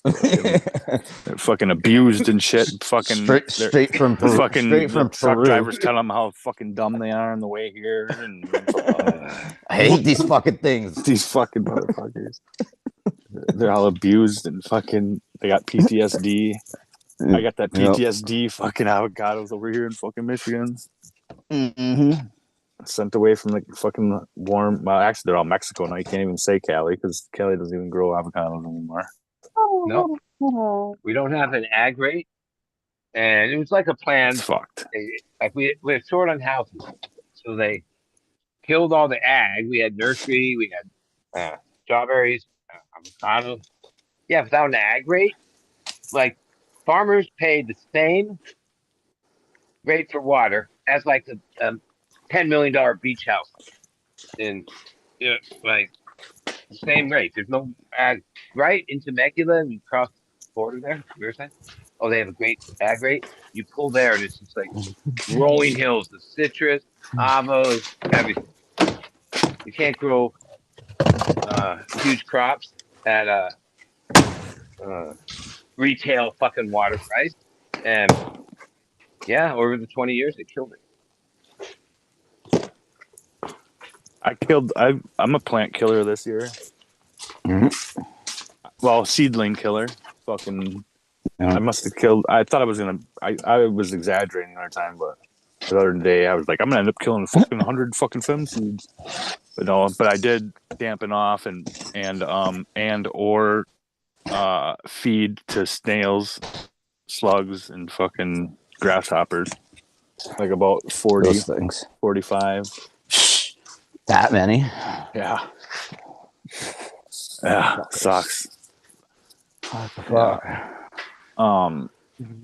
And it was just I just like learned all these little fucking like slugs are motherfuckers for one, and so I started covering the fuckers because I'm like, dude, I'm just gonna cover them every night. So I'm covering them with solos and shit. Wow, they lay eggs too, and those fuckers, Yeah. dude. And I like sure as shit found one. Like, oh, that's what that fucking is. And so yeah, they were like laying eggs inside the parameter of the cup line. So then I put the cup on. So then all I did was trap the fucking slug in there with fucking. Oh great! Oh great! Dry it fast. That's the most effective. Put coffee in. Oh, I ripped all the mulch off. I finally said fuck it. Yeah. Like at first, I needed the mulch because the first round of seeds I killed was fucking because it got 33 like a day after. Like I soaked them, planted them. Yeah. They went one night out there then, and then the next night it was 33. So like right as they're all popping above the ground, it fucking froze. That's not going to help how many anything. years you've been outdoors? These are like these are your obstacles. I don't really have those kind of obstacles indoor, but when I grew outdoor, yeah. Well, this wouldn't have been an obstacle either if I would have gotten down here at fucking my normal time. Like I would have done all this shit already. Like I would have had all my cover crop planted, all my. But fucking... wouldn't it have been even colder then? Yeah, but they would have been bigger plants and fucking no. I mean, there was a stretch there. Dude, we hadn't had a freezing fucking day in 3 months or some shit, and then we get one in June or like what or whatever the fuck, or May And May 30th. we've been I don't know, it's gray. Thunderstorms a couple times. It just got warm here like last week. We had a warm spell, but and then it was like above, but it was still like Anyway, sucks. And if I would have been up north where with my seed, where all my seed fucking stock was, I would have had starters. I would have had fucking at least in solo cups. You know what I mean? That's usually what I put out there is solo cups and 1 gals. Yeah.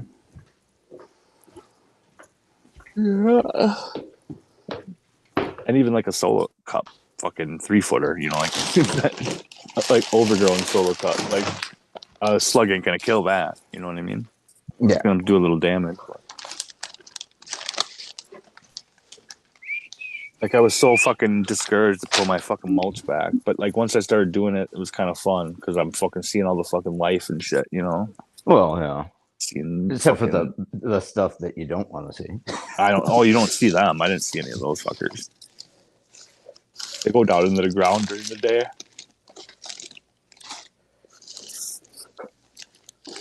But no, all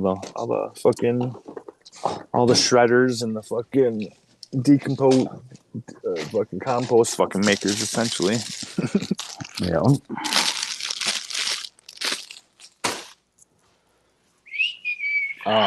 So the homie who posted that, the one cool thing is I hadn't fucking popped any of the fucking homie seeds, but I haven't killed those yet.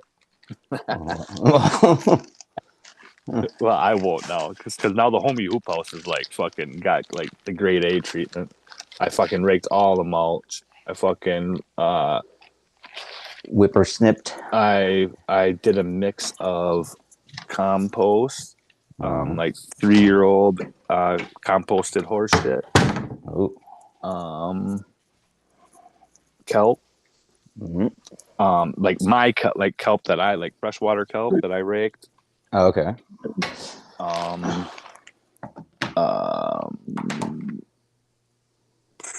Why am my brain for it? No.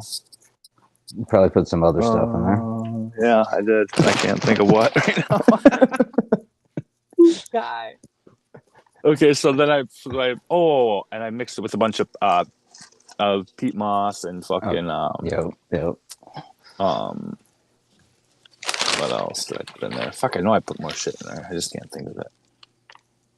Fuck. Oh, some sand, like Lake Michigan sand.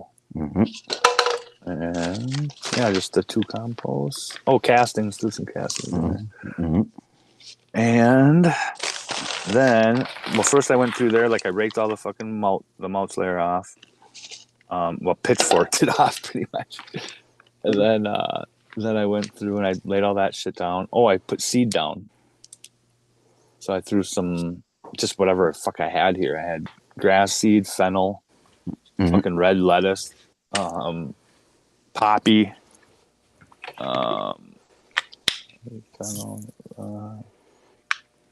shard. What else was there? Oh, and like 30. I threw 30 fucking auto femmes in the mix with them. I got some cover. So I just broadcast all that. I threw it all the fucking that... seed. I threw all that seed in one fucking bag and mixed it together and just fucking threw it all over that fucker. Somewhere. I think it's out in the garage, but we never fucking planted it anywhere. I don't know if it's any good anymore. It's probably like 5 years old.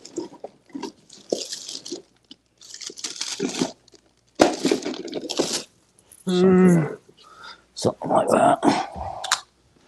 Yep. Figured I'd transplant these clones so I can grow them out and take more clones of them, and I'll be ready for the next run. Did you throw anything outside? Not yet. I was going to do it this morning, but I didn't get up early enough. Do you normally? Yeah. Yeah.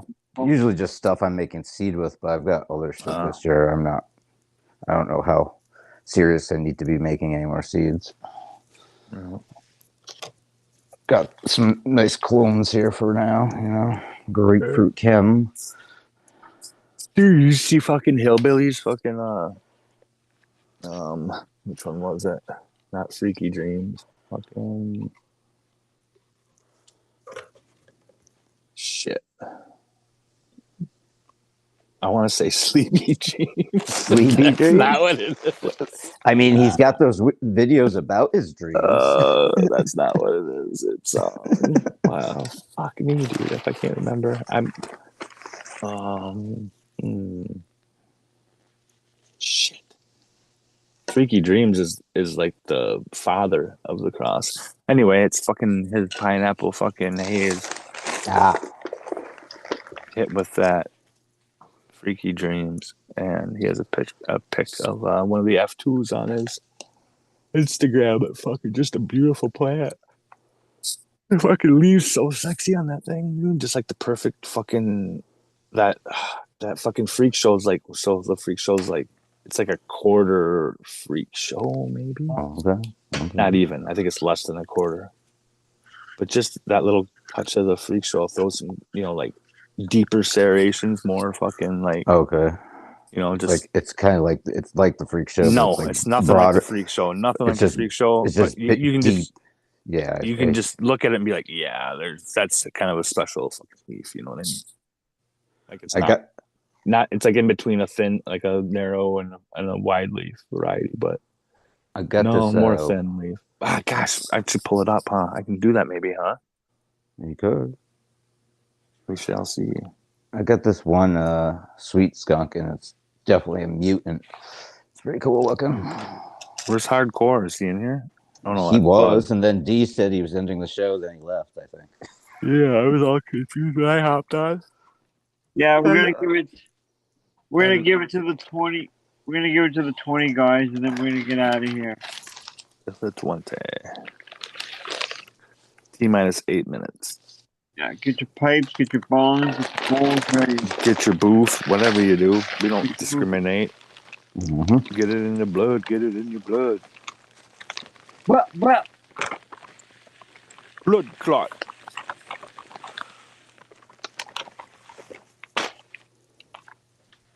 Mr. Bud E. Kilowatt, roughest, toughest, bumbleclad bad man from straight out of California. Mary Jane was wide open. Like Robbie, my kid, he's flying out to Mary Jane on Wednesday with booth, big condition. But he got an email from the event people basically warning you there's going to be undercover German, whatever they're called, where last year was wide open. Yeah, that's usually like when in the early days when we had events, that's how it would be. Like 1 year was wide open, next year was like heat, and then the year after we never looked at. It was like always like that. Like basically he had all the names of all the brands. Like the train is like Panther, whatever the fuck. That's what everyone's doing. Well, like I told him, cops aren't stupid as you fucking think, dude. Because they're gonna like make buys, they're gonna walk around, listen. They're not as stupid as you think. They're pretty stupid. But like if you think that you're selling customers this, but your banner and all this, say that, that's fucking okay. You think that's foolproof? I don't. One of it is, but I think it's the play. Because Lindsay went to 4 countries for a couple months somewhere. She traveled for years. She's like, yeah, I'm not traveling until the American hate. Like it was the other tourists from other countries, like and I'm sure in Germany, all these Americans trying to like get in on the cannabis thing are like, yeah, F that. they're trying to have their own.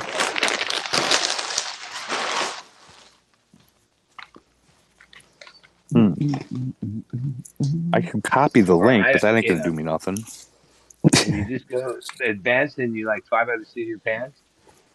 Sometimes A lot of times in the morning, they like sort of bust one booth and then use that as like an example, and everybody's like, "Oh yeah," and then Oh, I know what I can do.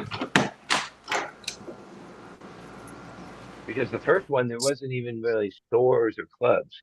Now those like this thing is huge. It's the most crowd in the cannabis. First one literally was like double. Like people came without like no chance of getting a ticket, and it was like 100,000 people, like crazy amount of people.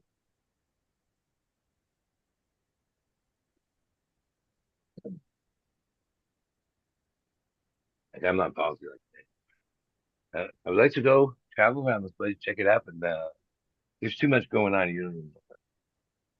Like he was up in like nah, Eastern Bloc. I forget what here. Yeah, and he tried to like to visit this accident. The what's the country's name? Not Ukraine. It's like yeah. They were like yeah, dude. If you do anything or talk to our people, we're just gonna take your shit. They were like like younger gangster types from that area because it was their area, their event. He comes to California and tries to like roll in. I was like, yeah, dude, what do you think was gonna happen? He's like, not that. I'm like, yeah, dude.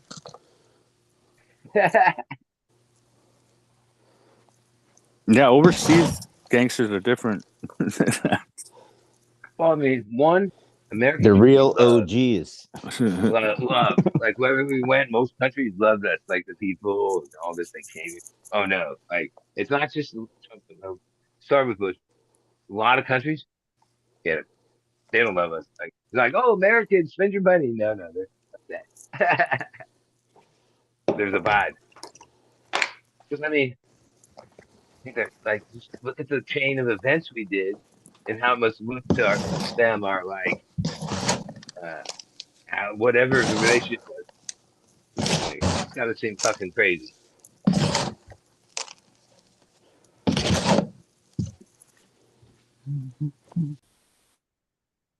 Or if like something really kicked off, we would have no like that group would have to like be together to be strong. Like that's what it's about, all right? And would help lower like overall cost, right? I mean, there's things you can do logically, but like to think that you can just like blow every situation up and you're not going to get caught in the cookie jar. Oh, he is. There'll be one of those moments we'll have this picture where it's him and his cabinet and tools, and they have like 3 minutes. And they're looking at a situation board, and whatever the stitch is, like real time, he's gonna shit his pants because You see that silent? he doesn't even have people that are like that's what all those people, fucked up as they are. Yeah, their career was like, oh, they're ready for that. Like when you have 4 minutes to either Dun, do or dun, not. dun, dun, dun, dun, I dun. think Iran's gonna I like just do that to him. snapped freaking screenshots of it. Iran will just put him in the cookie jar, One and he You're won't minute. on even hit him. silent. You're on silent if you weren't Yeah, aware. apparently I was. Silence on silent. Silent mode. I've been in silent All mode. Yeah, right. that's that hillbilly fucking. It was Yeah, yeah, I it was saw that one. sleepy I think dreams Sleepy or Dreams. no Oh, so sweet sleepy. dreams. God, I'm an idiot. Oh, so sleepy. I'm so sleepy. Oh, what's the shitty pork?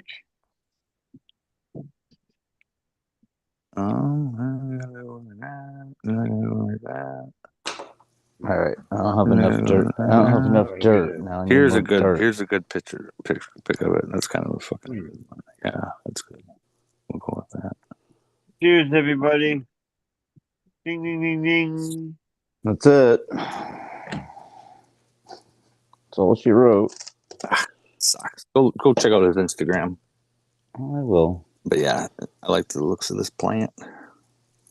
Looks It's kinda of course it's the one he that got 3 seeds out of the 13 smashed. Not another.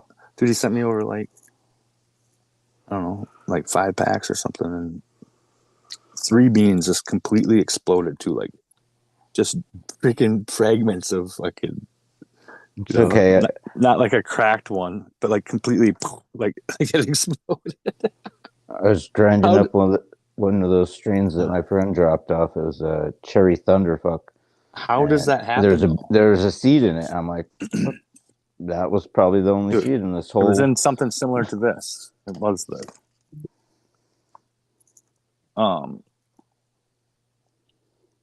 Anyway. Anyhow. I could show you, but it's like hollowed out parts and shit. Yeah, like hollowed out parts. Somebody was talking about what he sends the seeds in, like a piece of wood or something with holes drilled in. Oh, shit, I keep fucking. He's been using these now. It's like foam. Yeah. This one's all busted up because I broke into it, but gotcha. With the little compartments. So yeah, so these little compartments, and there's like 3 packs on one side, 2 packs on the other. And yeah, like one of the, I can't remember if it was the 2 or the 3, but yeah, like 3 seeds in one thing just completely exploded. And it wasn't like, how does no other seed in the whole freaking thing get a scratch on it? You know what I mean? Kind of weird. Yeah, very weird. Later, doctor. Leave me alone. Night, night, doc. Oh, he's not going to bed. He's drinking coffee. Oh. Well, with that, guys, we should call it a night and end the show. Who wants to go first? Well, I'm going to take one more hit. Right. Go ahead. Silent. Silent. Give your credentials. I'm going to remain silent on that subject. And good night, everybody. Later, Silent. Bud? All right, have a good rest of your weekend. You too, bud. Smoke more hash. Thanks for having me on, D. Thanks for keeping it rolling for a minute. Peace out, chat. Peace out. Oh. D. Again. Can you hear me? Yeah. Go for G-Pod. Oh, I'm good. You can catch me. You can find me in Michigan, but I'm hiding out, so you probably won't. Peace. Yeah. I thought you were gonna say you can find me at your mom's house later or something. That's what I thought G5 was gonna say.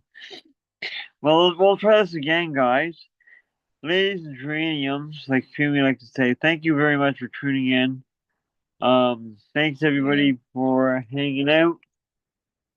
Thank you for this extended Saturday takeover show. This was it's supposed to be ended a while ago, then it got extended, which is pretty cool. Thanks to Fumler, like always, for putting these shows together. We really appreciate it. Thanks to everybody on the panel that came and hung out with me. Thanks to everybody chatting in the chat. Lurkers that are lurking.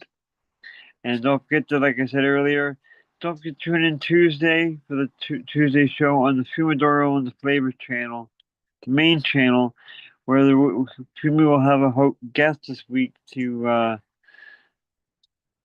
interview. So be sure to tune in for that. And also on the Wednesday safety meeting, there's a guest for that show as well. So tune in for that for details coming soon. Well, from Bird. I hope your bird's okay, Christoph. Don't forget also to check out fumadoro.com or Fumes of Gold. Get yourself some awesome genetic preservation kits, some awesome new genetics you just released not too long ago, just like I like to release all of your mom. Also he's got some awesome merchandise. Like this shirt right here. Oh, I can't really see it. That really sucks. But take my word for it, to find shirt. It's the noon safety meeting. Oh, there we go. The noon safety meeting with the safety cones to feel safe. Team D brains. Get yourself one of these fine hooded sweatshirts at takeoveroveroverover.com. And like always, guys, we'll see you guys Tuesday and enjoy the rest of the week and your weekend.